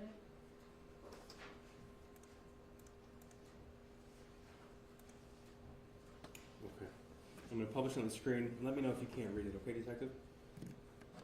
Now, starting with this blue bubble on the left, March 17, 2021, 6:03 p.m. That's from Ethan Crumbley to Jennifer Crumbley, am I right? Correct, yes, sir. Okay, and what does that say? Says, okay, the house is now haunted. Okay, what's next? He then says, some weird shit just happens and now I'm scared. Please continue. I got some videos. What time is that? That was at 6:03 and 12 seconds p.m. And tell me, what's this text right here say? On the next page, I'm sorry? Yes. The next text says, and a picture of the demon.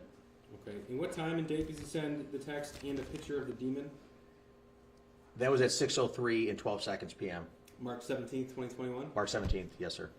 Okay, the next text? He texts, it is throwing bowls in all capital letters, bowls. Also at 6:03 p.m.? Yes, sir. Okay, the next text? Next text says, I'm not joking, it fucked up the kitchen. At 6:03 p.m. Okay, the next one? He says, I'm just going to be an outsider for a while. Be outsider for a while. And that's 6:03 as well? Yes, sir. And what about on March 17th, 6:29 p.m.? What does he write? 6:29, he says, can you at least text back? Okay. Is there a response from Jennifer Crumbley then? Not on that date, sir. Okay. So I want to make sure that we're all clear. These text messages here, this was found on the text message thread between Jennifer and James Crumbley. These weren't selectively exported. This is the way the text message conversation read. Am I right? Jennifer and Ethan. Jennifer and Ethan, thank you. Yes, sir. This is the way that the conversation actually read. Yes, sir. Okay. So the first response from Jennifer Crumbley to Ethan Crumbley on text message was this one right here on March 19th, 2021 at 4:11 p.m. when she writes, "Where's your dad?" Correct, yes, sir. Okay.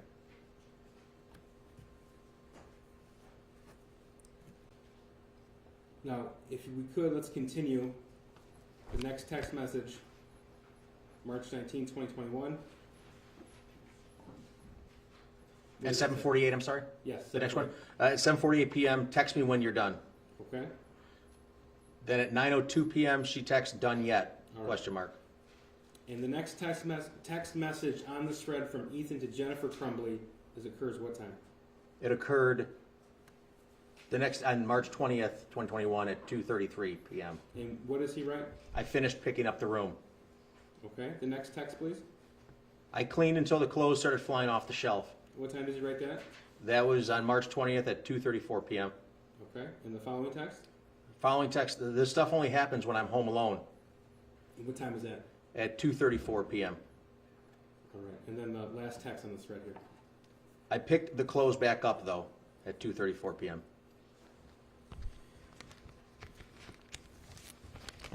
Now, because you've actually reviewed all 3 data extractions and all social media accounts, when you learn something along the lines of this information, such as on March 17th of 2021, Ethan Crumbley texting and took a picture of the demon, were you able to then go back through these defendants' cell phones to get an idea of what they're doing on those dates and times? Yes, sir. Okay. And did you do that in this case? Yes, sir.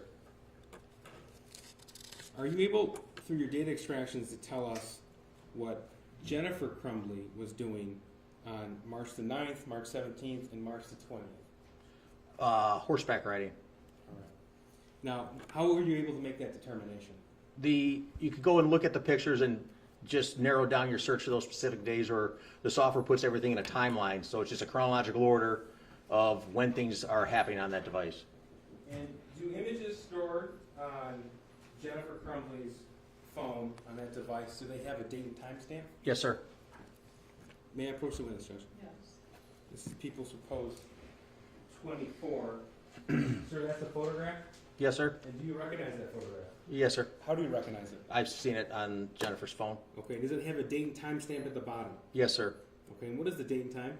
March 9th, 2021 at 4:55 p.m. Okay, people move to admit 24. No objection. No objection from Mr. Crumbley. You admitted. Okay, what we're looking at here on the screen is a photograph taken from Jennifer Crumbley's phone, and we have it taken on March 9th, 2021 at 4:55 p.m. Is that right? Correct, yes, sir. Okay. May I approach again, Judge? Yes. This is people's proposed 25. And sir, I handed you a photograph again. Yes, sir. And does that photograph have a date and time stamp? It does. March 17th, 2021 at 6:03 p.m. Okay, people move to admit 25. Any objection? No objection. No objection from Mr. Crumbley. This is a photograph of James Crumbley stored on Jennifer Crumbley's phone, am I right? Correct, yes, sir. Okay, and the date and time is March 17th, 2021 at 6:03 p.m. Yes, sir. And what was happening at March 17th, 2021 at 6:03 p.m. on that text message thread? Ethan was texting his mom. And what was he texting his mom then?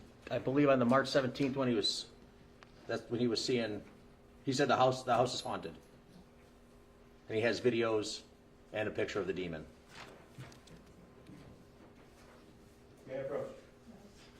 This is a photograph, people's post 26. Sir, do you recognize that photograph? Yes, sir. How so? It's seen on Jennifer's phone. People move to admit 26. Any objection? No, Your Honor. None from Mr. Crumbley. You admitted?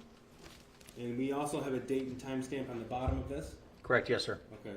You would characterize this as a selfie, am I right? Yes, sir. All right. This is March 17th, 2021 at 6:03 p.m. Yes, sir. And finally,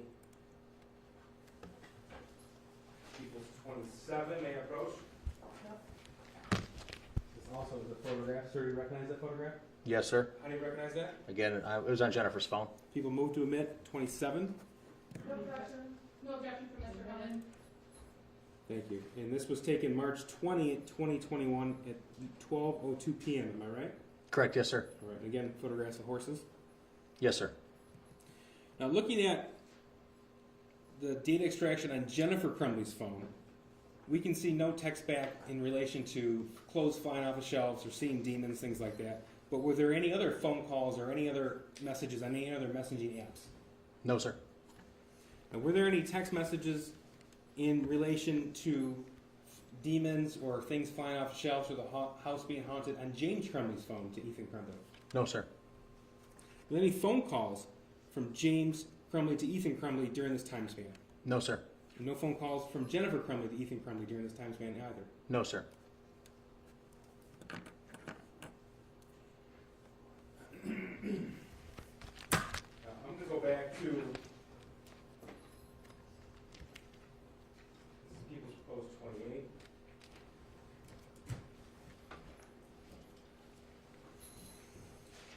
This is back to the Facebook Messenger thread between Jennifer Crumbley and James Crumbley.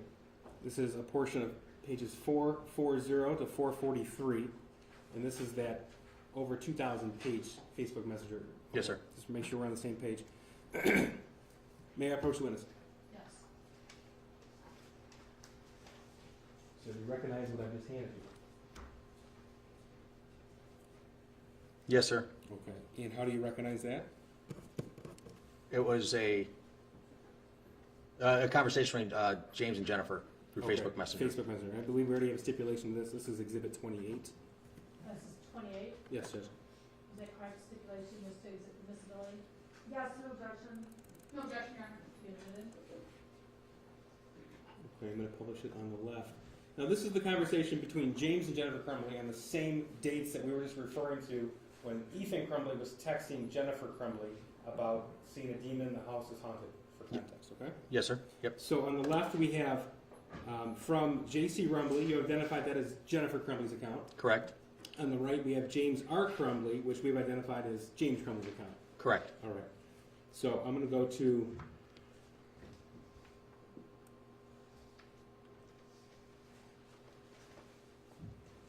starting with March 19th, 2021, 9:37 a.m. from Jennifer to James. What did she write? 9:37, you awake. Okay, and then the next message, please. Ethan awake. James's response. James responds, yeah. Okay, and Jennifer. She responds with, how is he? Okay, and what does James write?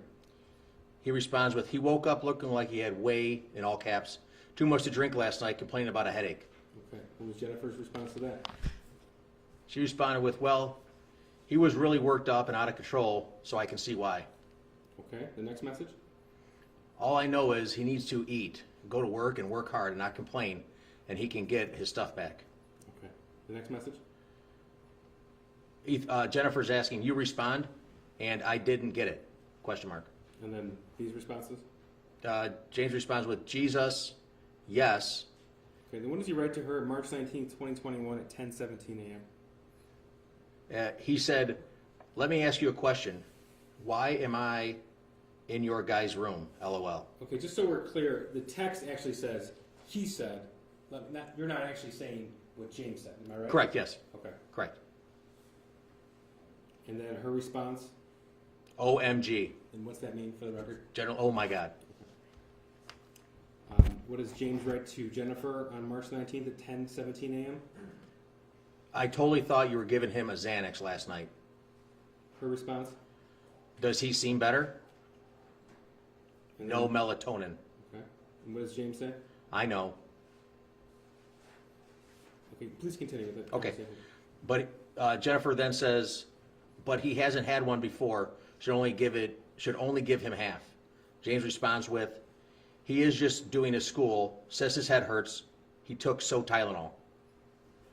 Jennifer responds with, is he okay to work? Question mark. James says, yeah. Jennifer says, does he remember what he did? James says, dude, I am working on a demo right now. I have not talked to him and he is doing school. Okay. And those were Facebook conversations between James and Jennifer Crumbley, am I right? Correct, yes, sir. Okay. Now, back to Exhibit 10. That is the text thread between, the end of the text thread between Ethan Crumbley and Jennifer Crumbley.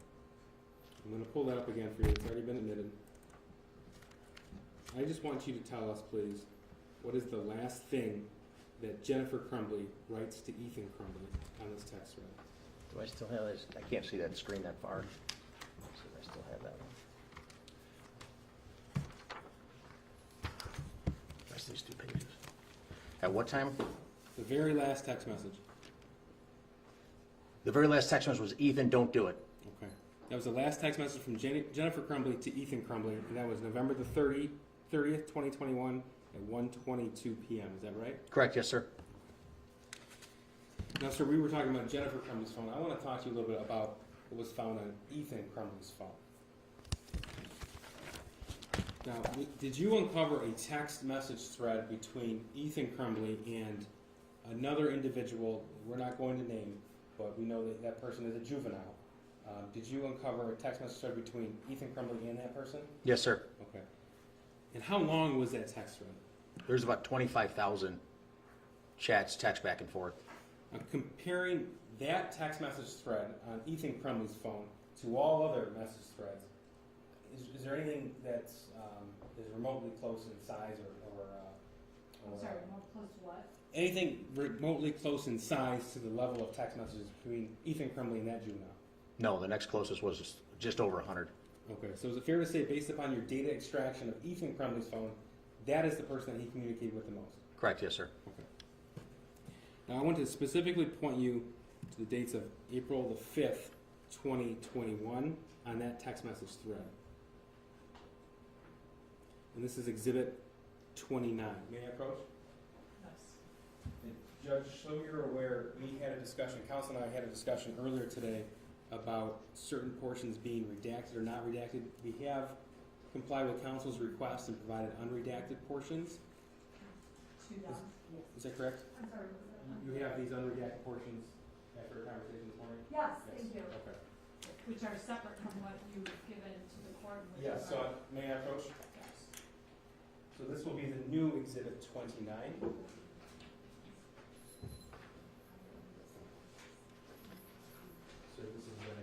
speak to 29.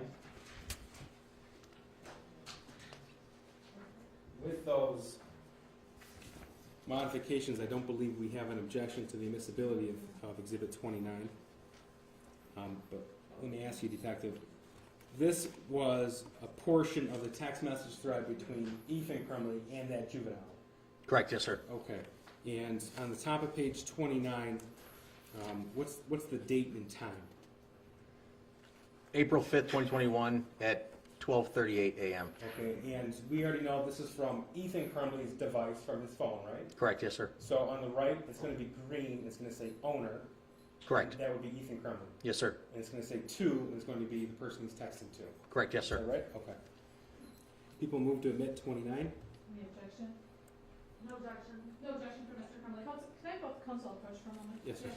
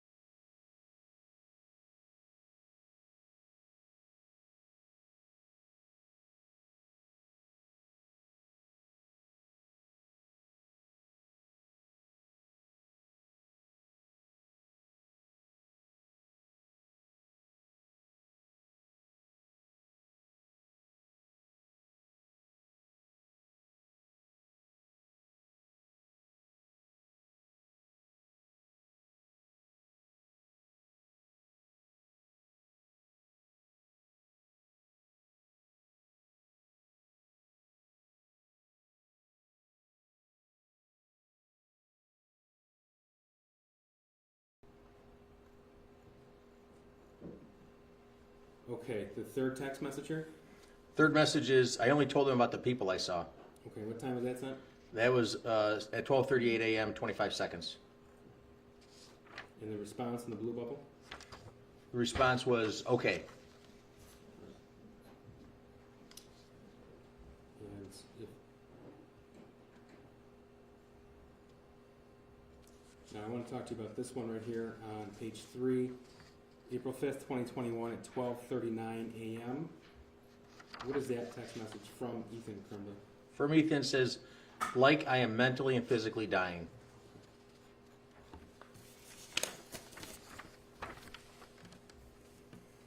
And that is on April the 5th of 2021, am I correct? Correct, yes, sir. All right. Now, on this large, substantial text thread between Ethan Crumbley and that other individual, there were videos as attachments as well? Yes, sir. Okay, you had the opportunity to review not only the text messages, but those images? Yes, sir. Okay. Now, was there a video sent on August the 19th, 2021, from Ethan Crumbley to this person? Yes, sir. And you've had the opportunity to view that from the data extraction on Ethan Crumbley's phone. Correct, yes, sir. People move to omit 30. Any objection? Your Honor, to be honest, I don't know what video, is the 819 video. Are you gonna play it? Yes. I'm sorry. Do you want is there to an look on my objection? screen here and I can unhook it? Sure. You also have a flash drive. Are you gonna show it to her now? Yes. Before you move to admit, I'm gonna take a quick break. Thank you, Judge.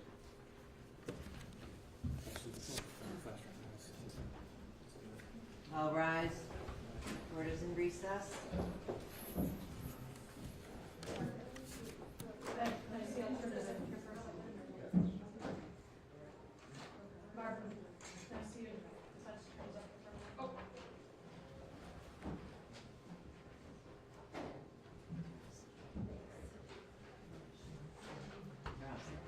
Oh, that's okay. I need to stand up a little bit. Yeah. Get the blood flowing. Yeah, we're gonna look it up on our sheet to make sure. And I don't think, isn't he, there's one thing when we get back. Okay. Oh, Judge, I'm sorry. Guys, can we just? Actually, I'll show you, Judge, we're actually. We'll do it. Thank you, Your Honor.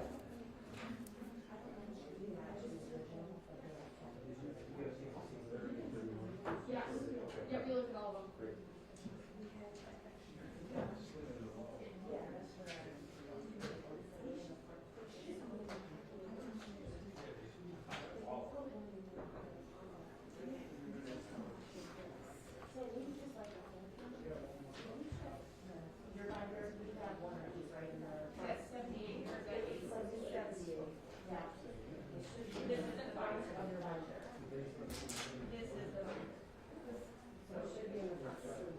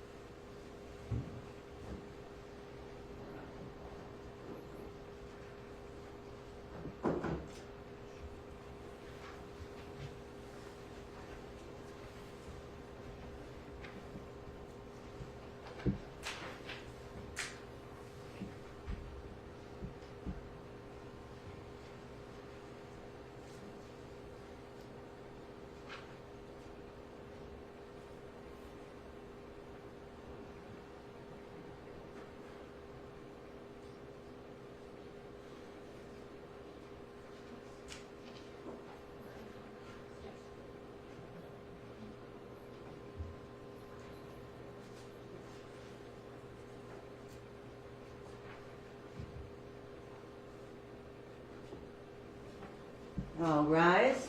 Board is in session.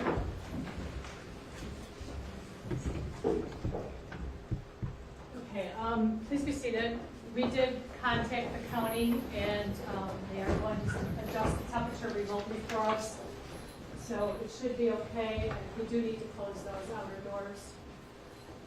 There you go. Just before we begin, is there a way to, the video is a little bit dark on the projection, is there a way to turn off? So now we're going to be in the dark and the heat. That's another facilities issue. I don't know if can we dim them? Yeah, we can. All right. And Chair Collins. That's fine. Is it just, did that just happen? Yes. We just, The light? Pardon me? Yes. Are you talking about the light? Yeah, no, about this, the picture. Oh, it was up there already, that's what. Right, but that just happened where it was dim like that? Yes. That doesn't really help you much, does it? As long as the court can see, right? Which exhibit is that? This is 30, it's a 10-second clip, there's a 31 is a brighter video, so only be this 10-second clip. Did it happen after you hooked back up? No, this is just the way, it's just a dark video. Okay, go ahead and try it, and if it's an issue, then. And we haven't get it to the court in the flash drive as well, should the court want to view it another time. I don't know if I can do it on this one. On your laptop? Yeah.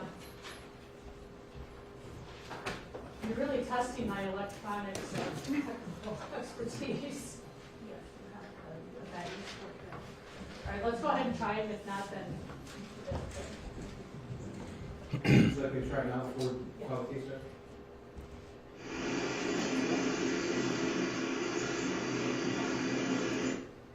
No, that's fine. I can see it. Perfect, thank you.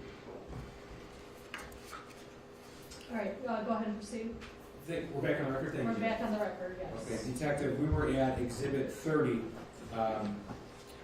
Now, there were, on the text thread we're referring to, between Ethan Crumbley and the other juvenile, the 25,000 or so text thread, there were videos included that you viewed? Yes, sir. Okay.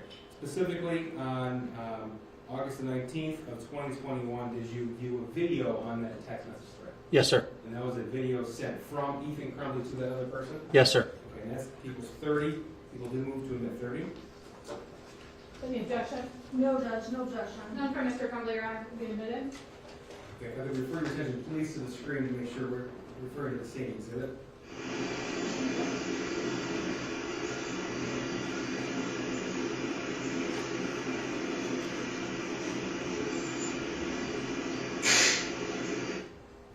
Now, sir, this was August 19th of 2021, and it appears to have a person holding a handgun. Is that correct? Correct, yes, sir. Okay, that noise that we heard at the end, what was that? The person hit the slide lock release, so then the slide went forward. That's exhibit 30. Did you also review a video in the same text thread, the same conversation, shortly after that one was sent, in the early morning hours of August the 20th, 2021? Yes, sir. This is People's 31. I believe we have a stipulation of People's 31. That's correct, no objection. No objection for Mr. Crumbley. Be admitted. This is an 11-second clip.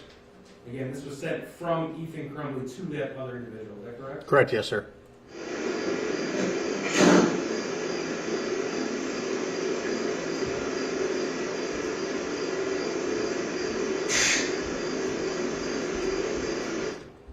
Now, sir, I'm going to back this up just a little bit. You're 25 years as a police officer. You've obviously handled firearms. Is that correct? Yes, sir. Okay, and you've seen the ammunition for firearms. Yes, sir. Okay, and you know how to properly load a handgun? Yes, sir. Okay. Tell me what's happening in this video. He inserted the magazine into the magazine well, and you could see the top of one of the bullets. Is that right here that I'm referring to? Yes, sir. Okay. Does that mean there's a round in the chamber there? As soon as that slide goes forward, there will be. Okay. And prior to this point of the video, this is at the very beginning of the video. What is this object right here that appears to be vertical on the countertop? That's a handgun magazine. Okay. And what's in the handgun magazine? Those are bullets. Let me play that again so we can see it.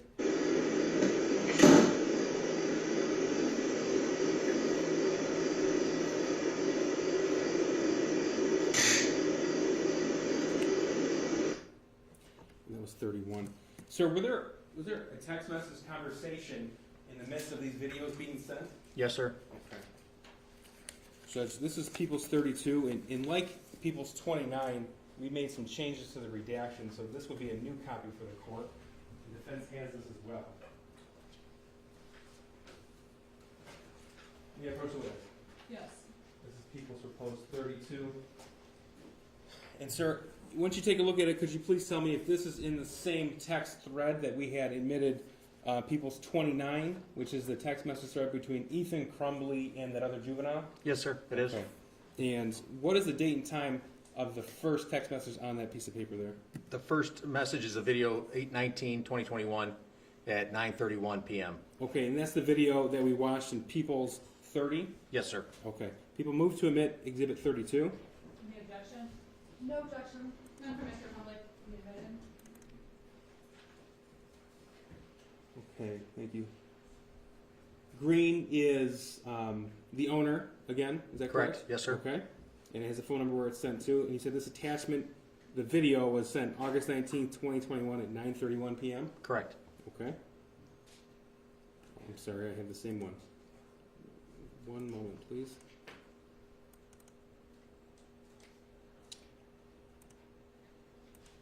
There we go. Okay.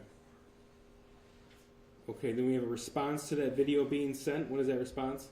The response from the other juvenile is nice. Okay, and there's spelled correctly or incorrectly? No, there's a couple extra I's. N-I-I-I-C-E. Okay. And then what was the message from Ethan Crumbley? Ethan then says, "Shoot that Sunday?" ?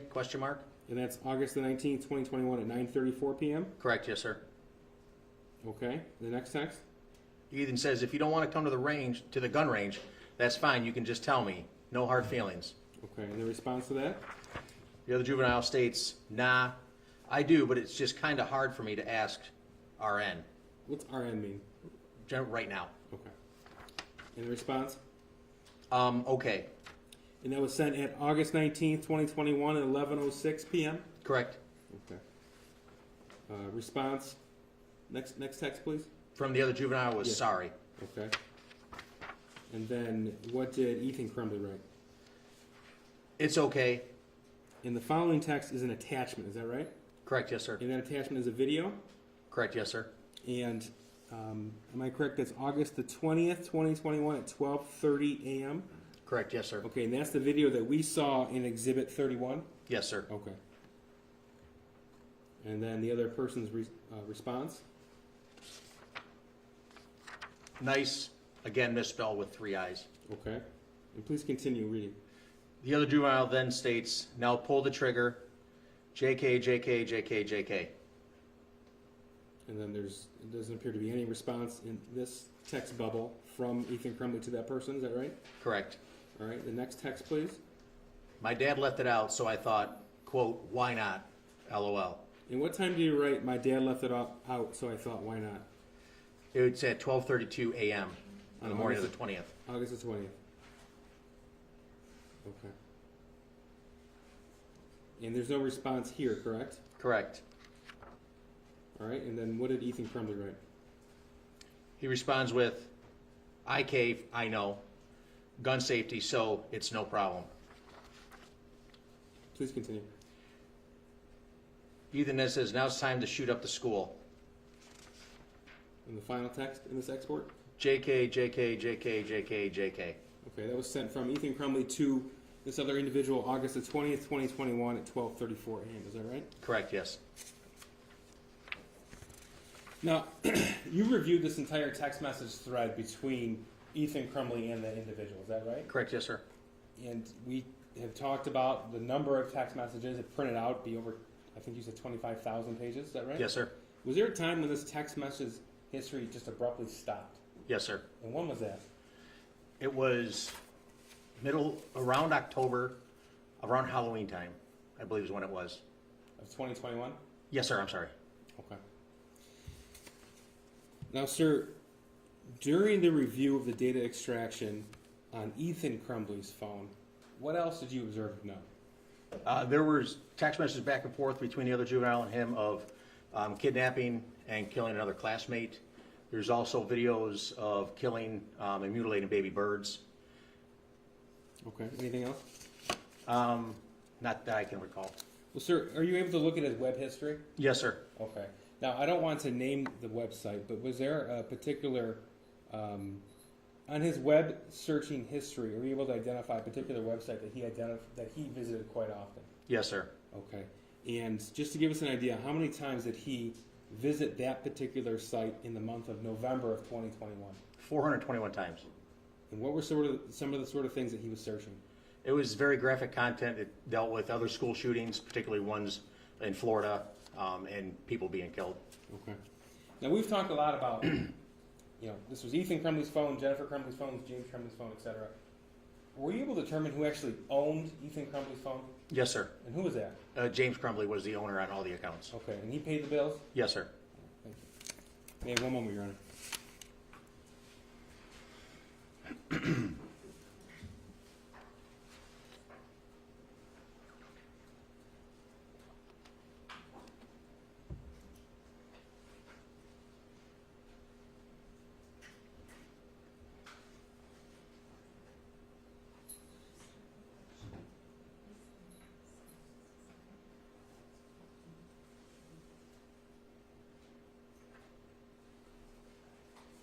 Detective, during the course of your investigation, did you come to learn that there was more than one gun in the Crumbley home?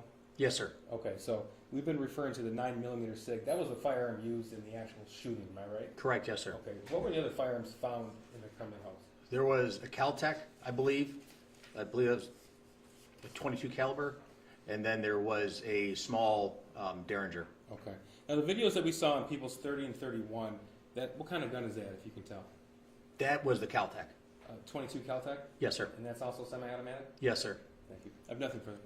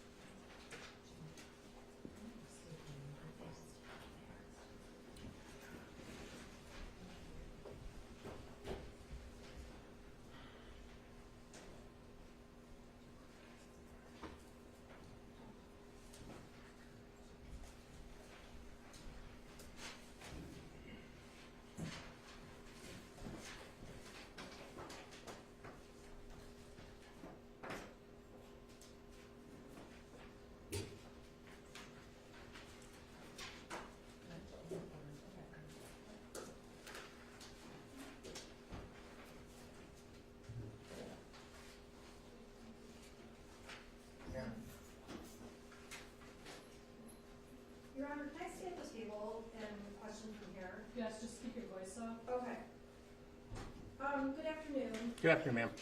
I want to go back to Exhibit 29. And really what I need to do is have you help me understand the reports. When you take stuff off of a Celebrate report, it's fair to say there's different ways you can extract the information. Is that correct? Well, to be precise, take information off the data from the phone and then export reports from that data, yes. Okay, and when you testify that if messages are deleted, sometimes those will not come up in the report. Is that correct? They won't come up in the extraction, the analyzation of the data, yes, ma'am. Okay, so, Your Honor, may I approach the witness with,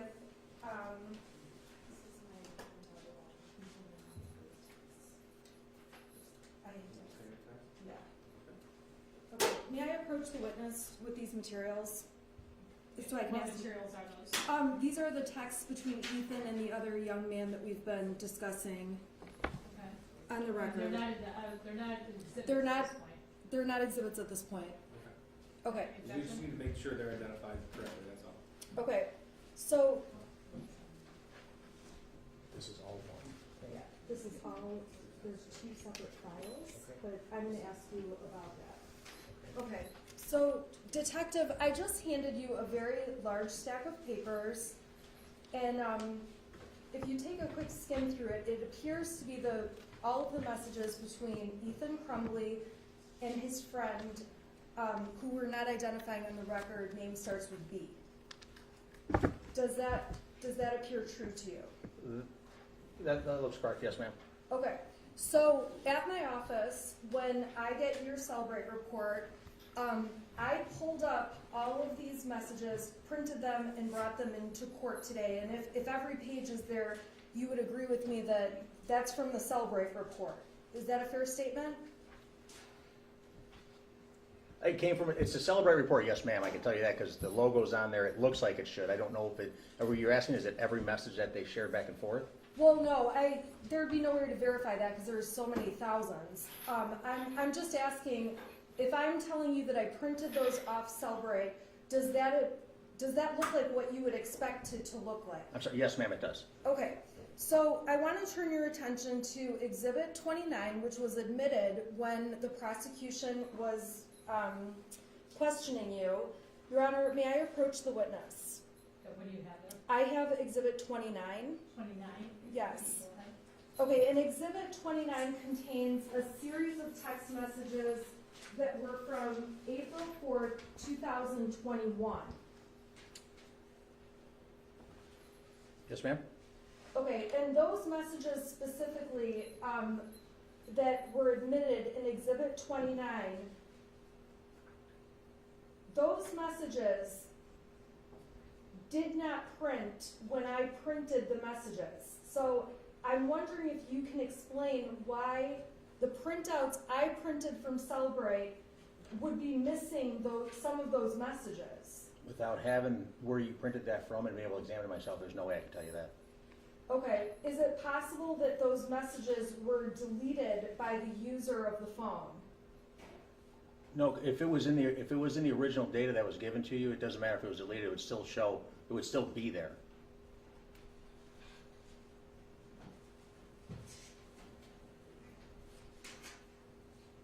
There is not, as far as you know, there is not a way to filter out dates if you print the entire thing as a whole, correct? Printing the entire thing as a whole, from the first text to the last, that's what this is, then that's what should be there, yes.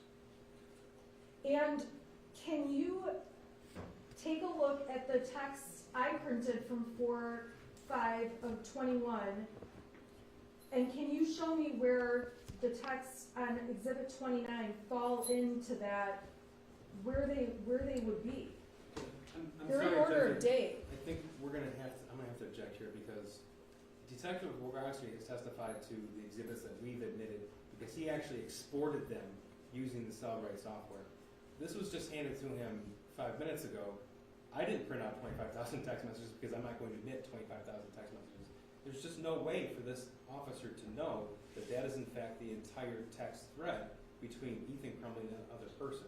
But she certainly can ask him about his particular date, and if it doesn't match up, it doesn't match up. In what Ms. Smith has handed her, but we just don't know. See, we have an expert in cell phone forensics because it takes some skill to actually extract some of this ability. It takes some expertise, which he has. So we just don't know. It could, quite frankly, just be user error. We don't know if that is actually the representative text thread, the entire text thread. There's no way to know from a paper printout. And Your Honor, in all honesty, accuracy and getting things right is what's important in this case, making sure that it's accurate. I don't understand why all of the texts are missing many texts that the prosecution is using. I'm trying to understand that, but to be quite frank, I asked this court to adjourn so that we can explore this issue and figure this out. This is a very big deal that we do not have these texts. Just for clarification, are you asking him to identify whether or not the exhibit is the entire string of the text thread? I can't have him because he didn't print that out. All I can say is I printed it out as the entire string. And that's what you're asking. Does it? I can ask. Does it appear to be the entire set of text messages? No. So are you asking him to identify where Exhibit 29, page 1, falls in? Yes. Where those exhibits are? Yes, and they're in order by date. In order by date. So, Detective, if you could go to April 5th. Yeah, if I could just, I mean, they're in chronological order? Yeah. there's one thing that I just stand, I don't know again, if these are the messages, the file path, the source info that this came from, that this right here is different than the source info here. They should be the same. I don't know why that is. But I'll look for the text messages where they should be in here.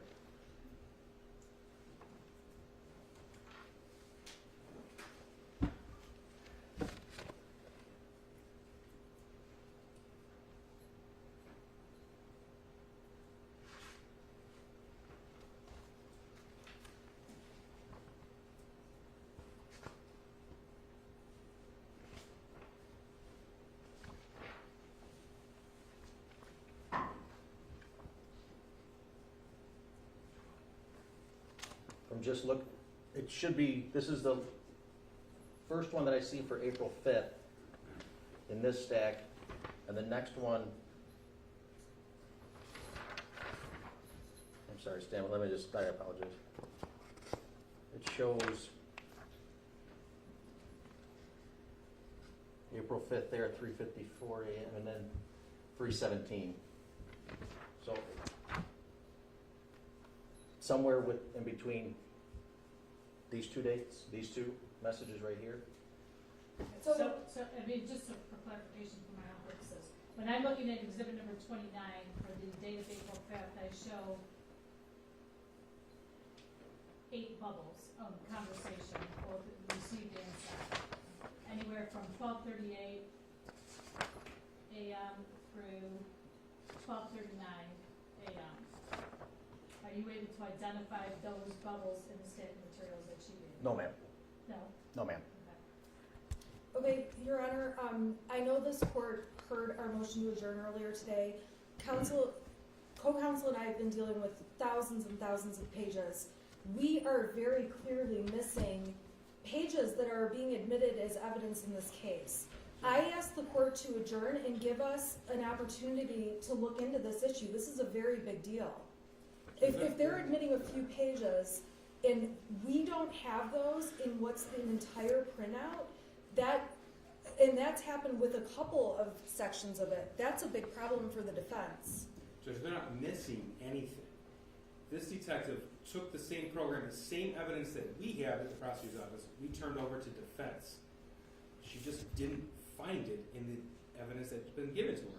And this detective can testify to that, what he did exactly to export this. He just testified that the file path is different, the source file. If you export, and I don't want to testify myself, that's why we have an expert. Oh, that's why you have the expert. That's what you need to cross-examine him on, is how he obtained this information. So you certainly can cross-examine him on that at this point in time about how he obtained the information that is now marked as exhibit number 29.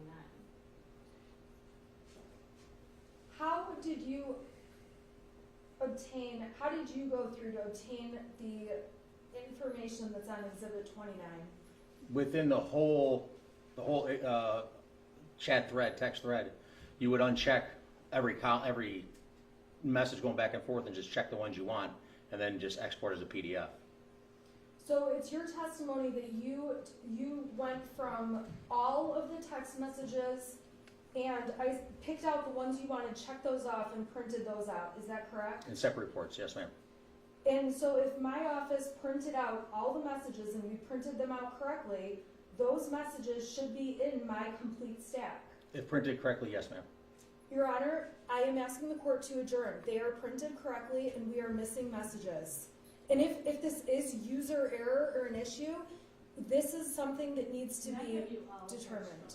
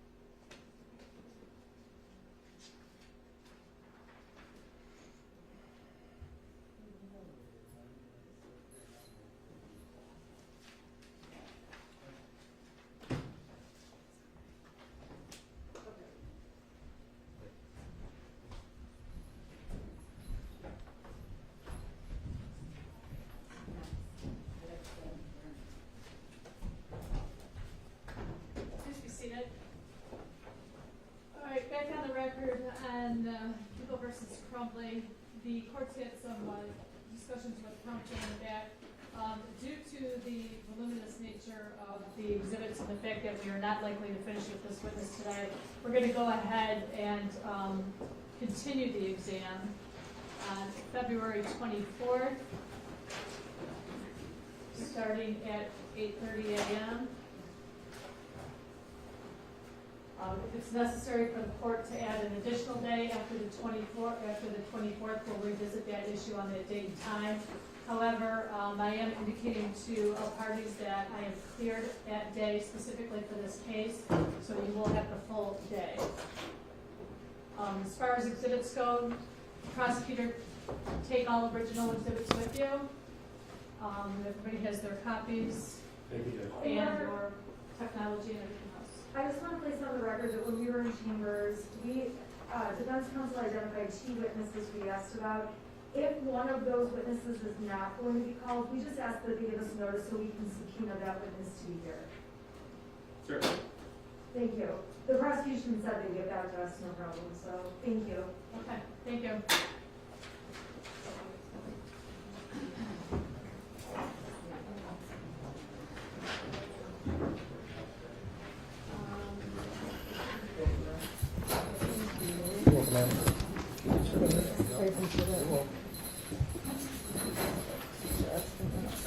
Oh, those are yours? Yeah, this Okay. one's mine. Okay, very well.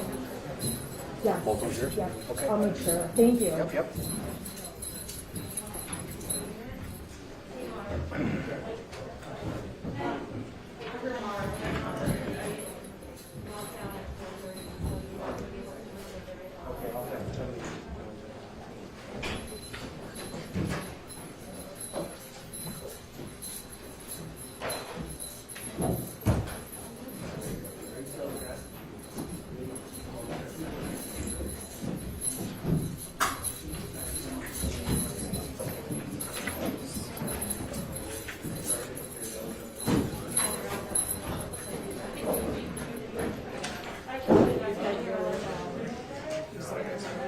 I do.